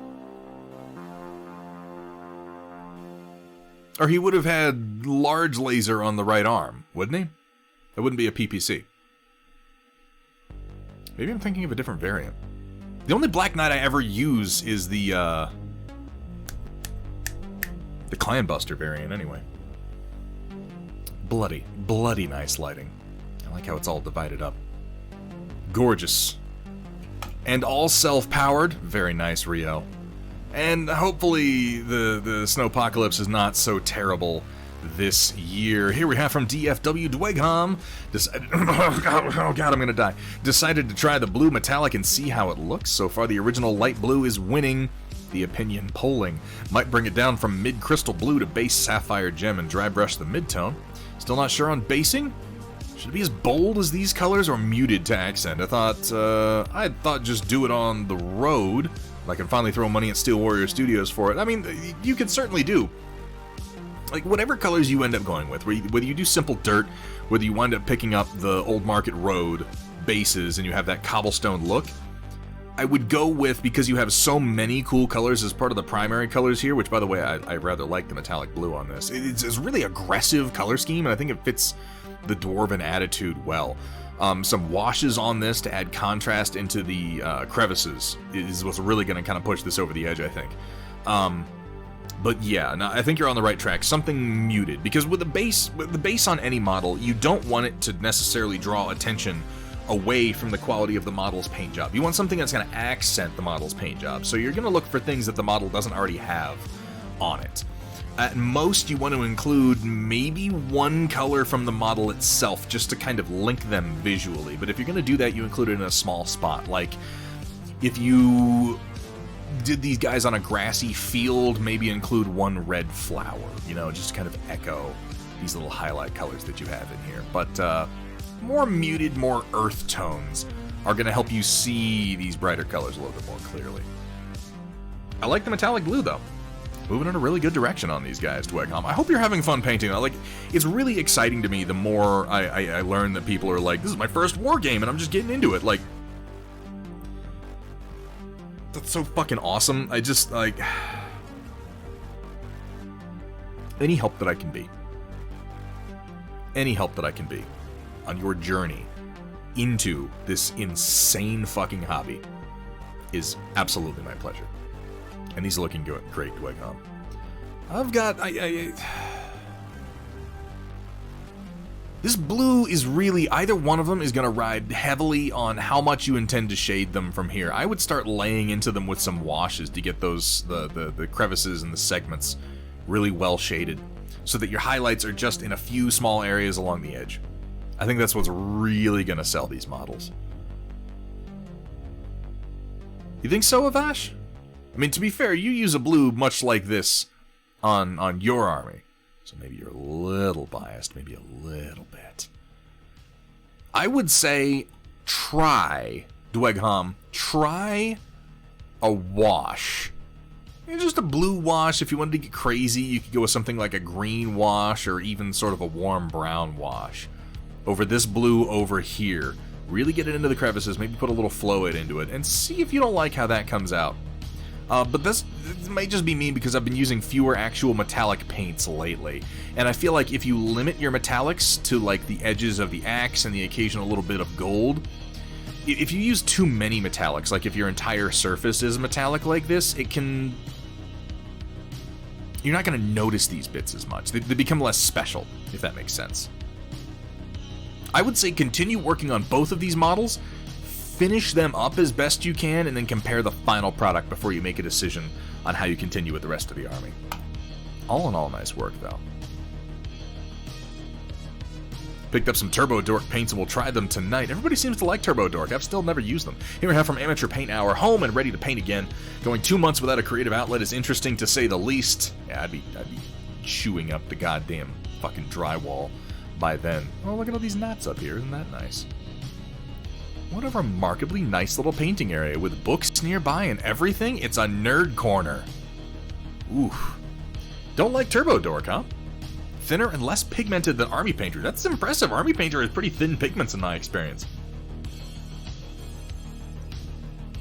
My biggest problem with Army Painter was always that their batches were inconsistent. There's a lot of dorkery concentrated in this one corner, and it's very well regimented, and I love it. Sometimes, though, going a few months without a creative outlet can just make you all the more productive. You have a chance to get back to it, you know? So I'm hoping it's going to be the case for you. Lovely. Just lovely, Amateur Paint Hour, and I'm so glad to hear that you are back and settling in. Here we have from Ren, last one. Wow, we're about to get work done. Hell yeah! First one, we are Japanese goblin. Wait, what the fuck? Oh, we got some Japanese-style Space Marines going here. Yeah, you showed me these. These actually look pretty good. These little, like, Mempo and Kabuto Space Marine helmets.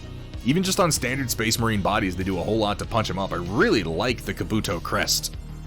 I wasn't sure how I would like them, but they actually fit really well with the sort of overdone, overwrought style of Space Marines anyway. Oni Bikers? Oh, I'm excited by that. Very excited. These work surprisingly well. You don't even really need to do anything to the rest of the armor for that to work. I would have thought like you wanted to add something to the arms and the legs, or maybe like segmented shoulder pads, sort of like that, what's that Japanese layered wooden armor called? Lamellar? I feel like Lamellar was just laminated plates in general, though. I feel like there was another name for that.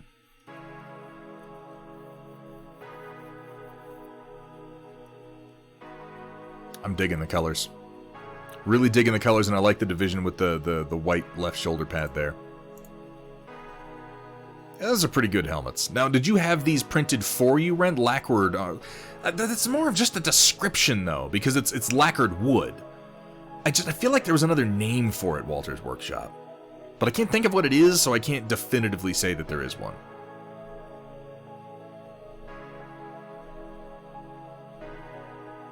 These are pretty cool. These are pretty cool, Ren.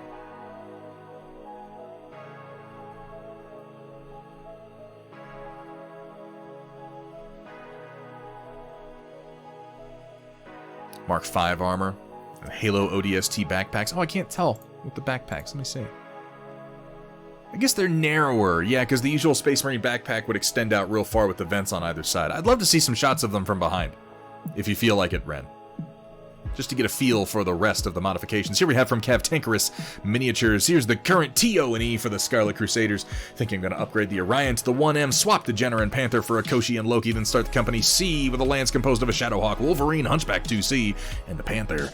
Been building this using the combat manual force building, and it's been interesting building my roster based on the restrictions. Mercenary units are free, House Davion 2 faction points, Clan Jade Falcon 4 faction points. Each company gets 12 faction points, Command Lance 4 to spend. Can't carry over. Still need to do a battle value column so I can have pre-made lances for both systems. Oh my god, I've gone cross-eyed. Oh no. Let's see what we got here. Toby.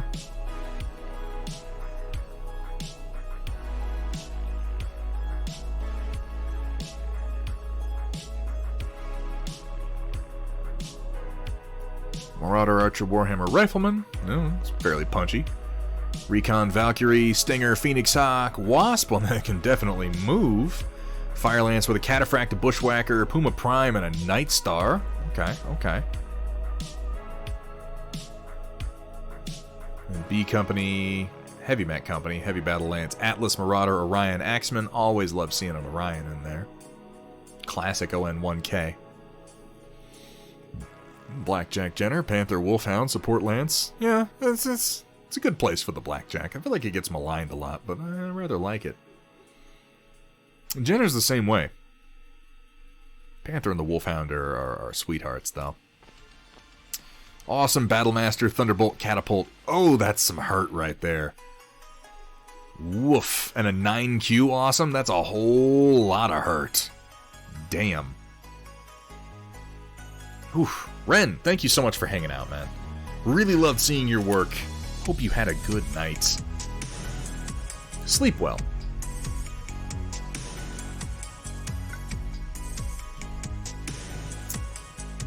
Well, it's looking like it's coming together real nice. I tell you what I look forward to, though, Cap Tankerus, is seeing them all painted. That's what we're really after around here. Here we have our Mech Priest Chris. 4 of these are a little out of date. Head is still on a stick, but Synthoseer is coming along pretty well. Project is on hold for a bit, whilst I figure out if I want to go full out with the army and do a board. You maniac. This has been, yeah. The color choices are so aggressive. It's like, oh my god. It really captures that late 80s, early 90s kind of vibe. I'm loving the, look at the non-metallic metal down here. There's so much in what hasn't been painted, and this is what I'm learning is the strength of non-metallic metal. Look at the slightly reflected blue. We have this sort of volumetric shape with the glint on either side of this rounded area, which really helps to sell the rounded shape of the forehead. The rest of the face is really only catching light on the bottom. Again, we have the reflected blues and purples, and this is, god damn it, this looks good. Oh. This looks really good. The subtle blue glow on the rock down here with the warm tones over top. Well, the head is on a stick, WJ. It's not actually attached yet. So I think this would actually set lower. I think you just sort of arranged it for the photo. This is beautiful. This is good color choices, done well, solid contrast done on the same piece of plastic, great non-metallic metal. If you do a whole army like this, I'm gonna need detailed pictures of each and every one of them, and I hope that you're ready for that. If you do some board work too, please keep sharing, Mech Priest. Damn, that's really good work. Here we have from Manro Fasal, Bayul Grey Tusk from Loot Studios, resin print and primed. Woof. He's got like a Loxodon Necromancer thing going on here. I love the design. I also kind of like seeing him in his original resin colors. So colorful. Took me a second though. He's got like, it's like you see a human with like a portion of a skull built into a mask that they wear over their eyes. It seems like it's the same thing. There's a portion of an elephant skull with a smaller pair of tusks. And then the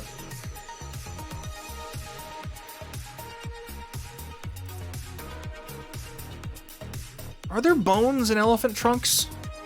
I just realized I have no idea.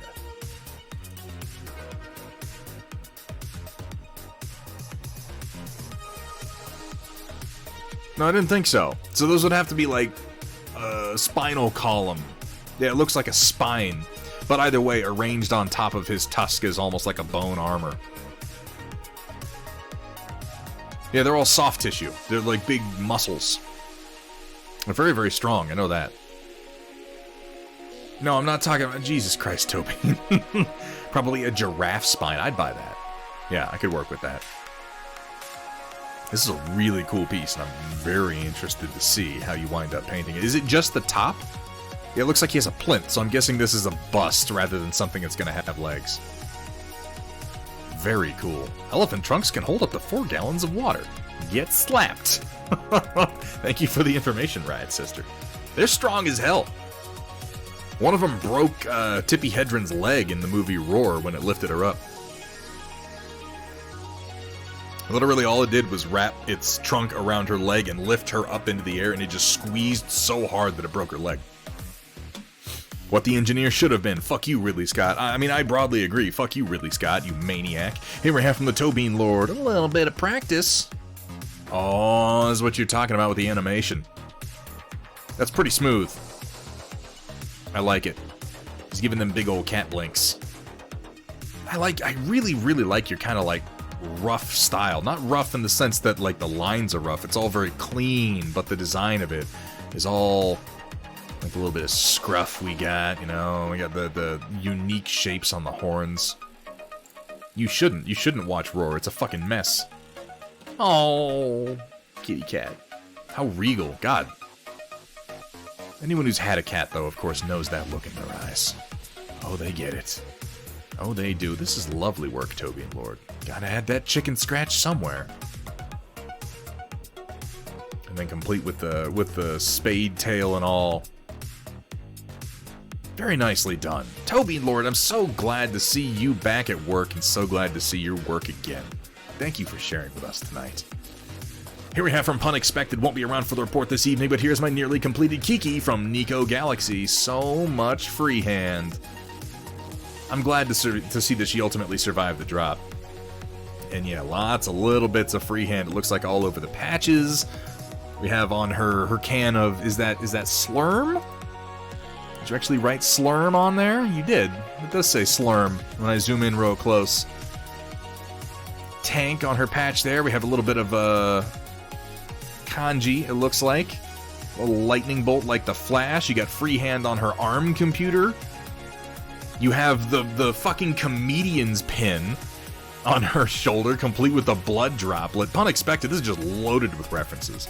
Just loaded with references. Holy crap. You know, take it as it comes, Tobean. But I certainly hope we get the chance to see more out of you in the near future. Damn. I'm over here feeling pretty good about my sloppy, random oil painting, and Punexpected's like, just sit back. Just sit back. Let me show you some real oil painting. Guys, follow Punexpected if you're not already. If you enjoy finding, if you're at all interested in oil painting, you need to be following Punexpected, you need to be following Matt Yee, you need to be following Steel Rebel, you need to be following Wapelius. These are the pantheon of oil painters for me. At least as far as Twitch goes. For Therapy Thursday, enjoy Little Nova ignoring her sneezies to be ready for any cheese offerings while I eat. You know what? It's important. It's important you be ready when the snacks become available. God, what a face. What a face. She's got that torty hair pattern.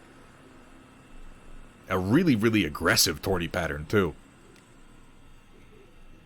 So focused. You can tell, like, no cat gets this look on their face if there isn't food involved.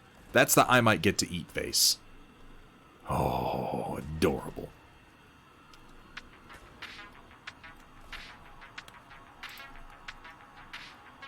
Let's come down and see what else MCC has for us. With the Oxen/OM incidents release, that means we need to update our little Operation Lancaster progress tracker. Getting very close to the end of my portion of the project now, and what a project it has been. I remember when there were significantly fewer finished models on this, and a lot more shapes, but we only have one now, and we've actually added a few slots.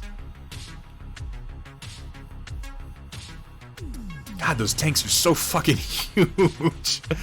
It's easy to forget 6mm scale sometimes. It's easy to forget just how small people really are at this scale, even though it's right there in the name. I particularly like it next to the Albatross VTOL. But like, these tanks are so fucking big. These are like Red Skull Hydra-sized tanks. They're insane. And also, the mechs are so well scaled, because I think people... I saw somebody post just the other day on Battletech 3D printing a base they had made, and they put a tank on the base, and I'm like, there's a Marauder, and there's a main battle tank, and the main battle tank is so small you could have fit it into the cockpit of the Marauder. I'm like, do you know how big, or rather how small mechs are supposed to be? Like, what, huh? There was a raven that towered over a 3-story building, and I'm like, ravens would be lucky to go up to the 2nd story. The raven's entire torso is the size of, like, a small sport SUV. Like, this is the whole torso, and then you just got legs elevating it. They're not big, and this really sells it better, because, like, the Tyrant, this medium mech, if you lay it on its front, it's about the size of a large tank, and yeah, they would be. They absolutely would be. Well, we're not getting into that for Dougram, but what a lineup. I cannot wait to see this big boy start to come together. Of course, we already kind of have. He's right here, but the finished product is going to be nice. Damn. Nice. Let's keep coming down here and see what we've got from Steel Warrior Studios. Fuck y'all and your warmer weather. Ha ha. Canadians. Am I right? It's coming for us soon enough, man. Like... this time last year we already had a brutal snowstorm. We've been just kind of lucky so far this year.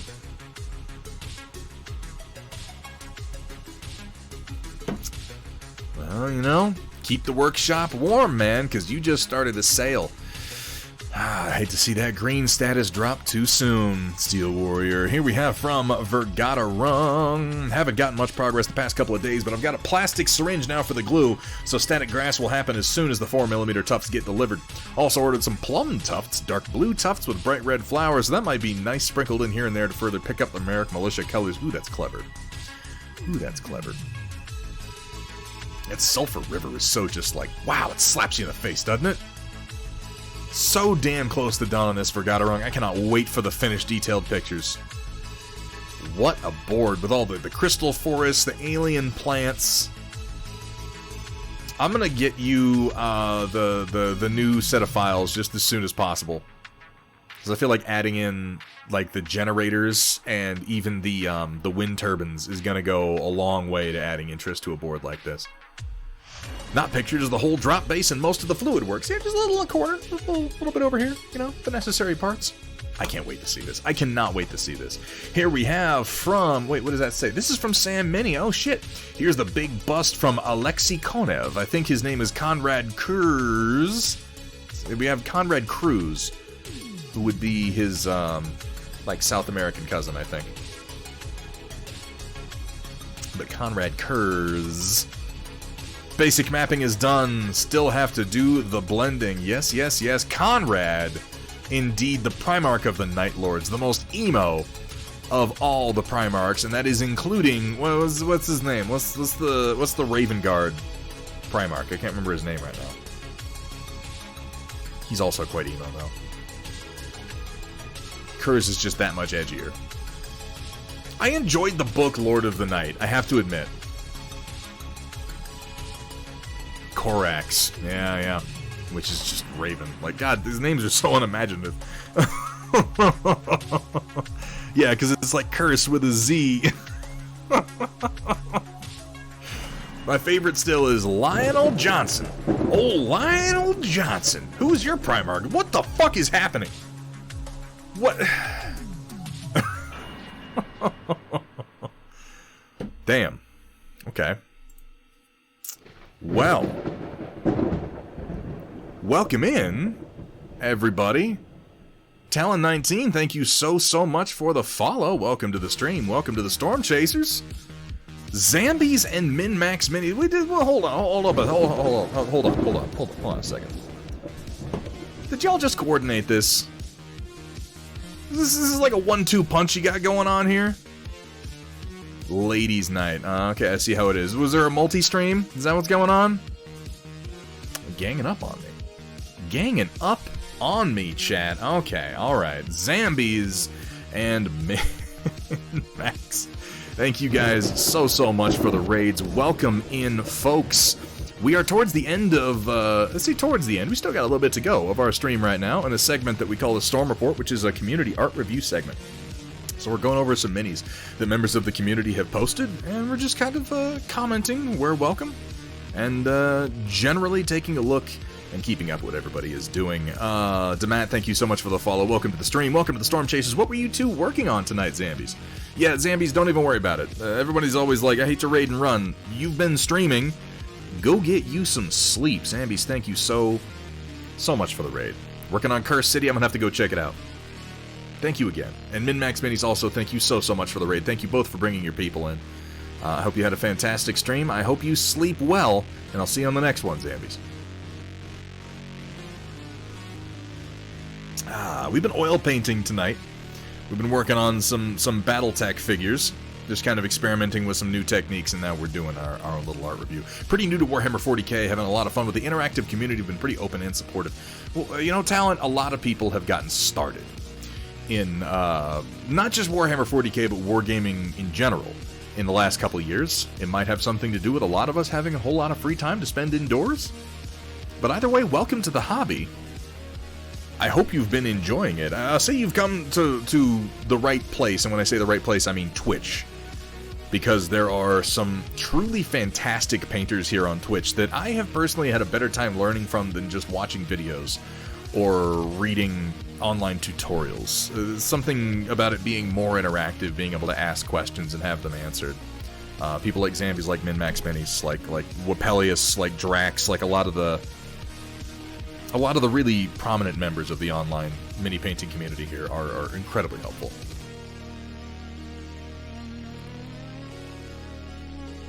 Do what you want. Do what you want, Talon. I think a lot of people in the beginning get caught up on...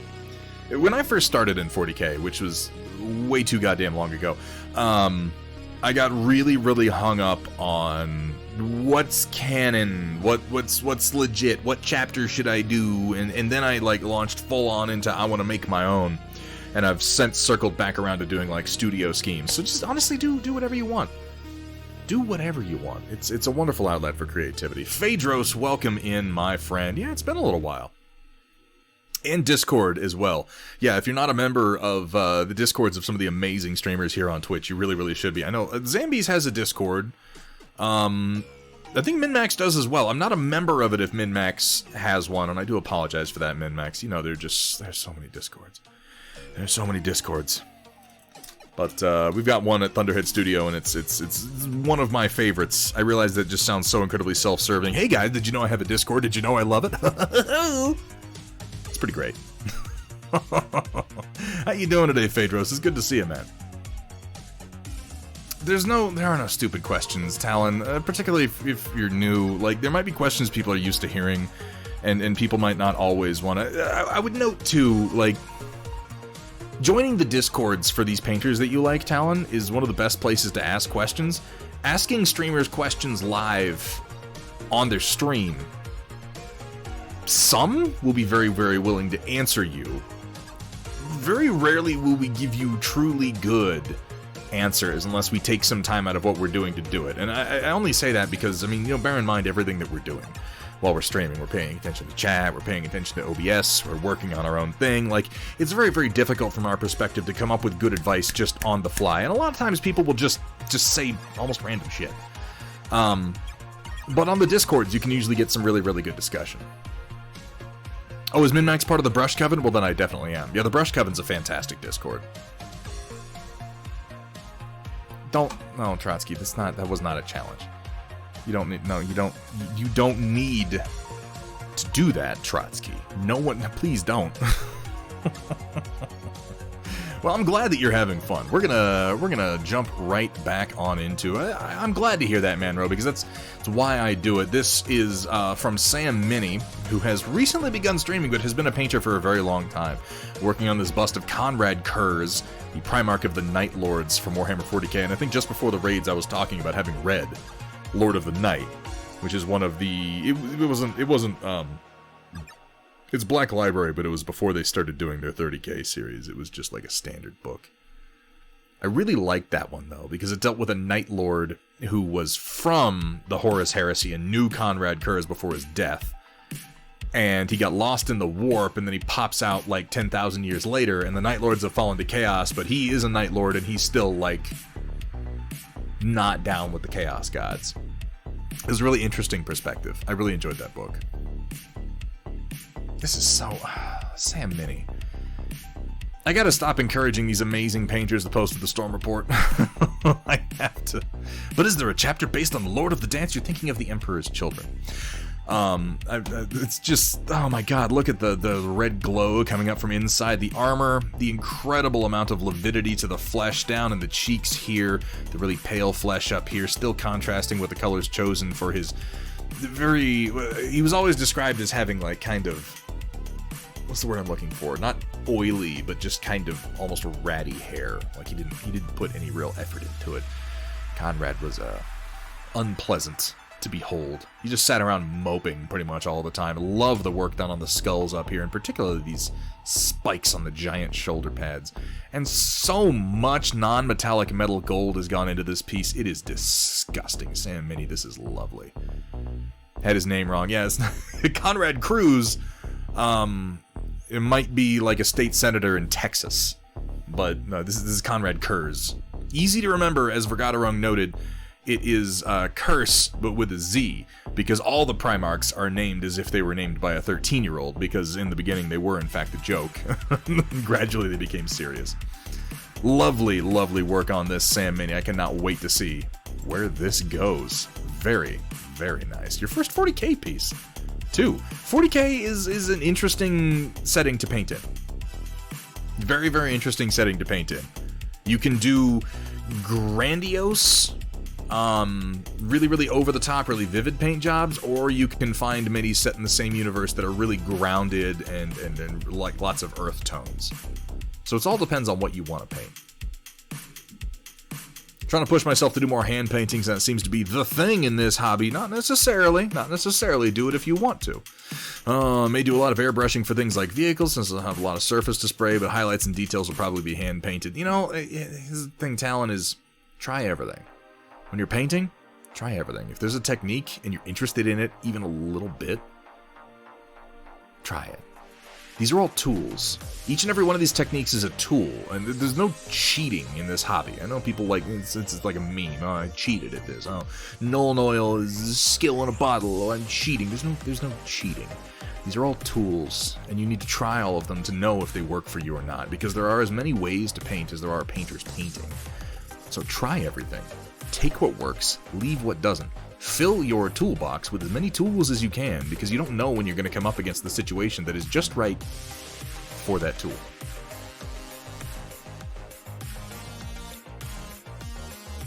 Oh yeah, no, I am Manro. Very much so.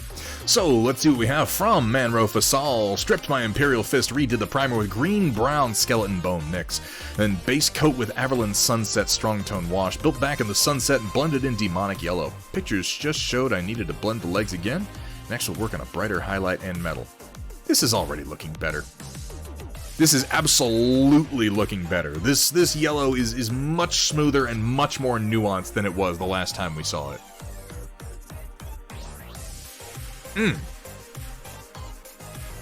It's much richer to the eye.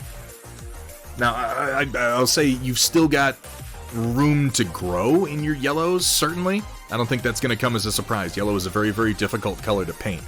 But this is a marked, notable, objective improvement in the yellow that you've been getting. This is much deeper. This is much richer.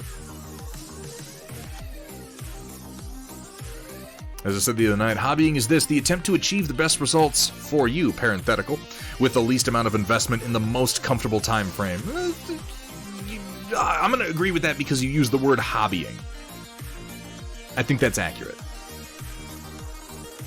There's nothing wrong with that, Talent. I know people, here's the thing, airbrushing is not easy. People regard airbrushing like it's this shortcut.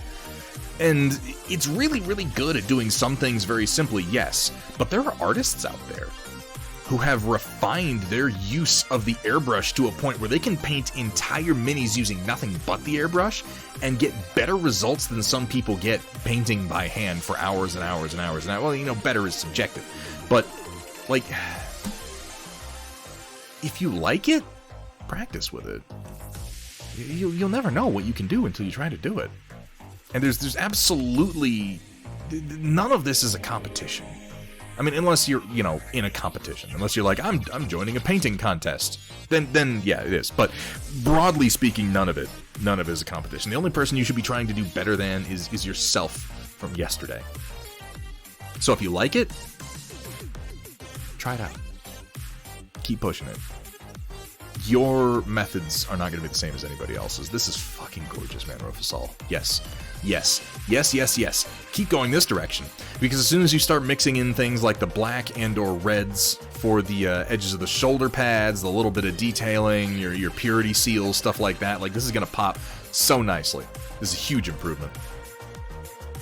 Watch videos on airbrush, painting, goalie masking, and see the art in air painting as an example. Yeah, Ragnar, you're absolutely correct. It's I don't want to say it's all the same, because it's all different, but there are definitely people that get obsessed with the notion of doing things the hard way because it makes them feel like they're more accomplished, and I don't feel like there's really any validity in making things more difficult for yourself, unless you enjoy it. If you enjoy it, that's fine. That's what you should do. Here we have from Kursala. I had one of my nonsense hills fail just before the top of the level 1 section, so I spackled the whole thing, glued some more samplers on top. Successful version on the right for reference. Oh no. Just failed before the print, so you kind of topped it off. Yeah, I can see your gyroid infill. Okay. Well, that's a pretty good save, all things considered. Because otherwise it's just a bit of a waste, isn't it? Yeah, glued some hills on top, and then infilled over the gyroid. I appreciate your dedication to utilizing all of these prints even when they fail. I'm a lazy bastard. I would have just been like, toss that in the trash and print another one. But then I did... I mean, gyroid is best until you get cubic subdivision. I do have still over 25 rolls of GST 3D filament that I'm still trying to use. So I might go out of my way to throw some of it away from time to time, because I'm like, I'm not even allowed to indulge in retail therapy buying Hatchbox or anything like that, because I have so much GST 3D to work through. Fuck those sales. Oh my god. And they're like, I get 10 rolls of filament for $100. I can't say no to that. For Gadarung, it sounds like you need a quieter motherboard, man. I know that sound. I know the sound of the gyroid. Oh, shut up, data nerd. Jesus, what are you trying to do to me? Here we have from Nash. Probably will be missing Storm Report, but dropping this here anyway. Doing a painted mini exchange with my brother-in-law for Christmas. He said he wanted something demonic. So here's one of my first 3D printed figures, the Forgotten God, who I'm trying to make look more fleshy with tissue paper. Ooh, okay. Also got a different backdrop to practice miniature photography. I think I need a second light for directional shadows to help photograph white. 2 different bases to kind of figure out what works better. I'm excited to prime and start painting. Yeah, GST 3D is like trying to give it away. Oh, I see what you're doing. It's a little bit of like a paper mache thing, using tissue paper and glue. Ooh. I like the basing. I like the mottled variable color in the stone. It's very believable. It gives it this sort of like granite look to it. You know how granite tends to have veins of warm colors. Very nice. Manro, thank you so much for hanging out, man. You have a fantastic night. Along with doing a lot of mini painting, hope I make myself out to be a decent player too, have a decent army to present. Don't worry so much about that, Talon.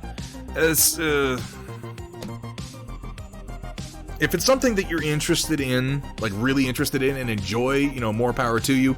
Don't put any pressure on yourself in the beginning to be a good player. Tabletop war games are imprecise at times.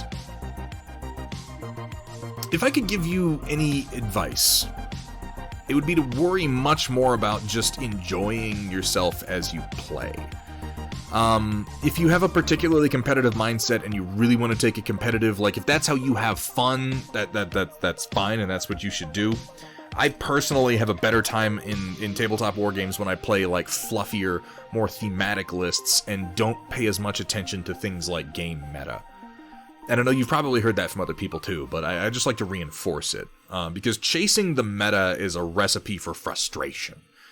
And I've done the competitive wargaming scene a number of times in a number of periods in my life, and I have less fun doing that than I do having fluffy thematic games with individuals that I like playing with. Instead of doing pugs and playing with new people and constant new challenges, find some players that you really enjoy standing across the table with. Somebody who plays the same way that you do, somebody who knows how to have fun, who knows how to build a narrative, tell a story while you play. Because that that is the thread that you should pull on for the most enriching gaming experience, in my opinion. Someone that you can transition through games with. Someone who you're not going to stop playing with because you're not playing the same game anymore. Somebody who you're going to go, I just found this new game, and they'll go, I like playing with you, so we'll both pick it up. This is much more rewarding, in my opinion. Sometimes it just comes down to the die roll. Helix, you're not wrong. Sometimes you just gotta roll the hard 6. The horror of win at all costs. Langwin, you're absolutely right. Absolutely right. God damn, this is cool. This is really neat. Look at that. I'm very curious to see how this paint job goes. This is so...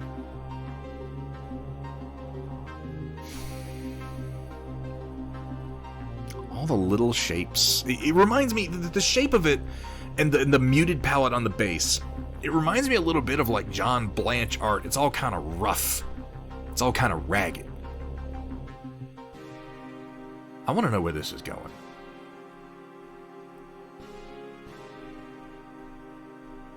Yeah, Phaedros. And this is the thing, too. And I'm glad to hear that, Talon, because that's the right attitude. If you chase the meta in Warhammer 40k, you're going to realize very quickly that Games Workshop is a business. And part of their business model that they've developed, and this is not me be like, I am a cynical asshole, but this is not me being a cynical asshole when I say that they will change the way their rules function based on which models they want to sell. They will literally add rules to their latest release of books in order to sell models that they have a surplus of. For instance, we've got a bunch of rhinos. Nobody's buying rhinos. What do we do? I know. We'll make a formation where you get a free rhino with every squad. Then people will have to buy 12 of them. It's genius. Rat bastards.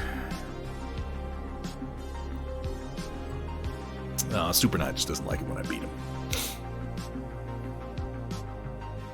Chicken or turkey skin for the tissue areas. Ugh. Oh no. Oh my god, Gimishkar. I mean, please continue to show us, but don't be surprised if I cringe a little bit. Here we have from White Wolf, Sazabi's big red chonky butt is done. Well, at least the initial assembly. He is a chonky boy, isn't he? Got just engines. Big ol' engines. Look at that. Rocking the fucking metal horns, no less. It's a beautiful build. The coloration of the plastic is really, really nice, too. I continue to be impressed at the quality of these kits.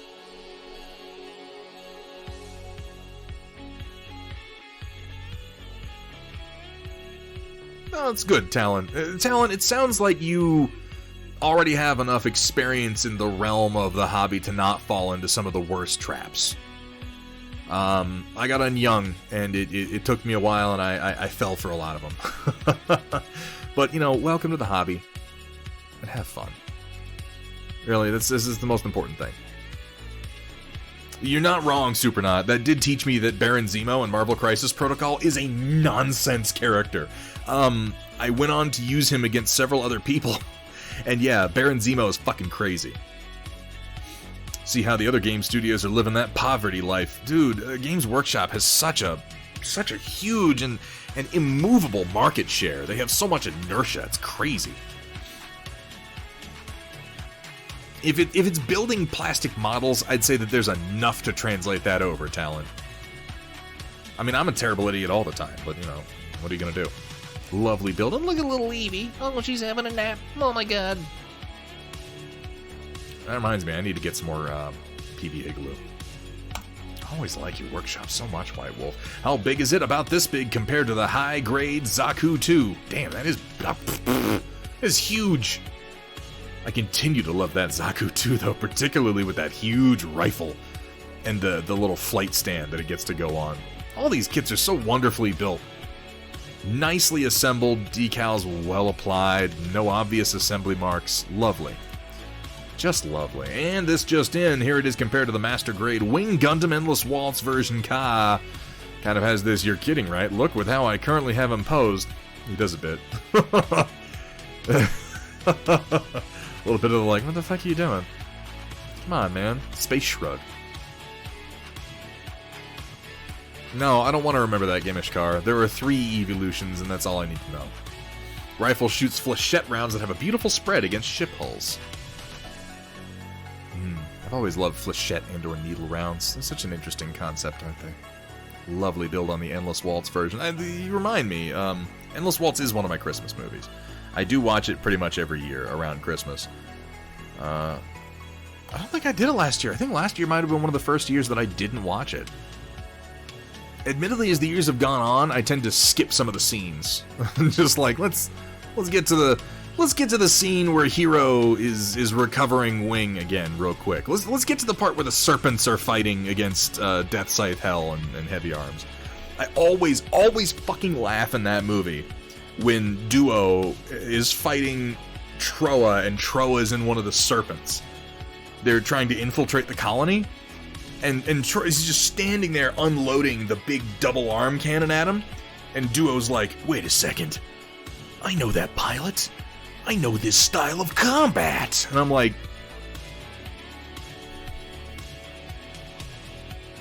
He's standing in one place just firing at... Like, there have to be thousands of pilots who fight exactly that way using a mobile suit like that. I just...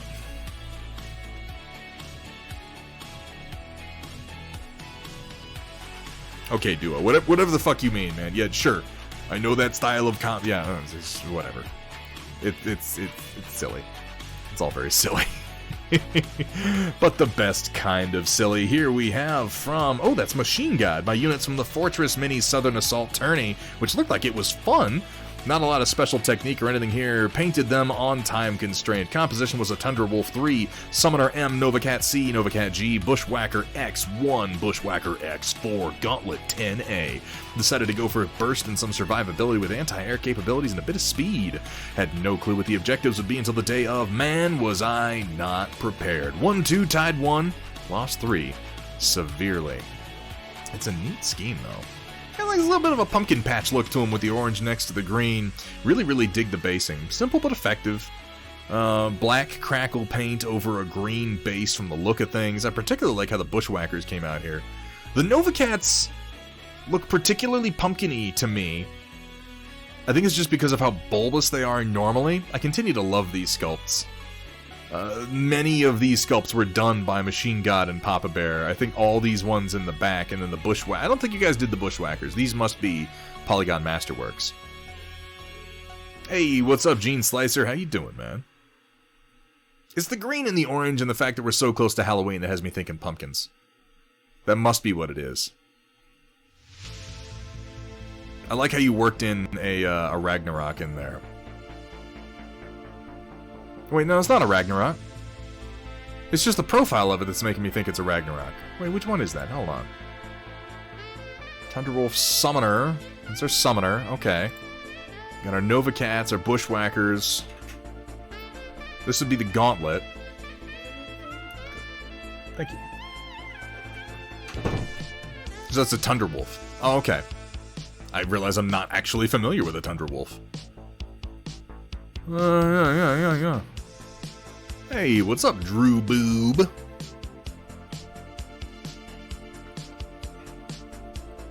Oh, it's a Dark Age man. Oh, okay. Well, first of all, that makes sense looking at the profile of it. And secondly, I'll be the first to admit that I'm not at all familiar with every mech that came out of the Dark Age. They added a lot to the lineup right about then.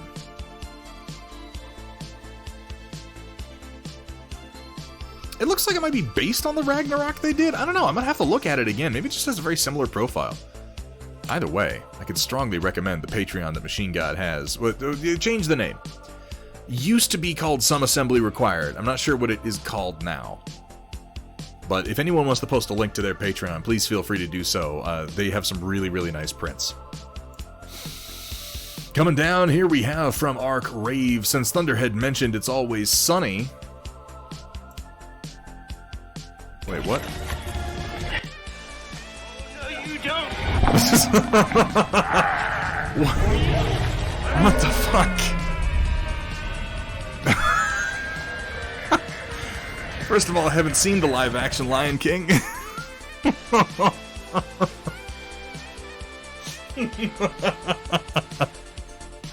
And Danny DeVito just comes over. Oh, no, you don't! With a fucking 2x4.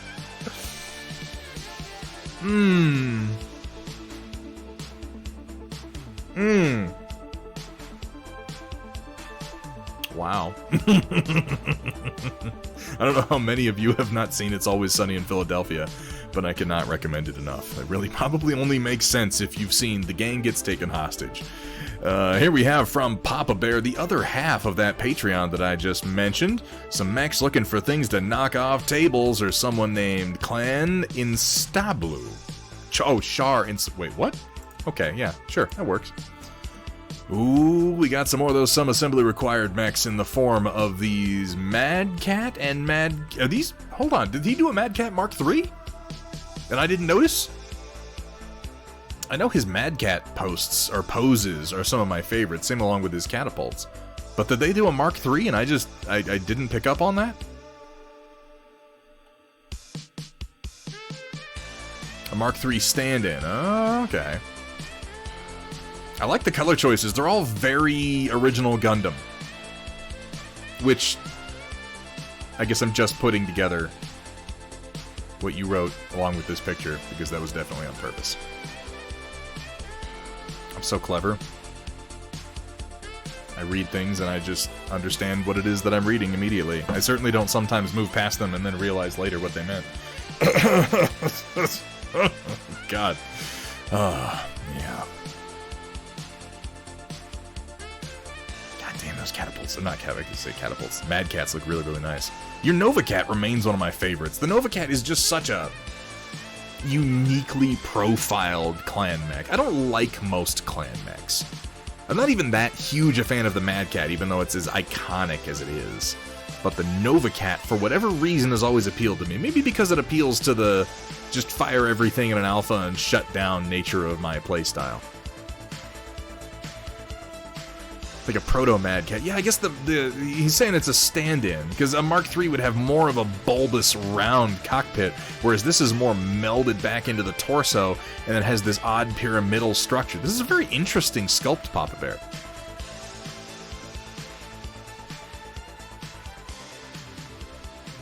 I need to pay more attention to your Patreon, clearly. Lovely work. Lovely work. All together, and I'm so glad to see you and both Papa Bear and Machine God painting and posting. Again, I know you guys are out there doing your own thing, but I always love seeing your work in the Storm Report. It's some of my favorite fan-related work. The front view does not do it justice. I'd love to see the rest of it. Absolutely would. Yeah, it looks sleek without looking organic. It has... It has like that sort of really wide shoulder posture without just looking like a robotic football player, like so many of the ones who do that wind up looking. But that, excuse me, will bring us to the end of tonight's Storm Report, and in accordance with the prophecy, the end of tonight's stream. Let's figure out who we are rating. Who is doing what on Twitch right now? Microtonal Matt's painting some Relic Knights. Steep T's doing some painting. Megapedia's playing some Animal Crossing. Oh, Kale Larson. Looks like she is over there with Heresy Killer. Painting some Warhammer. Let me see what she's doing.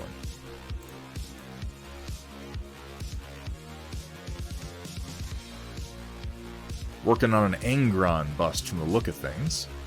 Let me see what Microtonal Matt is doing. I think he just got started. Okay. Looks like some Mantic stuff that he's working on. Magical Hack. Let me see what he's up to.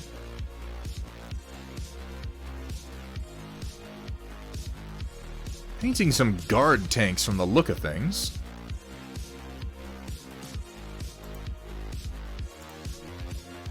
Oh, that Angron bust is pretty cool. Oh, and she's wearing cat ears. Good God. This stream is going to be a fucking mess. So let's go ahead and rate it. Oh my God. Yeah, Steela, you've been here for the whole stream. That's insane. I'm going to raid you into an Angron bust painting session by a lunatic wearing cat ears, and you know what? You're going to like it. Here, oh, Drew Boop, thank you so much for the follow, man. Welcome. Welcome to the stream. I hope you've been having fun tonight. Let's go ahead and get this started. Get it moving, head on over there and watch a little bit of Warhammer bust painting. That seems to be all the rage right now, folks. Thank you all so much for coming out tonight. We had how many raids did we have tonight? We had like 5 raids tonight. Y'all are amazing. And all you fantastic streamers out there dropping those raids right on my head, thank you for bringing your people in. I hope everybody had fun tonight. Thank you so much to everybody who posted to the Storm Report. Thank you for those who participated in our paint-along event when we did our oily painted Sam from Trick or Treat. This guy came out fucking amazing on my end. I love the one that you did, Data Nerd. I know a number of other people have painted along but don't have finished copies. We're going to be getting voting up in the Discord for the next one we're going to do, and we'll be letting you know what painter we're going to be multi-streaming with. We will be back Sunday the 14th on our single-figure focus. I got to get started on that Conquest, the Last Argument of Kings, Mounted Noble Lord in Oils. Tuesday the 16th, we're going to be doing some terrain painting, probably a combination of Dead Zone, hard surface stuff, and some more organic conquest stuff.